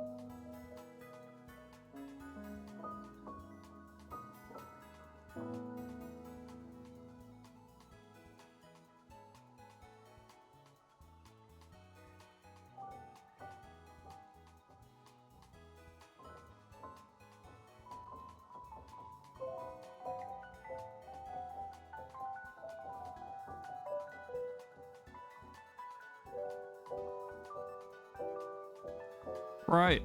I guess we're back from the break. Let's go beat Larry's ass and then go and play something else. I'm kind of done with wanting to play Pokemon today, not gonna lie. Let's go kick his ass with Breloom real quick and send him to the Shadow Realm, shall we? I felt like I was done wanting to play Pokemon today after about an hour into stream. I hit the wall today, I think. The burnout wall is real today. It'd be nice that I have a couple of days before the next stream. The serious burnout of 20 runs in a row, I think, has finally caught up with me. We also have to fight Nimona right after, so once we've beaten Larry, we have to do the rival fight. We don't have a choice, and then we'll switch over and play like a couple of games of War Thunder or something, keep ourselves busy.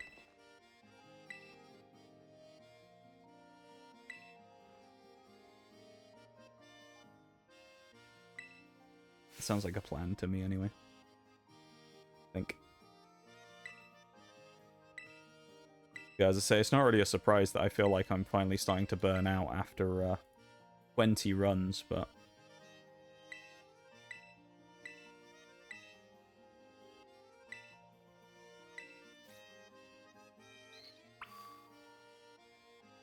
Alright. We already know this as well. We memorized all this stuff, because again, it's the 20th time we've done the game, so I mean... I already know what's happening here. We've been here before. So we already know it's medium serving, grilled rice balls, Fire Blast style, extra crispy with lemon. Not with cheese.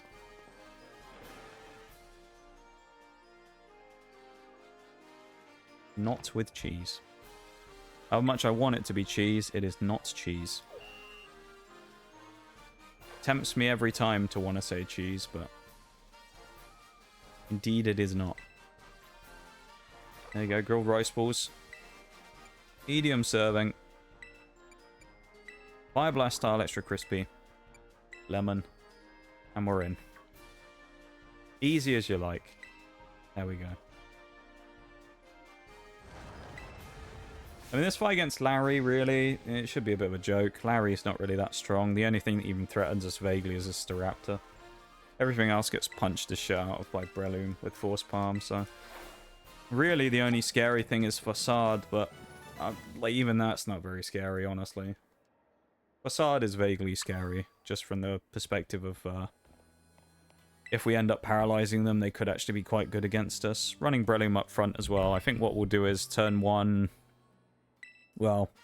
It's really a question of what do we want to do. Do we want to go for a Leech Seed or do we want to just go full offense? And I think, honestly, the best thing to do is just go full offense on Breloom. Realistically, if we look at it, we get Leech Seed up turn one, right? We're not getting any beneficial HP, because if he tries to sleep us with Yawn, he's not dealing damage. So there's no real need to get the recovery. And against... I don't think Breloom needs the recovery, because we have 5 other Pokemon in the team. Don't think we're going to need it. We're just going to kind of bulldoze through him. And, yeah. Let's just, what's the strat? Brute force. That's the one I was looking for. That's the word. Let's just brute force it. Like, there's no reason to strategize here, to be honest. May as well just brute force it and then just, get it done. Larry's not really he's kind of a bit of a waste of time as a fight. He's not really very strong. There you go. We one-shot his Kamala anyway. So that's the whole reason of us carrying a Chesto Berry being a waste then. We ran Muscle Band, that would have been better. We're also probably going to get Toxicroak as well now after this fight, I think, if Krogunk doesn't get knocked out somewhere. I think this thing does live. It'll probably try and paralyze me with a Glare. Ooh, okay. Counter para though. Yeah, I guess the Glare anyway. That is actually kind of annoying, I'm not going to lie. We can still Mach Punch, and we're still faster, but it's just the annoyance of getting parried in the first place. But I mean, again, like, we go Hyper Offense on Breloom here, and we just spam Force Palm, because why not, really? There's 3 Pokemon, Staraptor's the last, it's going to use Facade, but it can't damage us extra specially, because it's not the one that's been statused, we are. And if I remember correctly, unless I'm talking utter bollocks, I'm pretty sure Facade only works when we get... the target paralyzed or that your own Pokemon is paralyzed or status, not the opposition. So he gets no benefit from using Facade. It's going to be Aerial Ace. It probably one-shots Breloom, and then that's fine anyway. So we'll just kind of work with it. And then go from there, you know? I don't know why we've got to watch this cutscene every time with all the people just showing up. Why can't they just let us skip it? I don't want to watch this shit. You know? Let me skip it, please.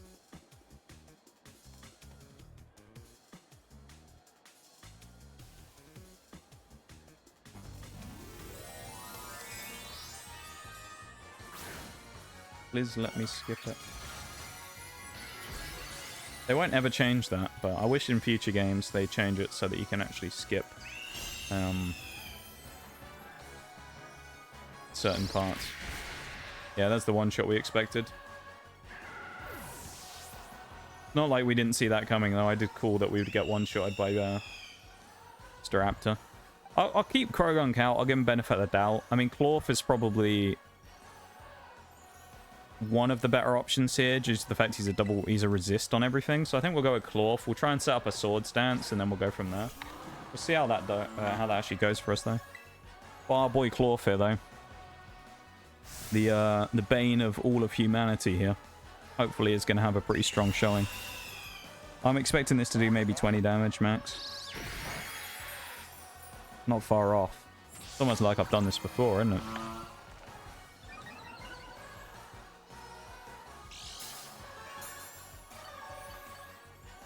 Almost like I've done this before. Do you know what? I'm going to go for a double sword stance. I mean, what's the harm in it?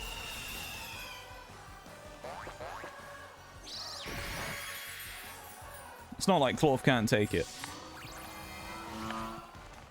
Our boy's setting up. Setting up for a one-shot kill. I mean, if it works for Clorf, it's going to be nasty damage. And he's probably going to one-shot with Rock Tomb. Provided he doesn't miss.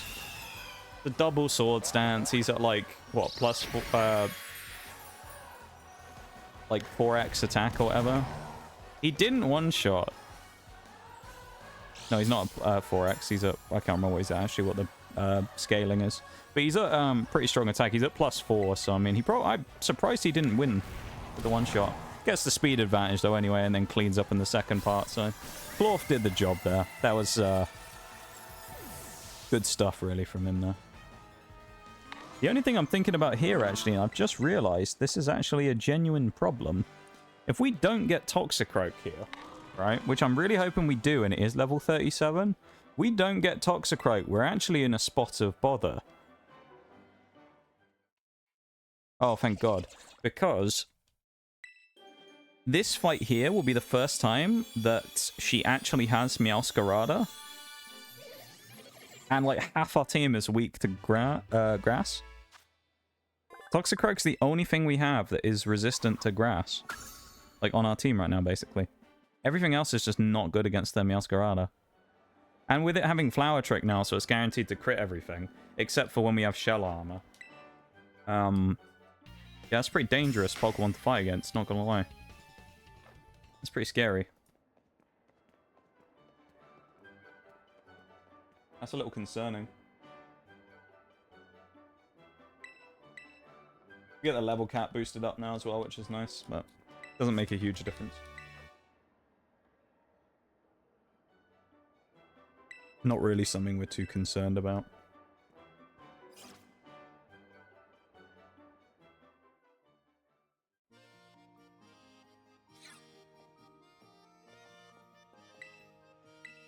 Now we do is hopefully beat Nemona fairly swiftly. I don't think she has Ormot yet. I think this is the one, thankfully, where she still has Sliggoo and Pormo, not Pormot.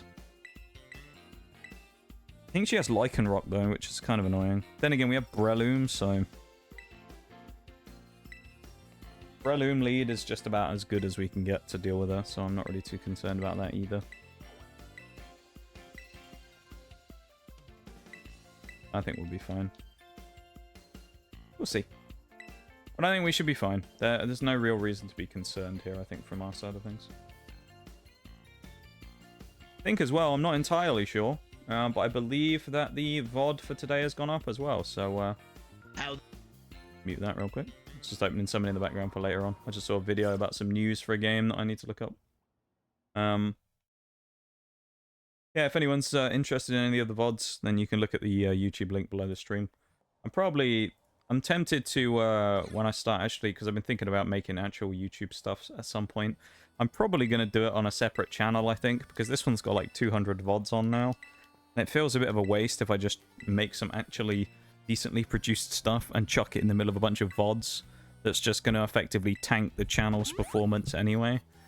So I think I might just make a second account, turn this one that I have currently into VODs only, and then start uploading everything else on the separate channel. So that might be something in the future, but at least for now there's a VODs channel underneath that you can see. If you ever miss any streams or want to catch up on stuff, or if it's not on Twitch anymore and you want to rewatch something that happened, then there you go. They're all there. They are all there, and they're all free to view, obviously. We got priorityed. Would have been nice if we'd used Mark Punch there, actually. Ooh. We can actually get a kill here, though, straight away. She's going to say something about, wow, you use super effective hits. Oh, never mind. Add some zing to it. It's a good word, though, zing. And we got priorityed again. I'm surprised it didn't just go stealth rock, to be honest, on Lycan Rock. Like, it feels like the natural thing to do, but I don't know. Maybe I'm wrong. Relium to 37. Goomy coming out in second. Oh, it's not even Sligoo. It's only Goomy. Oh, it's got Sap Sipper, though, so we have to go fighting move. It has to be Force Palm Mark Punch. It's fine. Okay. Well, Pormo's coming in next. That went quite well. Yeah, Meowscarada's the only threat here, honestly, if you ask me. It's the only thing I'm actually worried about is the Meowscarada. Everything else is fine. Oh, we got outsped, then. No para? Please? Thank you. Mark Punch kills. So the thing with Meowscarada is it's grass. It's going to go Terra Grass. Useful thing to know, you can't Leech Seed a grass type. And also our Mega Drain becomes effectively worthless against it. So the best thing we can do is probably Mark Punch because it outspeeds us. And hope for an effect Spore when we get hit. That'd be best case scenario. Breloom maybe hangs on if it gets effect Spore off, but without Technician here either as well, it's like unlikely to think Breloom's going to win the fight. So it's going to be mostly on the back of Toxicroak in a minute. And I don't think this thing has a counter to Toxicroak. At least I hope it doesn't, because if it does, we're in trouble. Because everything else is like rock or water, basically, other than Luxray. So Luxray's going to have to struggle fest against it otherwise. That's good damage, actually, for Mark Punch. Slash. Nice, we can live another one as well. If I'd known we could have gone for a Force Palm, I would have probably gone for it, but I don't think we outspeed, so this is going to be Flower Trick. You could tell by the delay. If they ever say their line, it always means they're going for the Terra specific typing that they're using. Which would have been cool if we had a Sap Sipper Pokemon, actually, because we could have switched into, like, Goomy or something and eaten it, but Breloom obviously takes the death there, which is fine. Critical hit anyway, guaranteed. The whole point of a move. It's a little bullshit, honestly, I think they get to guaranteed crit move. It's a bit powerful. I don't really like the idea of a guaranteed crit move, but at least without an ability prior to doing anything. Like, I don't necessarily have a problem with Merciless on Toxapex because you have to set someone up with poison first. This thing is literally just press button guarantee crit. So you can effectively negate any stat increase in defense in the entire game. Because as we know, or if you don't know, this is a thing in Pokemon, but critical hits basically ignore any stat changes that have happened. So a critical hit will go as if you were at neutral regular defense rather than like if you'd boosted to +6. Wouldn't matter, it would hit you as if you were being hit neutrally at 0, you know, bonus defense. So that's why, if you remember, when we did BDSP Hardcore Nuzlocke, when our Clefable, very unfortunately, at +6 special defense, got one-shotted by Cynthia's Roserade, it was because critical hits negate stat changes, which also meant the reason it hit us was because it avoided our +6 evasion. So we were at +6 evasion, +6 special defense, and it negated both and hit us straight for a big shot. So our Clefable got one-shotted by the crit. That's why it happened. Let me go to the lab real quick. That was everything we wanted to do today in Pokemon, which is good. And I know we've only got like 40 minutes left, but I think I'm kind of done with Pokemon for the day. I don't really want to play anymore. We've done pretty well. We made some good progress. I don't really want to do any level grinding or anything. So, times like this, normally I would just end early, but... And while it's tempting, I think I'm probably just going to switch over and play a couple of games of War Thunder, because why not, you know? Sounds kind of fun right now. So we're going to do that for a little bit. We'll play a few games of War Thunder. Don't think anyone's too bothered about what we're up to, so I know War Thunder's a fairly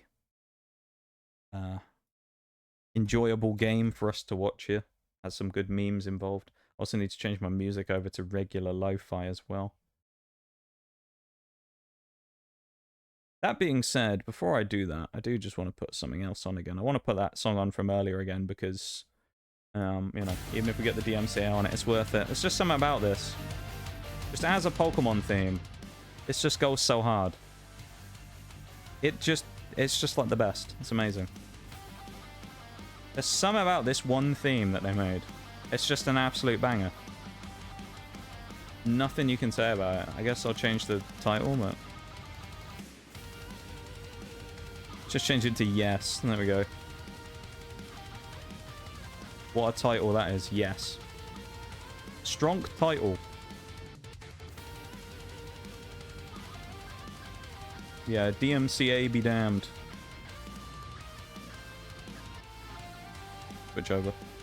So we'll play like a couple of games of this just to play out the end of stream, really. Because yeah, I feel like it.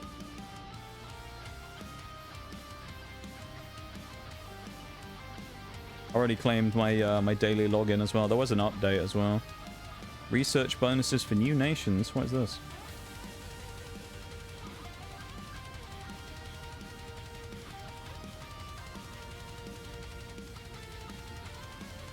Each nation and each vehicle tree per nation.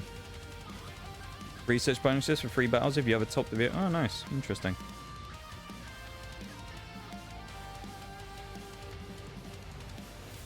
You get like extra bonuses now for stuff. I'm assuming we won't get any of these because we don't have a special vehicle, although it looks like they count for... It's that symbol there. So it would work for the Stuart, and it would work for any of the premiums. So presumably then it's saying that, like... I don't know. I don't care. Let's play a ground arcade match. Switch the music over as well, because otherwise it will just randomly go off into something else. And we will actually get, like, full-on DMCA'd. Let's change the song. Go to the lo-fi playlist. There we go. Nice bit of lo-fi. Let's shuffle into the playlist. There we go. Let's play a game of War Thunder, shall we? Round out the night with a bit of WT. No engine sounds yet. I've noticed this actually a few times. I have this weird bug now, where the first time I load up into a battle, for some reason the engine sounds don't actually work. And then they fix themselves after a few seconds. Kind of want to get up to the south point of C here and then see if I can snipe down in a minute towards A. We'll have to be quick though so we don't get caught here, because we might actually get clapped.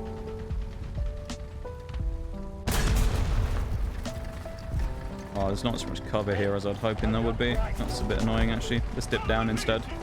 This is a mistake. It's not going to hit, but we'll fire anyway. We narrowly dodge a shot there as well. Very speculative with that SU-85, I think it was. We need to cut down the amount of HE rounds we have here as well. We have 15 on us, and we're definitely not going to be running into that many squishies for the fight here. I mean, this is risky, but I'm willing to go into the town here. I'm willing to kind of risk a little here to potentially gain a lot if we do actually have the chance to fight people. Rather do that than sit the whole time sniping at the back and not do anything, you know? That is certainly a risk. And we've been hit by that Su-85. And our engine is dead. Nice. Well, the risk wasn't worth it. It didn't pay off, did it? Then again, question has to be asked. How is there an Su-85 sitting there in the open, effectively, and no one's killed him yet? Oh, there you go. Question for another day, I guess. I'm surprised nobody killed him. Because it's not like he was really in cover there, was it? From where we shot him from. What I'm tempted to do is actually go over to the other side of the river, because our team seemed to have gone all the way down there, so I'm thinking about cutting over the bridge and going all the way down to the other side. Me and Mirage just did this the other day, basically, but in reverse. There's the cat in our tank again. Can you actually see the cat inside the tank? I don't think you can. That's sad. That would have been kind of cool, wouldn't it, if you could see the cat?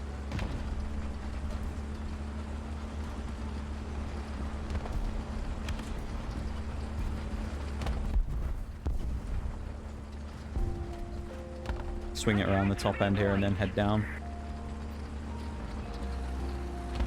Yeah, it was funny yesterday. I had no idea until it was mentioned to me later on that we actually did play a couple of games against Bruised, who was here in chat at the time. And we killed... I think we at least killed him once. I watched the clip back of the one with the Achilles and the Cromwell. And we didn't actually kill him there. I think a T-34 got him. But in one of the games, we actually did get the kill on him, though, which was kind of funny. Yeah. Well, like, what are people talking about in chat?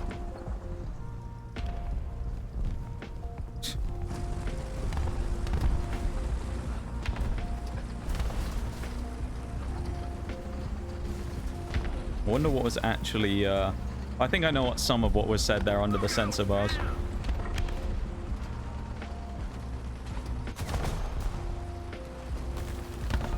I think it's not too difficult to figure out some of the words that were censored though. If I had to guess, I think most of them started with F and ended with uck. T-34, 11 o'clock. Yeah.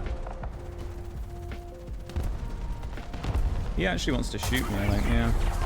I should have just taken the shot when I had the chance. It was speculative, but I think I rather would have done that than sit and... Now we kind of boxed in.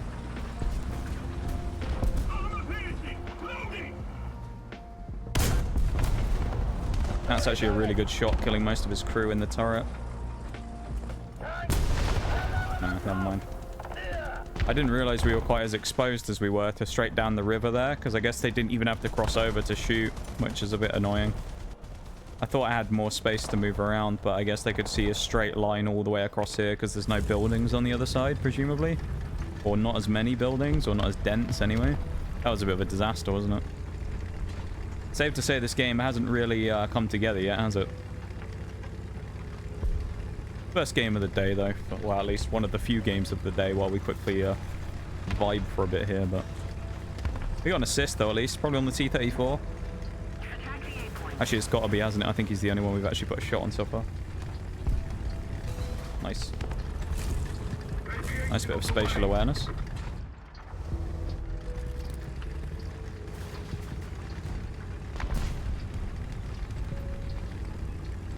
But yeah, I just felt like playing a little bit of this and finishing it off.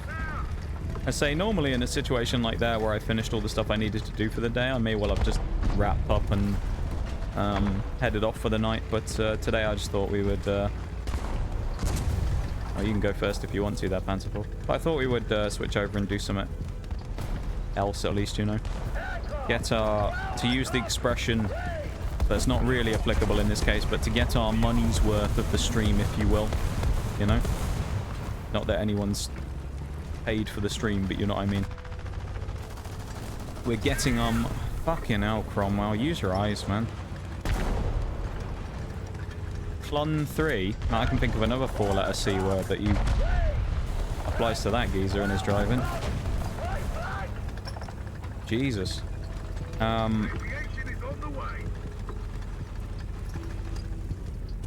a bomb down there as well. I'm hoping that whoever this is, it's probably a Stug or someone. He's might come around that corner. He's just sitting there, which is always a bit annoying. If he comes down the road, that'd be quite nice, but I don't think he will. If he does, he's going to pop up there. We just saw him fire because you saw the muzzle flash. He's either going to pop up there or there, I think. I doubt he's going to come too far down, although he is moving up. So we may see him in a minute. Okay, we are definitely seeing him. Yeah, let's oh, nice. We killed the Dickomax before with the artillery drop. That's nice. Yeah, I ain't fighting that Asturia mill, though. Don't think I really want to face that thing down head on there. I'd rather take my chances around the corner than face off with a Asturia mill from 50 feet. So, we will take the kill, though. The free kill with our artillery. That's good. The Emil's actually still there. He's probably... Oh, he is still there. He is. Someone's going to push him in the river. Oh, that's so sad. I was kind of hoping someone would push him off and make him drown in the river. That would have been quite funny. Someone had forced him off the edge. That would have been quite funny to watch. Watching someone push him off. Oh, well.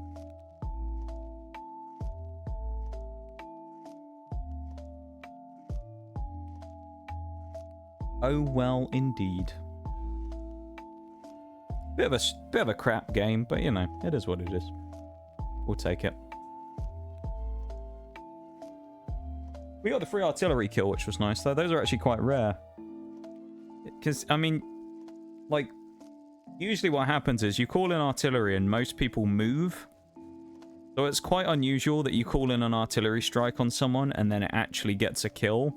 Usually if it does, it's because someone either can't move out the way fast enough, or they just think, nah, it'll be fine. Which happened to us a few times yesterday, right? Where we were like, nah, it'll be okay.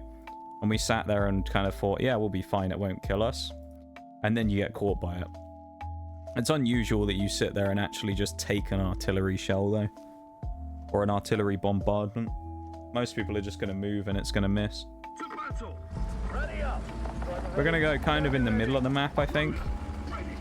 See if we can snipe across. I don't know exactly where I want to go here, because this is always one of those situations where this map's a bit, like, exposed. Which kind of works in our favor from having a sniper here in the Achilles, but at the same time, it's like kind of garbage. So like, I don't really know. Now I'm thinking about it. Maybe I want to go over here by these rocks. Gives me a good position to kind of scout middle-ish from. Because, I mean, at the end of the day, we are basically a sniper here, right? Like, it's not necessarily our role or anything, but like, that's kind of what we're good for. Our gun is basically designed to not to brawl people at close range. It's designed as a gun to fire off shots at people at a very long range like that and damage them from far away. Because you gotta remember, this gun does not have any explosive in its shells. They're just straight up armor piercing shells designed for one thing, which is penning armor. They didn't think far enough ahead to suggest that maybe it needs to deal damage as well. He might pen us if we go at this angle, but...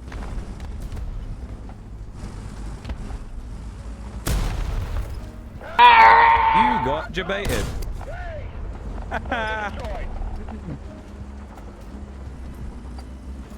that was glorious right there. Hi, Shags. Yeah, we switched over to tanks. I was saying earlier, I think I'm kind of to some degree feeling the effects of burnout on That's a fucking plane. Good job. Wouldn't surprise me if it was it the Panzer IV? Do we know? F-82.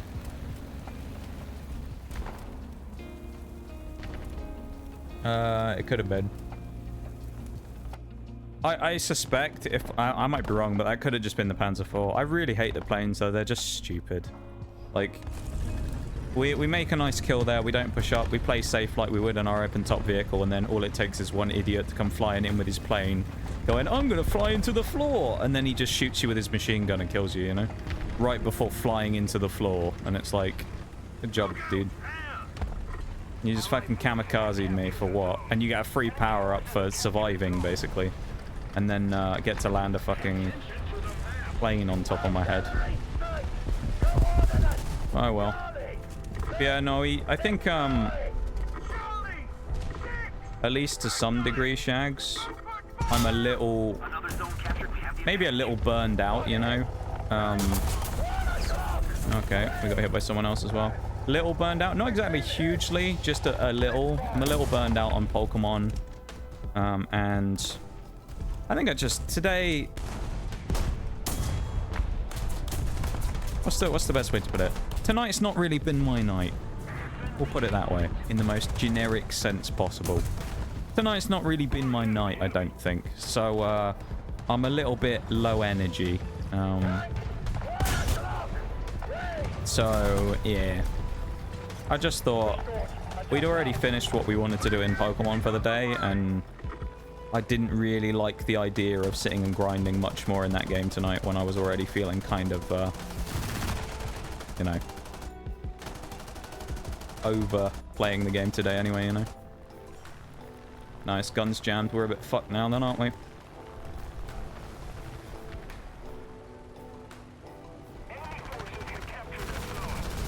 Okay, we got the dodge there, that's good. We're just going to end up flying around now in circles, probably, trying to dodge that guy, because he's just going to loop behind us.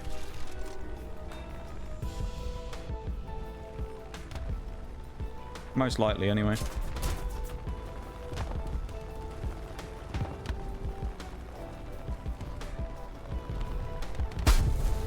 I'm just gonna fucking blow up there. Like, there's honestly no point at that point going for anything, because all that's gonna happen is the guy's just gonna sit behind me anyway. So it's like, at that point, when there's 2-on-1 in the air and he's got behind me, I might as well just fly into the floor, because there's no point wasting my time. I might as well get back in the tank and try and make a difference on the ground. Like, honestly, there's genuinely no point sticking in the plane at that point. At least I don't think there is anyway. I'm sure someone would disagree with me and say that there's a better, you know, there's a better thing to do. It's just unconstructive, I think, to sit in the plane at that point. Because what am I going to do? Like, be another one of those people anyway who just, like, kamikazes into a fucking open-top vehicle anyway? And I had no markers, I couldn't see anyone, you know? Boys, TGS night over here. Maybe not. Okay, nice. We got fucking tracked. We're dead. We're going to die again now. I don't know if it was the T50 or the KB1 who tracked us, but they killed my gunner and blew...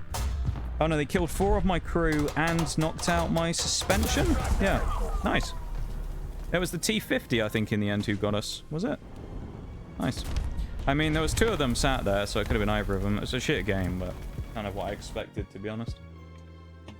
It's kind of what I thought was going to happen immediately after getting kamikazed by some twat in a plane in the first 2 minutes. I already knew that it was going to be a bit of a clusterfuck. Yeah. Maybe I'm not in a War Thunder mood today. Hey, we got an upgrade on the thing, the Achilles. We only got 20 minutes left until normal wrap-up time, so... But yeah, I think it's not just burnout, though. I think, you know, it's just... I don't know. I think today I've just not been, like, super... Maybe I'm just not super in it. I don't know. It feels kind of wrong, because yesterday was such a great day. It's like... You'd think I'd be super, like, kind of switched on and good today, but I don't know. I just... don't feel like I really got going today. Maybe.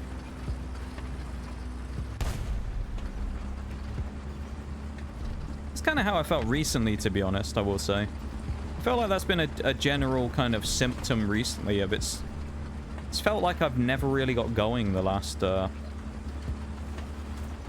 month, maybe even longer, maybe 2 months. Felt like I've just never really kind of got going, you know.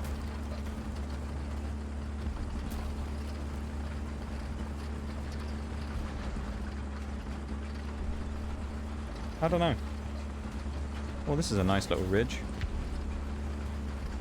It's strange to talk about, you know?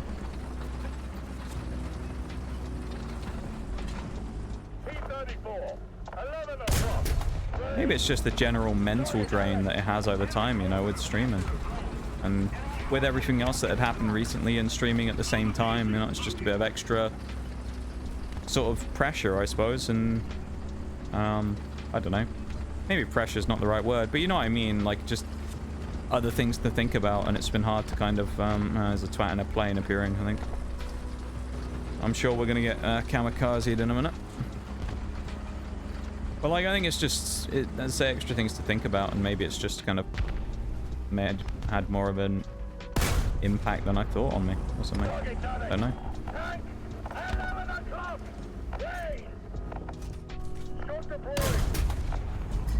Nice crit.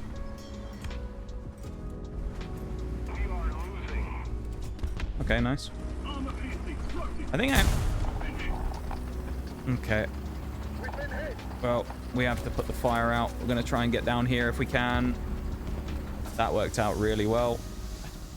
I was about to say we're a little bit fucked now, aren't we? Because I wanted to get further up, but actually getting in this ridge line might have been perfect for us. Are there any AA guns you could play as? There are, yeah. You can play as an AA gun, but the problem is it's your entire role, so in a situation like this where there's not necessarily guaranteed to be planes, it makes it a little more difficult to use because you're kind of relying on enemy players picking up the power-ups and actually doing it. So you can, but like, I don't know if I would necessarily just as an option, you know? This T-34-75 wants my ass so badly as well. So yeah. We've met a member of the notorious TSG fan club, I think. I think someone just killed him, actually, which is good. He wants my ass in this game, dude, this guy.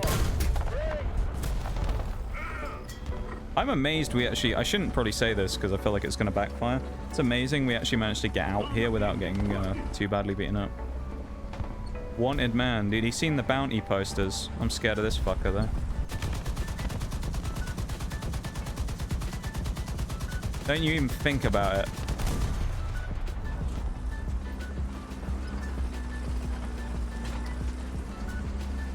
There he is. Honestly, I'm so sick of fucking planes. Like, I just hate them. I just hate them. It's just so boring. Like, you sit there, you're like, right, I'm playing an open top vehicle. What have I got to do? Well, I can't focus on fighting people because I've got to worry about some thunder cunt in a fucking plane going and fucking flying into the ground on top of me. And it's like, it just... I've said this before, and I genuinely stand by this. And I'm sure that someone... Oh, look, it's Mr. Wants My Ass again, who sniped me across the map. Nice. But I'm sure someone, like a hardcore War Thunder person, would probably have a legit reason why they think that, like, it shouldn't be the case. But as someone who's a fairly casual player, I don't understand what reason they have for having the stupid fucking planes in arcade. Realistic, fine. Arcade, why are they here? I don't understand. Why are they here? Because, like, there's no reason for it. It's not like, oh, well, we definitely need them to dig out certain vehicles. It's like, just outplay them. Like, use artillery and stuff like that. Like, why are they here? I don't understand what the reasoning is for actually having the planes here. Like, our whole team's just got absolutely, well, I mean, how do you even describe it? Fucking just, like, dominated? Team's absolutely, like, mugged here. Everybody's just got absolutely... So they're absolute shit mixed, and now we're all dead, basically. We're stuck in the spawn. There's, like, 3 T-34s up our ass in the spawn. Where'd you go from here?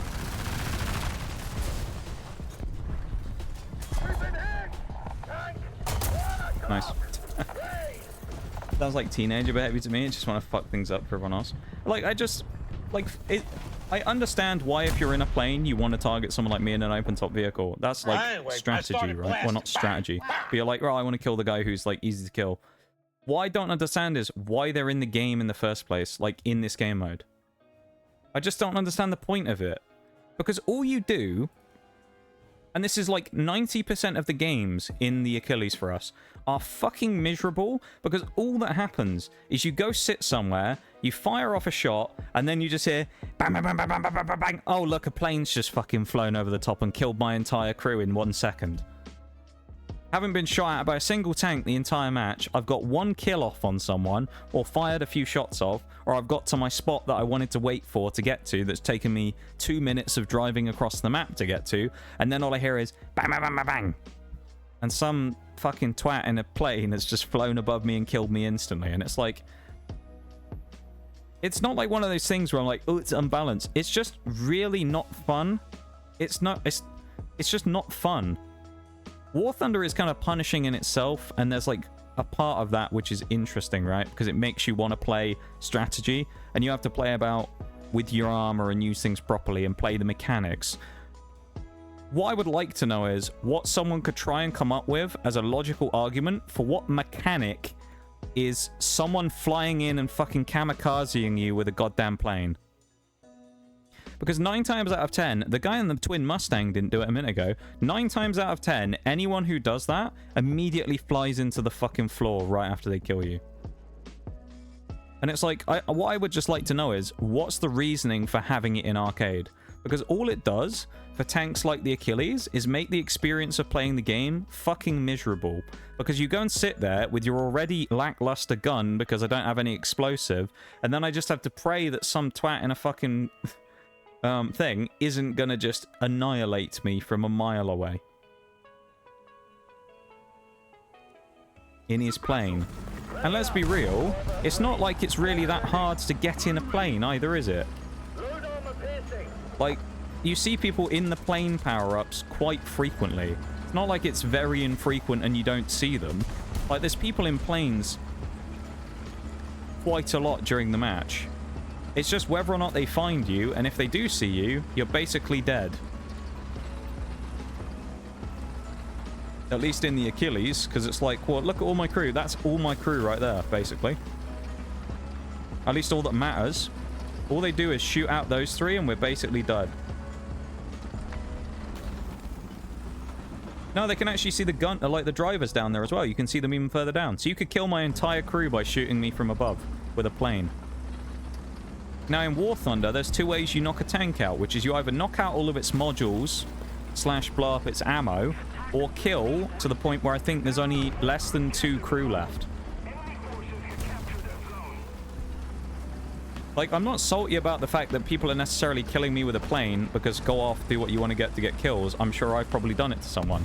But what I'm pissed about is, like, why is it even a fucking thing in the first place? Why is that an option?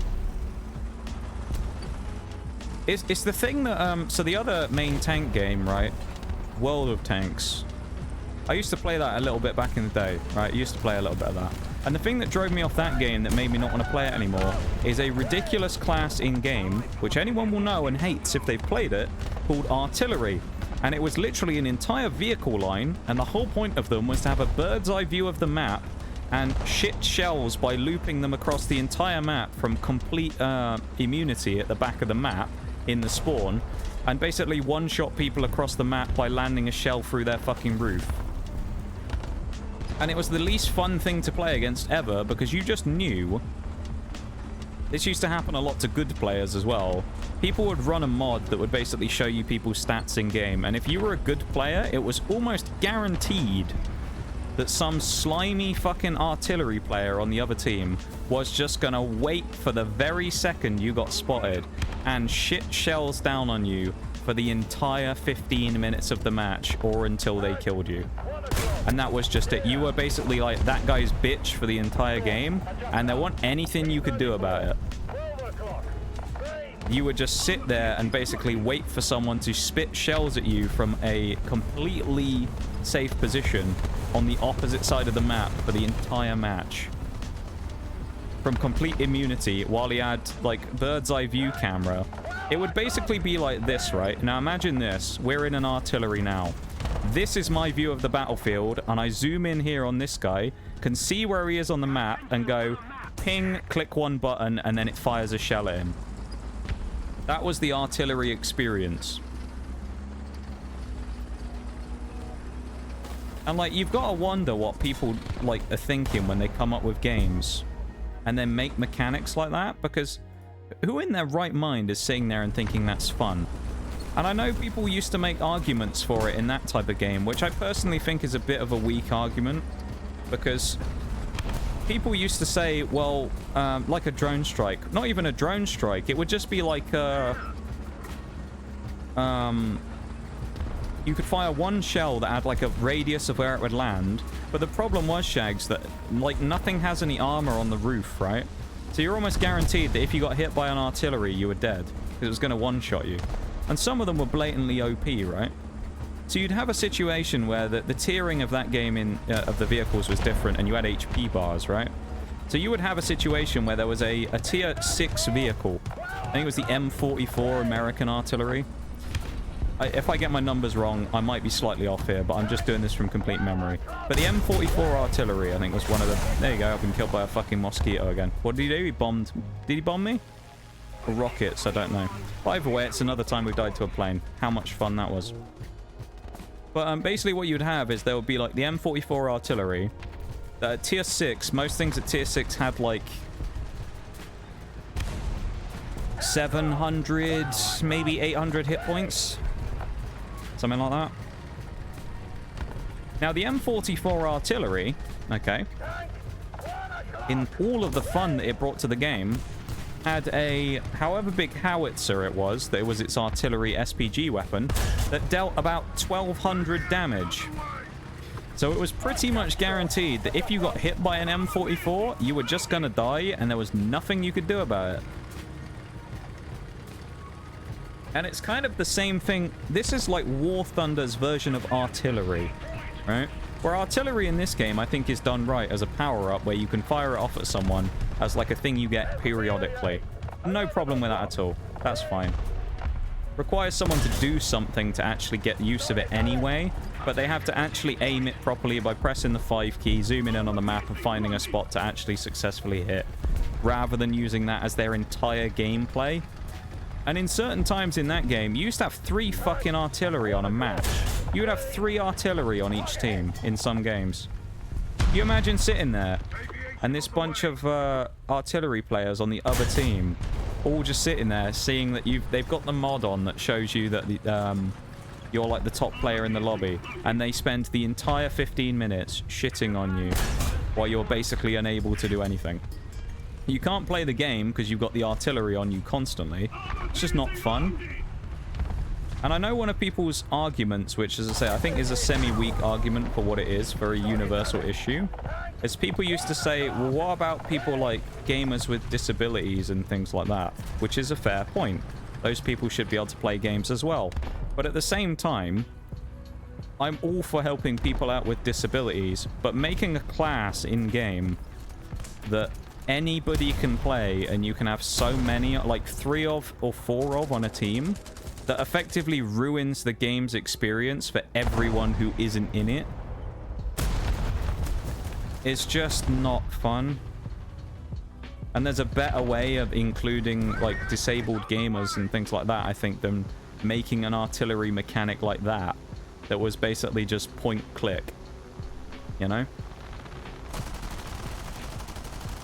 Like, there were better things they could have done. They just chose not to. And they barely even balanced artillery properly in the first place.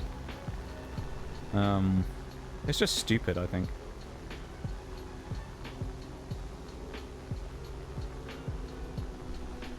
The other thing you used to get as well was artillery players tended to be really toxic as well most of the time.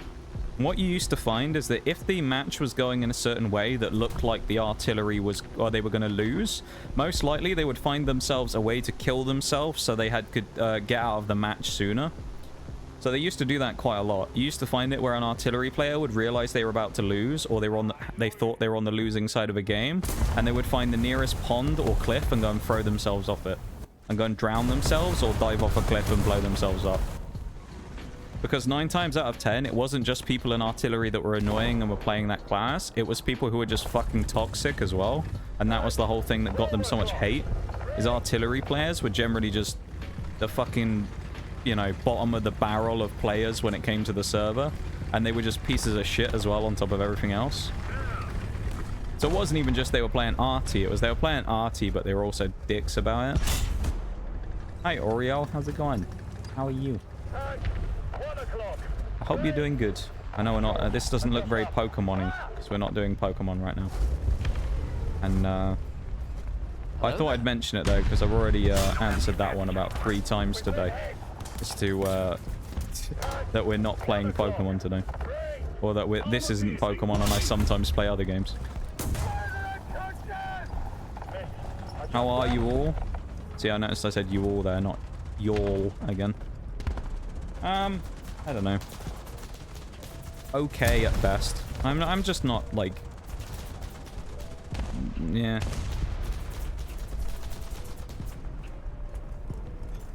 I'm just meh, you know?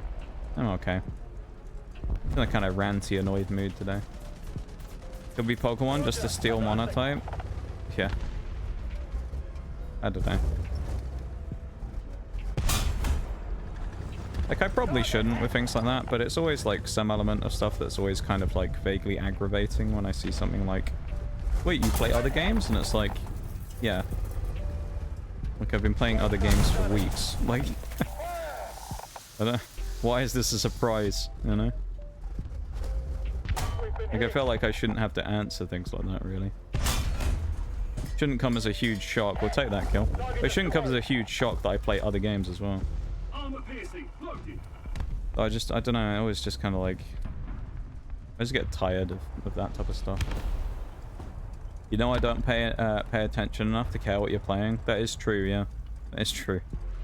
You just, dissociate. Head empty dissociation. The enemy's getting closer to victory. How are you, though? Oh, you saying it's alright? Okay, I see. You already answered. Yeah, I don't know. It's just not my night tonight, I think, you know?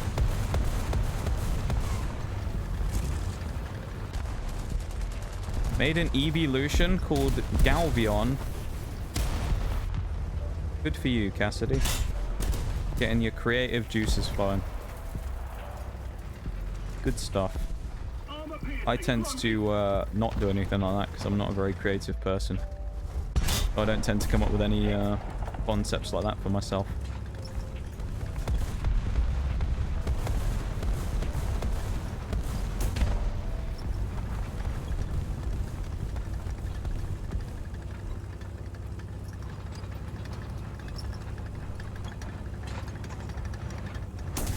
Nice, that was terrible. Yeah. I don't know. I'm just not in a... I'm not in the best mood right now, as you can probably tell.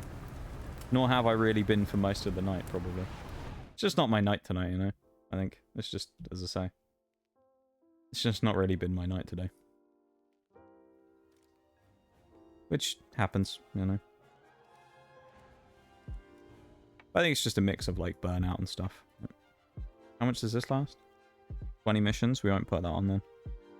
Probably got a couple of games to play. Steel type Eevee. Good stuff.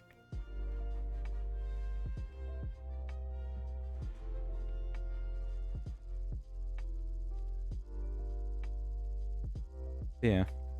Nice to see you though, Oriel. Always nice to have a little chat with you. I appreciate your incredible stream streak that you have. You are the top of the food chain when it comes to stream streaks, so you're the one to beat. I was talking about it earlier though, how it's kind of insane with like you and Bevan that you have.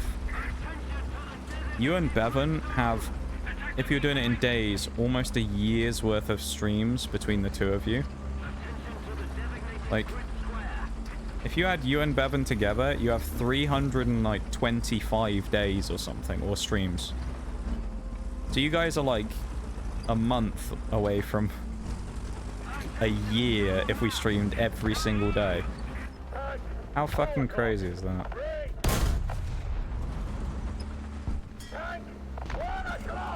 No one's gonna beat me though. See, I believe it.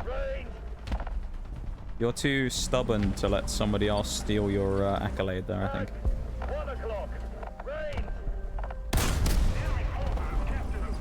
Oh, we hit the tree. Bollocks. That's annoying.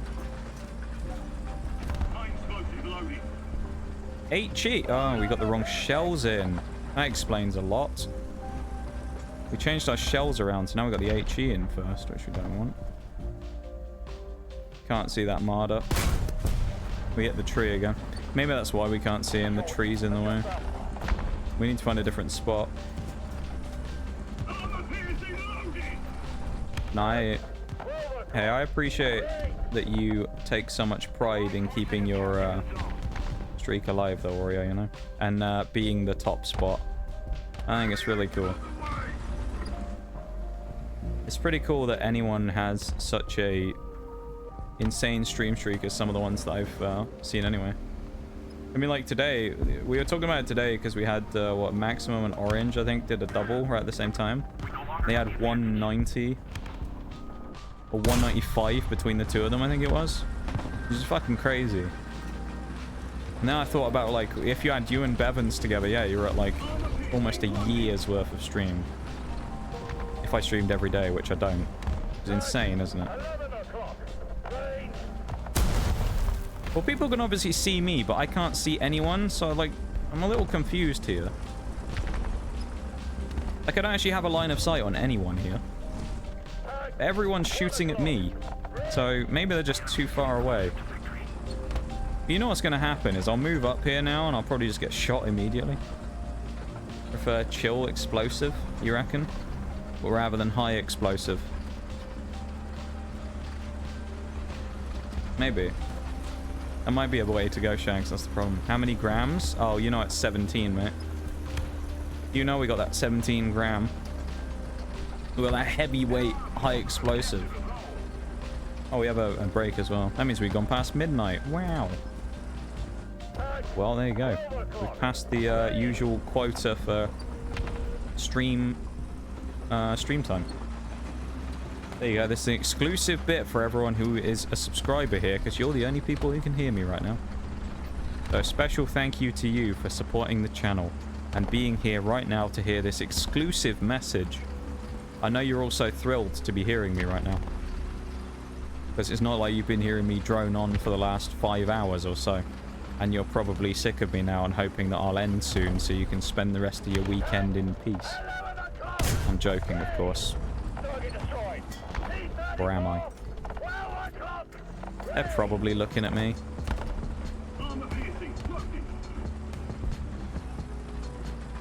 Well, they probably are, but at the same time, it's kind of a no guts, no glory. I think we just fire, go up, drop down, fire, go up, drop down.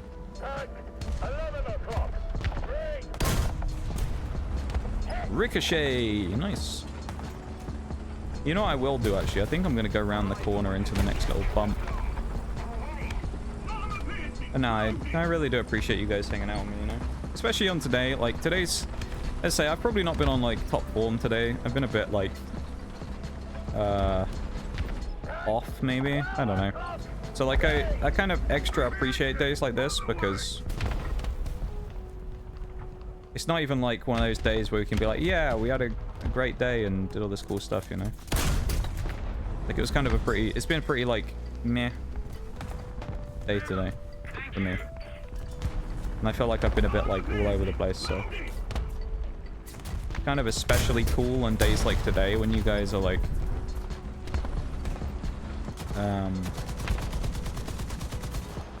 support like you do, you know. I swear to God, if that plane comes back and hits me, I'm actually gonna be not very happy. You don't go any closer to me. Okay, he's out of the plane now. He ran out of time. What the hell is that? M4A4 down there. What is happening? Yeah, no, I big appreciate that, as I say. Okay, that guy. An Oreo with your monstrous stream streak. I don't even know what to say to that most of the time.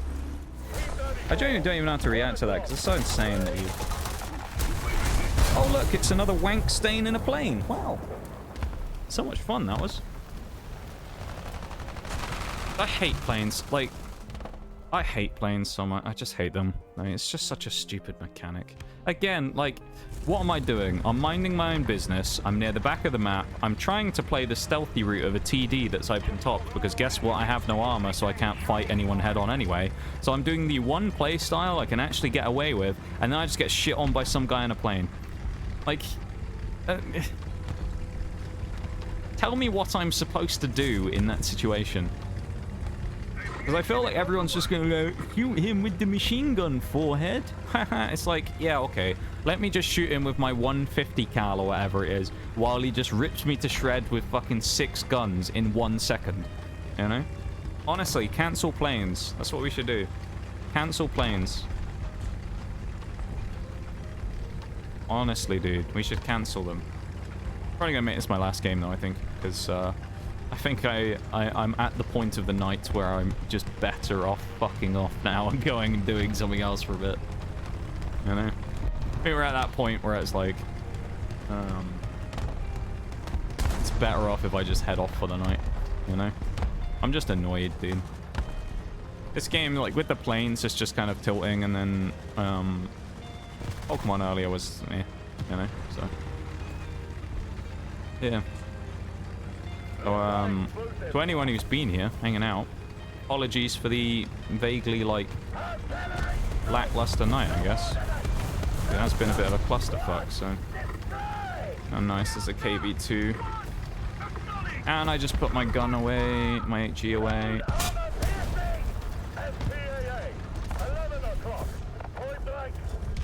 Nice, he died.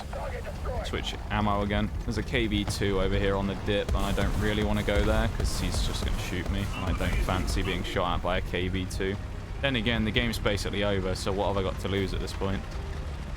Never mind, best squad. Wow, I came 10th. What a great game. That was a terrible one. I don't think I played a single good War Thunder game there. All of them were terrible. It was just me ranting about planes for... That's what it was. It was just me ranting about planes for an hour. It's getting fucking annoyed. Wow, we got... Look at this, though. We'll make all the difference on the Achilles. We got the bolt-on armor. Wow. Let's see what difference it makes. So I think the bolt-on armor in this case is the extra padding on the front via the track link, and might be this on the sides. The bags. The extra armor. Can we demount it? We can. No, it's not. So this is already on there. The extra armor on the sides, on the front, is literally just 3 pieces of track link. Is that it? Oh no, there's a couple here as well. And these got like... Oh no, okay, so we got 3 pieces there, 3 pieces there, 2 pieces there, and 3 pieces on the front. Wow, look at that. Some great armor we got added on there. How about... Yeah, that's some top tier armor right there. Look at that, man. We got some pieces of track. I mean, the one nice thing you can actually say, memeing about it all we want with this, is actually good against high explosive.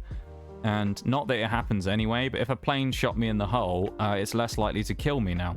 But that's not really the problem, because the problem is all of the crew is right there, and a plane just goes and just shoots everybody in the top of the turret.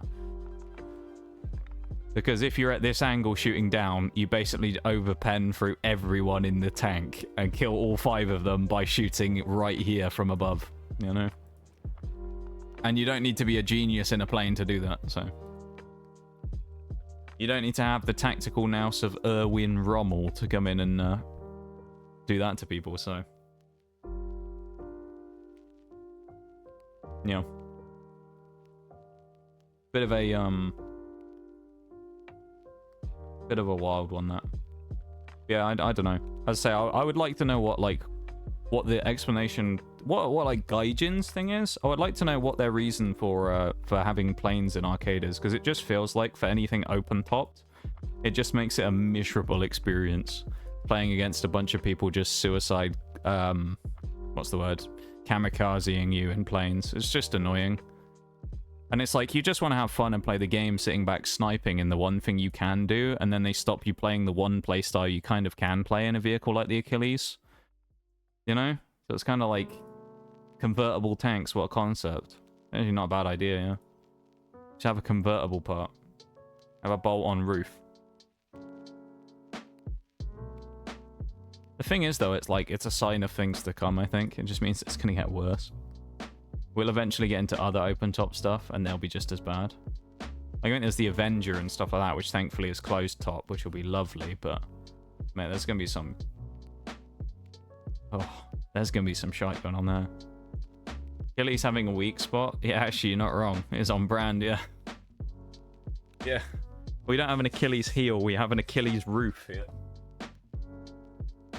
Also, and it's just such a strange thing, and none of you, not many of you will actually ever notice this, because not all of you are streamers. If you are a streamer and you're ever looking for anyone to raid at this point, it's the most annoying thing ever, trying to look at everybody on your list of people you follow, and now seeing a giant fucking green symbol saying, like, knock to ask to join this person's collab. And it's like, why is this here? I don't, like, why? Why is this a thing? I think, thankfully, I want to say I'm not using one of the browsers that runs their new stream together thing yet, so I don't think we actually have to worry about it. So I don't think I have to worry about people knocking on the stream. But fuck, is it going to be annoying, I'd imagine, in the long run, if it's like a thing that keeps going. Because I think the thing is, unless you change it, anyone can really do it who's streaming. So you could have like a random person who's just going through the category, going into people's streams and knocking. Which gives like a notification, you know? Be annoying, that would. That being said, I've probably overstayed my welcome today, so we're gonna raid out quick, fast, and in a hurry, I think, because it's about that time, and I've, yeah, kind of been autopiloting for the last God knows how long. Hour. And it's probably been unbearably awful, so we're gonna get out of here because that feels like the right thing to do now. Well, I appreciate you all being here and hanging out and vibing and lurking and chatting and stream streaking and all that stuff. And, yeah. I don't know. I guess today just wasn't really my day, you know? Maybe a weird day. But today maybe just wasn't my day. Who knows? Maybe Sunday we'll come back swinging and it'll be better. We'll see. I think I know who we are going to raid today, though. I know we raid them fairly often these days, but I've actually seen what they're playing, and it would be kind of fitting to raid them today. Because the person I'm going to raid is actually playing Assassin's Creed Odyssey right now. And this is one for the real OGs, because no one else will remember this. One of the first games I ever played on stream was Assassin's Creed Odyssey. So, we're going to raid them today. I think we raided them last week. I don't know if it was on Thursday, but we're going to go and say hi to them, because they're playing Odyssey, and as I say, we played Odyssey quite a lot back in the day. We played through the entire game, and I eventually 100%ed it after finishing it on stream. And when we played through the whole Assassin's Creed franchise, actually, from first game all the way up to what was Valhalla at the time, we played all the way through. I think the only one we didn't do was Rogue, which is a spin-off game. Everything else we played original Assassin's Creed, 2, Brotherhood, Revelations, Unity, Assassin's Creed 3, Black Flag, Origins, Odyssey, Valhalla. So we played 10. I think it's fairly impressive. That being said, we're going to end up winding down for the night, and we're going to head off now, as I said. So thank you everyone for hanging out. I appreciate you guys vibing and being here and whatnot. Even if it's been a little bit of a weird second half of the night, particularly. I appreciate you guys hanging out. Thank you for being here. I appreciate you very much. And yeah, let's go for the raid. I'll put the command in. I only have a couple of things to say thanks for today. Actually, there's a few. Orange with the 105 stream streak, just like the sweet Royal Ordnance 105mm gun we will be getting eventually on the Centurion. I can't wait for it in War Thunder, hopefully. I haven't actually checked to see if they get them in this game, but I'm really hoping they do, because that's a solid gun. I can't wait for it. Maximum with a 90 stream streak as well. Thank you very much, my dude, as always, as well, for that. I appreciate it. And yeah, just the commitment on those 2 stream streaks, and all stream streaks really, is just insane, and I don't know what to say. Jay Wheatley, thank you for the follow as well. And Socially, coming in with a gift sub to Sadiola earlier on as well. Thanks so much, my dude. Thanks so much, everybody, for everything. It's been a fun time tonight, even if it's been a little frustrating at times. What with those fucking planes. But, yeah, I'll be back on Sunday. We'll continue on with our Hall of Fame Pokemon run for now. And, yeah. Copy the raid message. You know the drill. We're going to raid Kina. So I will talk to you all on Sunday, I suppose. Okay. You all have a good one, yeah? Everybody take it easy. And I will see you on the weekend. Okay. Bye, everybody. Take it easy.